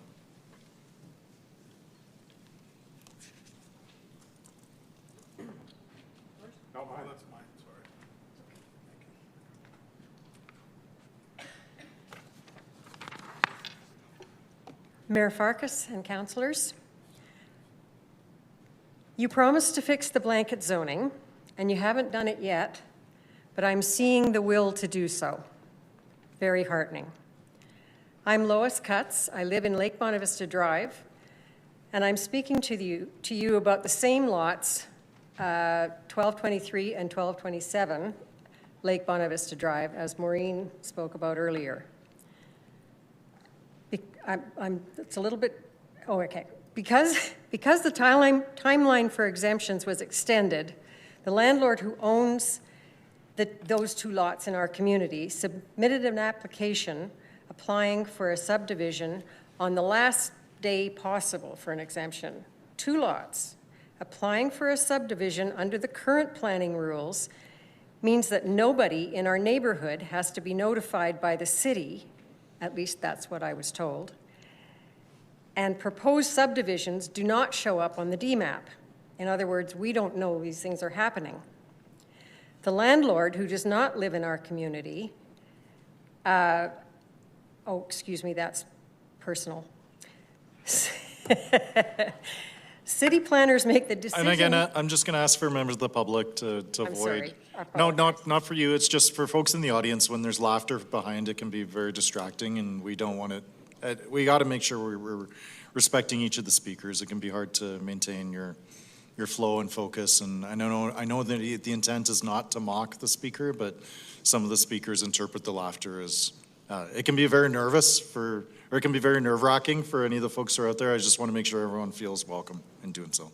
Sorry, please go ahead. No problem. City planners make the decision about subdivisions, and we in the neighborhoods have no right to comment. Again, so I've been told. Who created that rule? Not the homeowners, that's for certain. We know this is not a subdivision.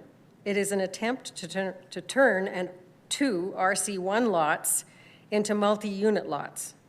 It is outrageous and should not be eligible for exemption under the bylaw, whichever number it is. If it is eligible, that bylaw should be revised.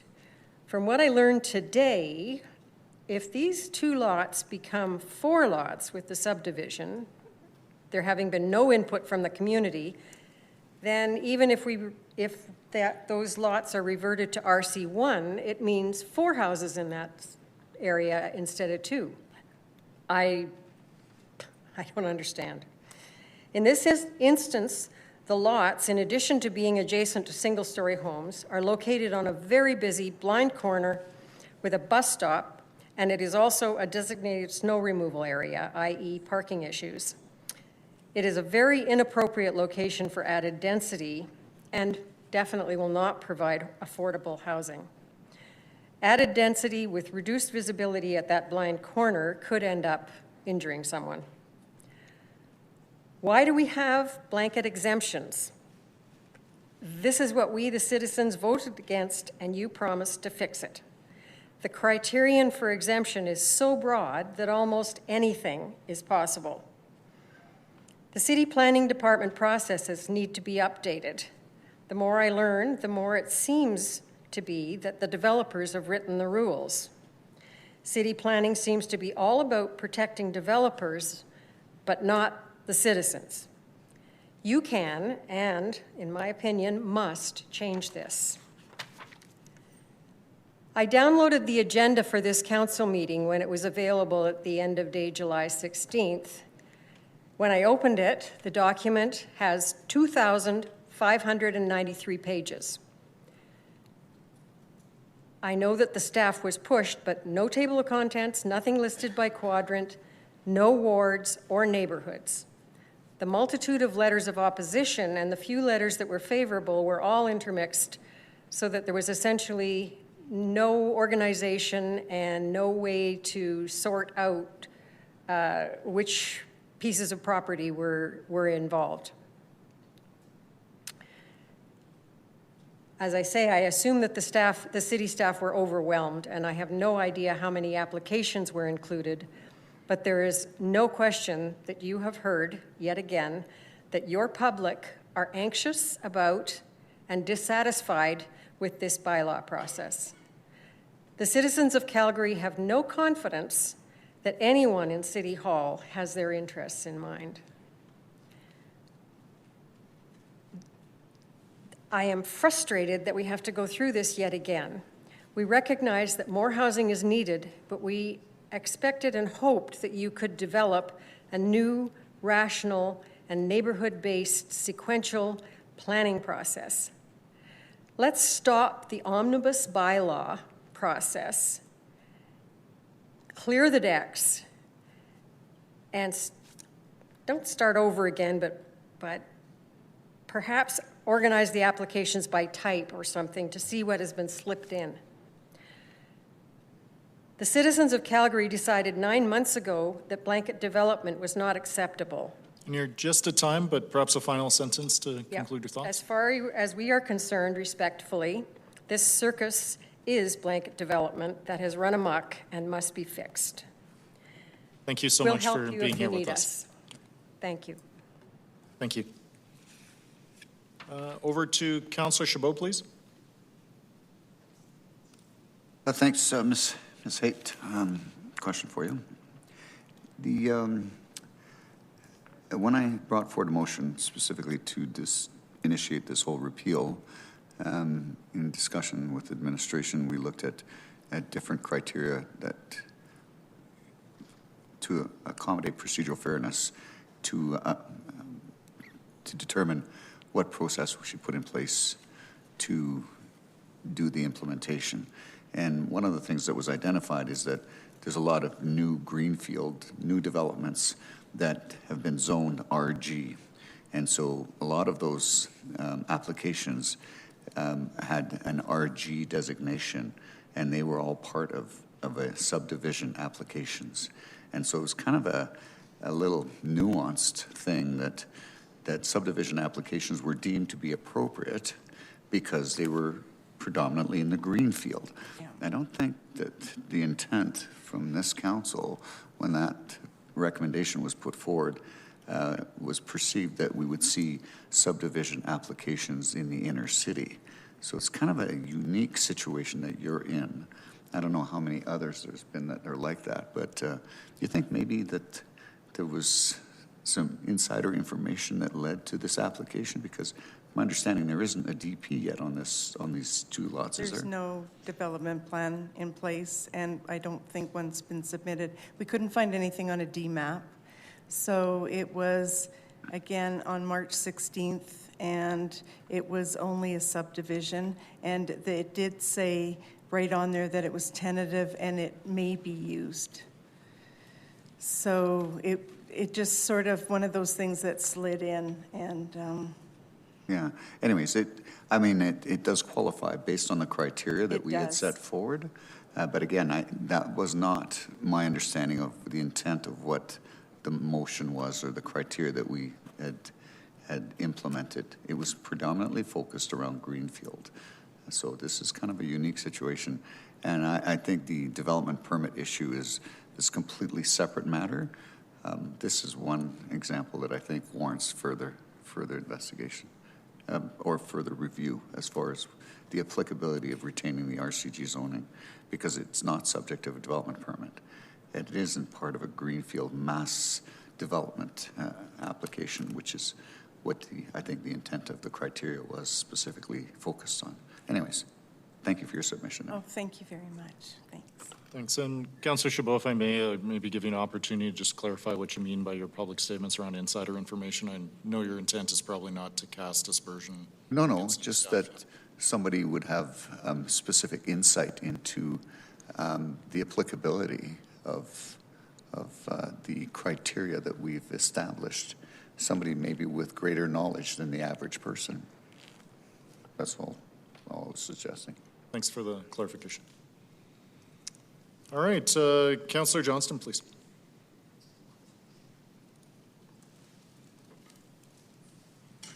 Councillor Johnston?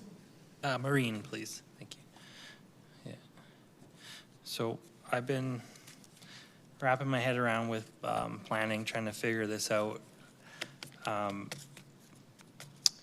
Even if I were to take it off, you seem to understand that it would go back to RC1 on 4 different plots instead of 2. And so you'd have a single family on each one of those 4 lots instead of 2 buildings, right? Yeah. It would be in the community, it would be the only one, and because there's no development plan, there is no deadline, and so this could just, at least I think there's no deadline, so this could just sit as a subdivision. I'm not even sure if there's a deadline on it like there is to do a development plan. So that just hangs over the neighborhood.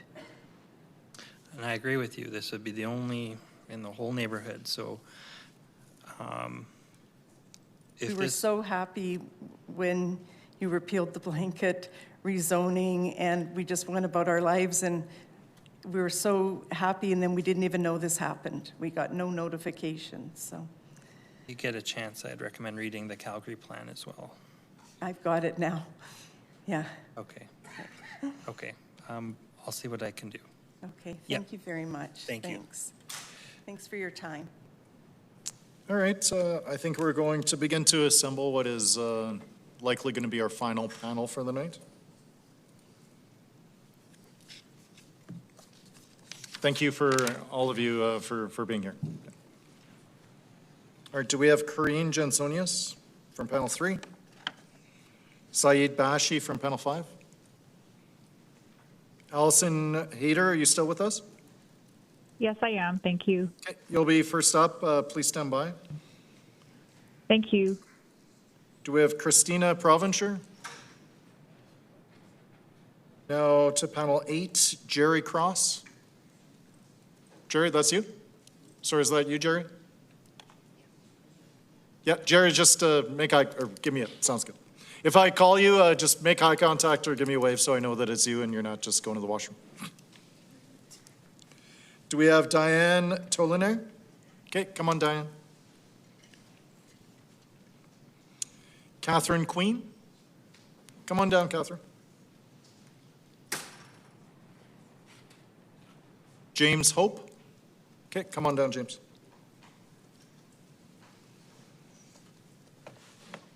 So this will be our final panel for the evening. It's Allison, then Jerry, then Diane, then Catherine, then James. And then earlier in this meeting, we agreed to start up at 9:30 a.m. tomorrow morning. So that's when the public hearing will continue. All right, Allison, you're up. You have 5 minutes. Thank you for waiting. And Council. My name is Allison Hayter, and I reside at 6318 Bow Crescent, and I have resided there for over 10 years. I am speaking as a concerned neighborhood resident in regards to the application subject parcel is 6103 Bow Crescent, which is about 300 meters away from my house. I go by there daily. I would note that Bow Crescent is my home, but is also enjoyed by hundreds, if not thousands, of Calgarians every year who enjoy walking, running, and biking along the Crescent. The Crescent connects the pathway system, and it is more popular than the bike lane system, probably because it is safer. Bow Crescent is beautiful. It is a beautiful residential crescent. It is a combination of old and new detached homes, and they all have beautiful gardens and mature trees. Many people use 61st Street, which is the corner on which 103 sits, as an exit out of Bow Crescent, given there is a T intersection when you enter onto Bowness Road, and it can be a bit easier to get onto Bowness Road there. I am requesting that City Council repeal the proposed exemptions, so 27P 2026, and revert this parcel 6103 back to RC1. I just want to give a little bit of background. Lots of people have commented about this, but I only know about this proposed land use change because of my involvement in the community and my attendance at monthly Bowness Development and Planning Committee meetings, and that is only for the last 3 months. I did not notice any notice boards in the community, and I did not actually receive a letter regarding this meeting that was going to discuss this exemption to the blanket rezoning, repeal of the blanket rezoning. In consideration of this, I would just note that as many people have noted, most Calgarians were not in support of blanket rezoning. That's why we were so happy when we heard that it was repealed. I was very surprised to learn that there could be exemptions made, and I would ask that Council consider as an option to just not accept any development permits that are not already concluded. So if something's in the queue, they've maybe applied for a development permit, but it hasn't been granted, then just say no. I think it will just cause so much headache figuring out what rights you're trampling on, because I understand that people might have applied for a permit, but if they haven't received it prior to August, then that's too bad. They just have to reapply. That is part of the risk of applying for a permit. I think that it was really clear that many, if not all, Calgarians want council to carefully consider the context of each community. I would just say that in my short involvement with the Bowness Community Development and Planning Committee, they noted that as soon as the rezoning went through, they started receiving huge numbers of applications, and not subdivisions, but huge like multiplexes. So you drive through Bowness now, and there have been hundreds of new builds. It's astonishing how many people have been like packed into this small neighborhood. We have way too much development going on and not enough oversight of what's actually being built. When council is considering what to do, I think that along with the need for development, I would just ask council to consider that we need all kinds of houses, and Bowness has a significantly higher percentage of rentals than other neighborhoods in Calgary, and I don't think we need any more. Just very nearby to my own house, just on the corner from my house, an eightplex has gone up, and I think that they are now trying to rent it, given the rental fines that have been put up. Oh, thanks, Jeremy. Sorry, Mayor Farkas, I apologize. I should have set a timer. Maybe it's hard to know. Maybe just a final sentence to conclude your thoughts. You know what? I think I'm babbling. I just support I support what a lot of other people have said, and thank you very much for considering my submissions. No, you're doing great. Don't worry about it. Well, thank you, Mayor Farkas. Thanks. We'll go next to Jerry, then Diane.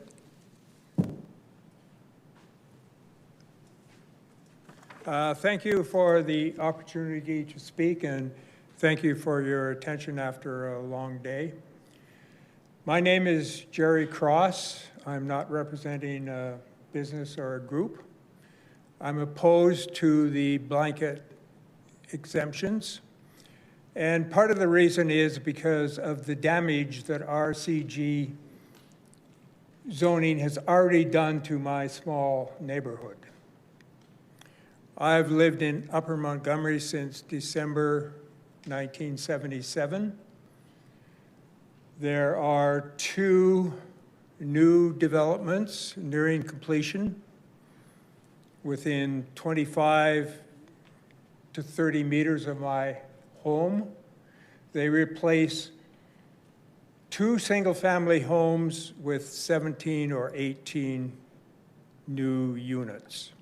The most egregious is directly across the street from my home, a 5-unit row house with 4 or 5 basement suites. They had to go to 3 stories to get enough living space in these row houses. The result is 2 narrow rooms per floor. The basement has not been raised because of the height restriction of 11 meters. So the windows of the basement suites are all in wells. The top of the windows is about half a meter above ground level. The owner still has not received the required occupancy permits because of deficiencies, several deficiencies that he hasn't remedied. And so he's running an Airbnb. Despite the fact that he has not received the occupancy permits, he has advertised the basement suites for rental. $1,400 a month, without utilities, of course.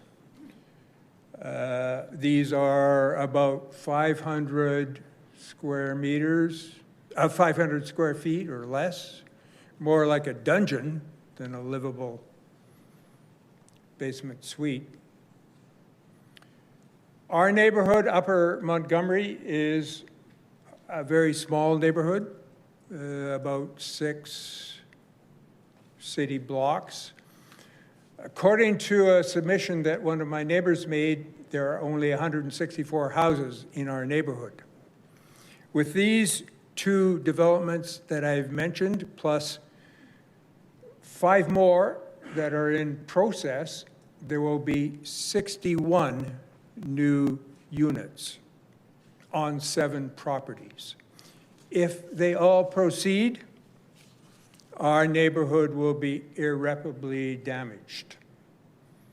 And it will render council's decision to revoke RCG zoning meaningless in our neighborhood. So I would just like to read a couple of things from my written submission, which is on page 240, 241 of attachment 7.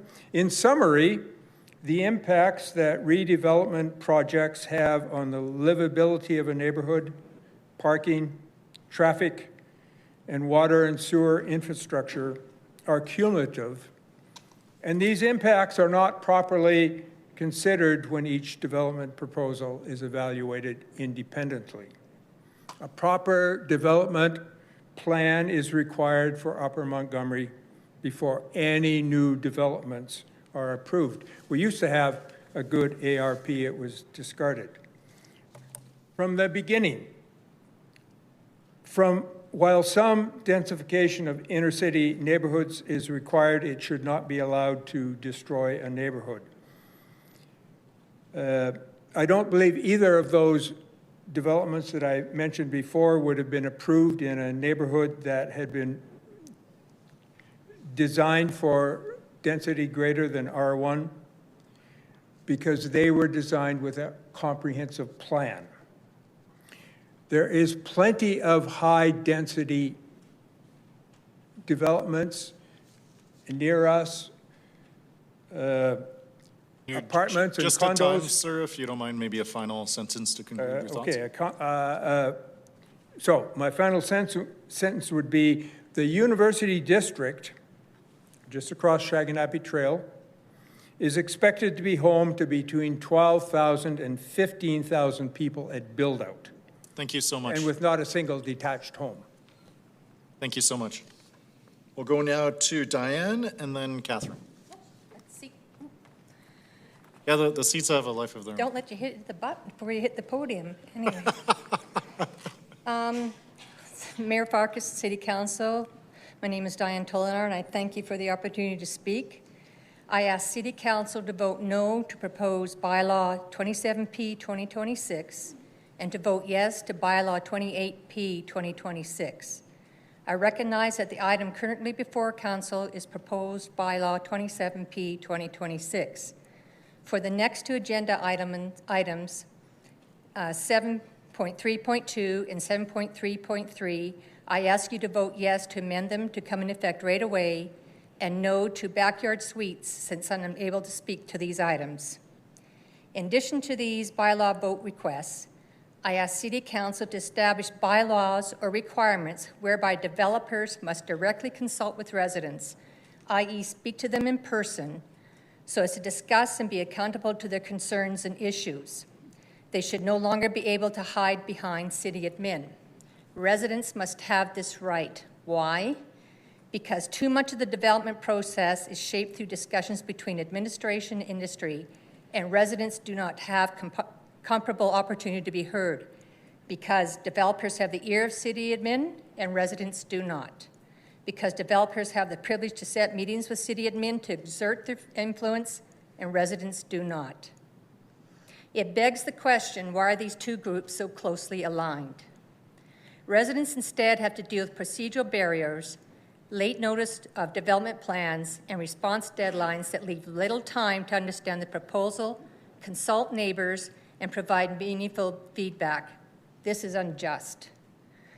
Residents instead have to deal with procedural barriers. Next one. It is unacceptable when profit-driven development interests are given greater weight than the residents who must live with the consequences. Development decisions affect property enjoyment and the large investment many residents will ever make. These impacts should not be dismissed simply because they are difficult or inconvenient for an applicant to address. Please restore fairness to residents by voting as requested. Thank you. Thank you. We'll go now to Catherine and then James.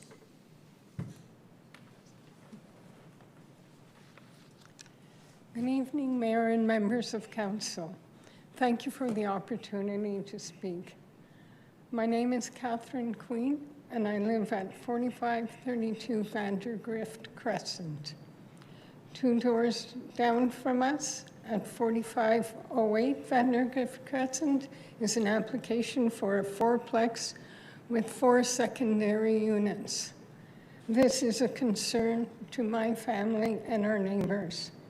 I am a longtime Calgary resident, and I strongly supported Council's decision to repeal citywide blanket rezoning and restore the residential zoning that existed before 2024.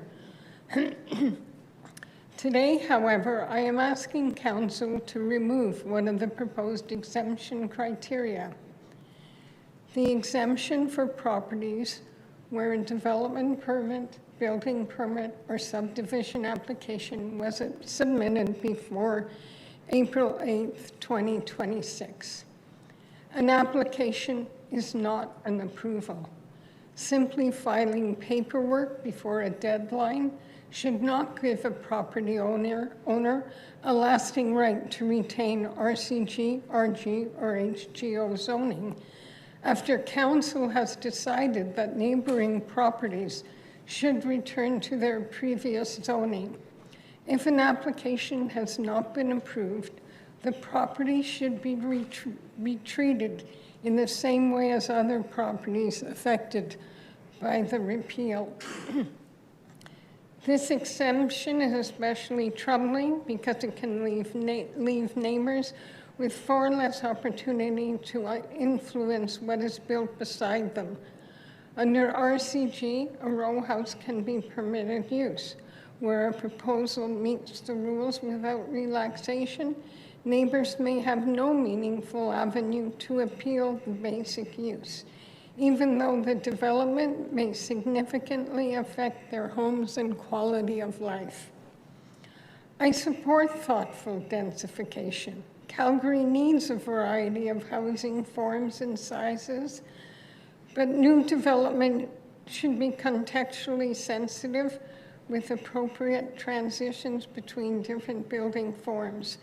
It should respect the scale and character of established neighborhoods and consider the people who already live there.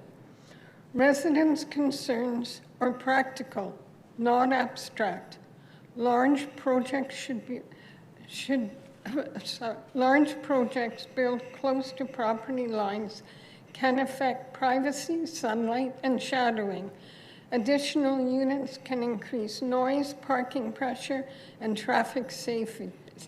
The combined effects of height, massing, lot coverage, and density can be substantial.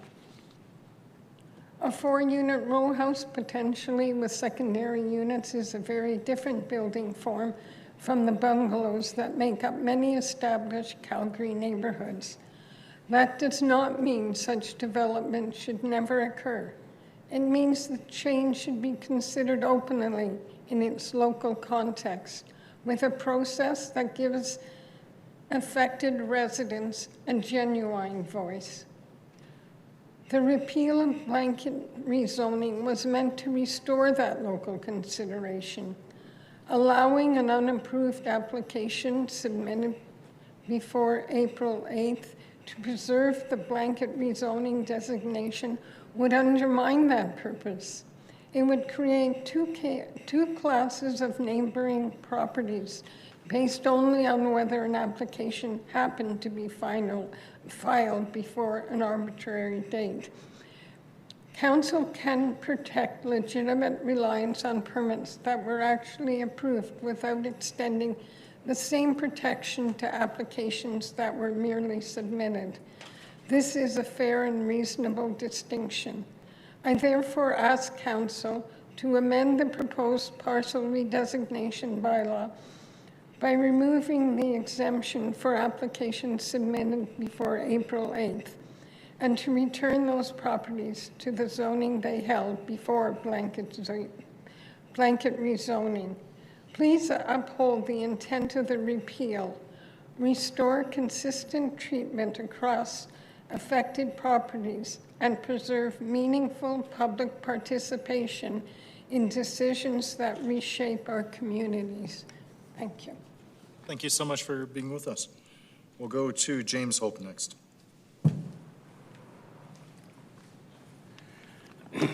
Good evening, Mayor Farkas, councillors. My name is James Hope. I live in Ward 7 on Bowness Road. My address is 1610. This is a very unique street in Calgary. It has several blocks that are covered under the heritage guidelines. There's a boulevard that also has heritage protected lilac trees. The place in question is 1601, 1609 Bowness Road. There is an unapproved development permit on it, and I would really like to see this be prohibited from the exemption. The 1600 block, as I mentioned, is in the Riley Heritage Zone. And all the homes from 14th Street right to Crowchild have all respected the setback of approximately 6 meters. This development, right on the end in the corner of 14th Street and Bowness, is requesting the minimum setback of 3 meters, which would be a travesty for the entire streetscape, and it would be the only house that is pushed far forward. In addition, at that part, there's a cul-de-sac, so the street bulbs out even closer to the home than currently the street has. There's a section of grass, sidewalk, and then the homes. At that point, there'd be virtually no grass, so the homes would be right on top of the street. In addition, this proposal is a 2-building unit with 9 main floor and 9 basement suites.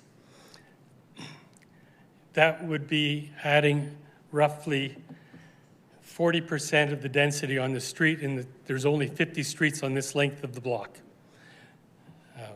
In addition, there was just recently 1611, the next property, had 8 units approved. They respected the heritage guidelines with the deeper setback. But if you take those 2 projects, over 50% of the density of the street will be contained in 2 developments. The lot, as I mentioned, is right at the end of the street. With the number of units here, this proposed development only has 9 parking spots. Because it's on the cul-de-sac, there's no parking allowed on 14th Street, and typically these developments rely on extra streets like the side street for parking. And because of the cul-de-sac bulb, approximately 40% of the lot would allow parking.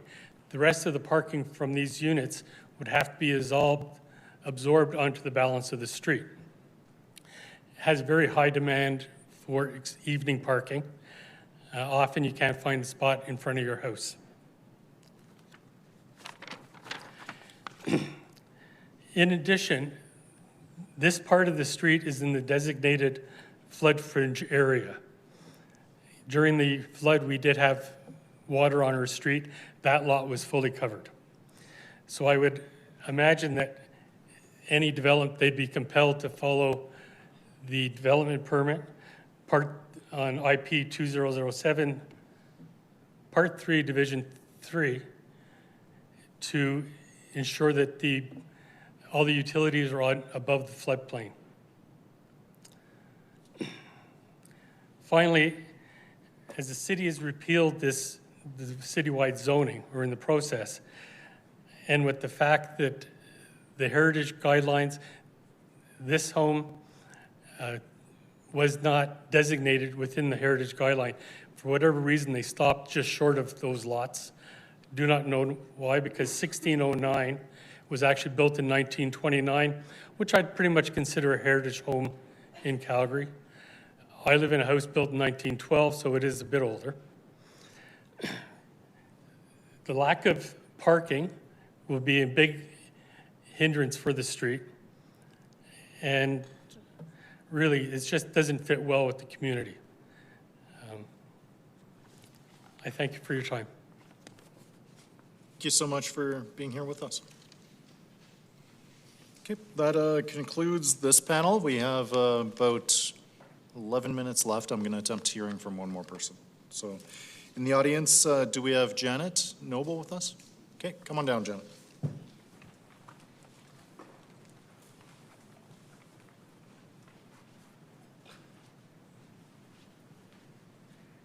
Thanks for your patience. Please go ahead.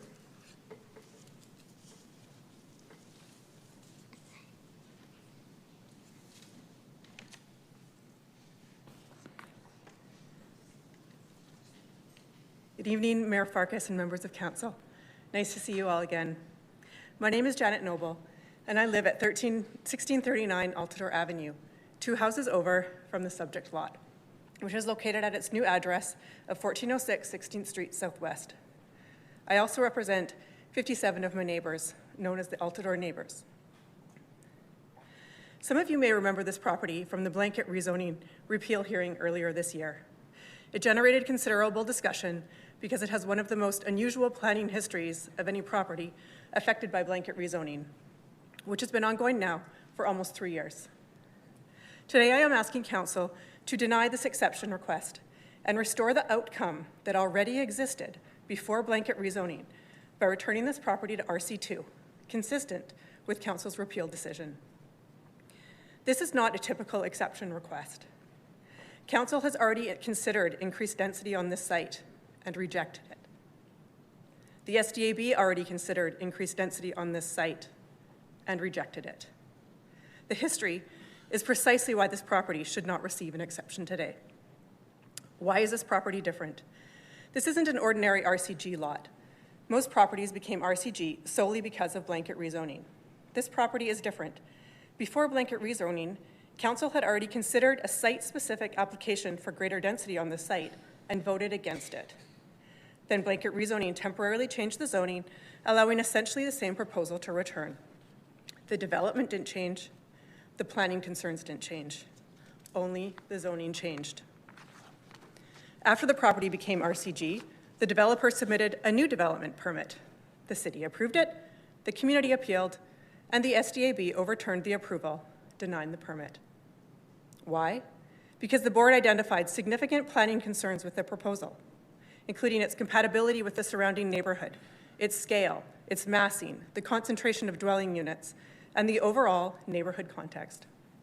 Since then, another proposal has now been submitted, but it is not yet approved, at the same density of 74.9 units per hectare of the maximum 75 units per hectare with a similar design. Those underlying planning concerns have not been resolved. So what changed? Not the planning concerns, not the neighborhood, and not the proposal, only the zoning. Today's decision is about restoring the planning framework that existed before blanket rezoning, not preserving the temporary one created by it. Granting an exception would allow this property to continue benefiting from a temporary zoning designation that council has already decided should be reversed, despite the extensive planning history showing that the original RC2 zoning remains the appropriate designation for this lot. I respectfully submit that this property should not receive an exemption. So why does consistency matter? Because every other affected property is returning to its previous zoning. Treating this property differently requires a compelling planning reason. Respectfully, that reason does not exist here. This property has already received far more scrutiny than almost any other property now reverting to its original zoning. It has gone through a site-specific land use application, a development permit review, a full SDAB appeal, and now this exception request. Few properties affected by the repeal have received this level of planning scrutiny. Treating it as though it were another RC2 property ignores that history. In closing, to be clear, redevelopment is not in dispute. The recently approved subdivision already allows 2 new homes on 2 lots under the original RC2 zoning. Redevelopment is not the issue before you today.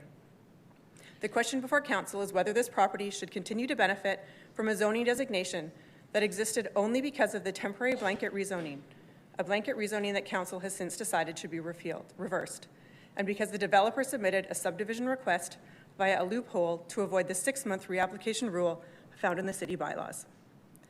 The development didn't change, the planning concerns didn't change, only the zoning changed. Granting an exception today would preserve the very zoning pathway that allowed this proposal to move forward after it had already been found unsuitable under the property's original zoning through the city's formal planning processes. I respectfully submit that this property should be treated consistently with council's decision to repeal blanket rezoning. It should revert to its original RC2 zoning, where appropriate redevelopment can still occur while respecting the planning history of this site. Thank you for your time and consideration. You'll hear from my neighbor, Bevan Spears, I guess tomorrow morning in panel 9.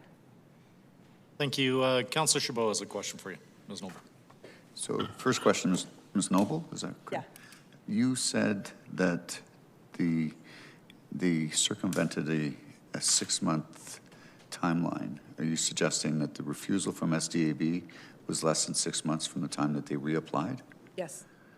I'm not sure how that would work, because my understanding is that, unless I'm mistaken, that's an MGA requirement for the 6-month prior to reapplication, but the reapplication timeline might be based on the original approval or refusal, but the SDAB would be the refusal date, I would think. Anyway, so I can address that with... In the bylaws, it states from the refusal date of the SDAB should be 6 months. Yeah, so if, I don't see how they could circumvent that rule. It's an MGA rule, not a council policy. Anyways, that's certainly a good question to ask. Do you mind my asking what's the address? The address?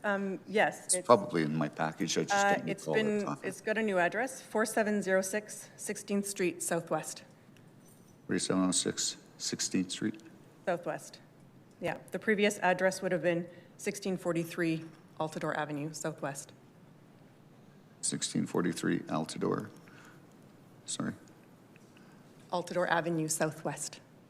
Okay, thank you. Those are all my questions. Appreciate it. Thank you for your submission. All right, thank you, Councillor Chabot. That concludes our colleagues. I'm going to bang the gavel, and we're going to be back at 9:30 more.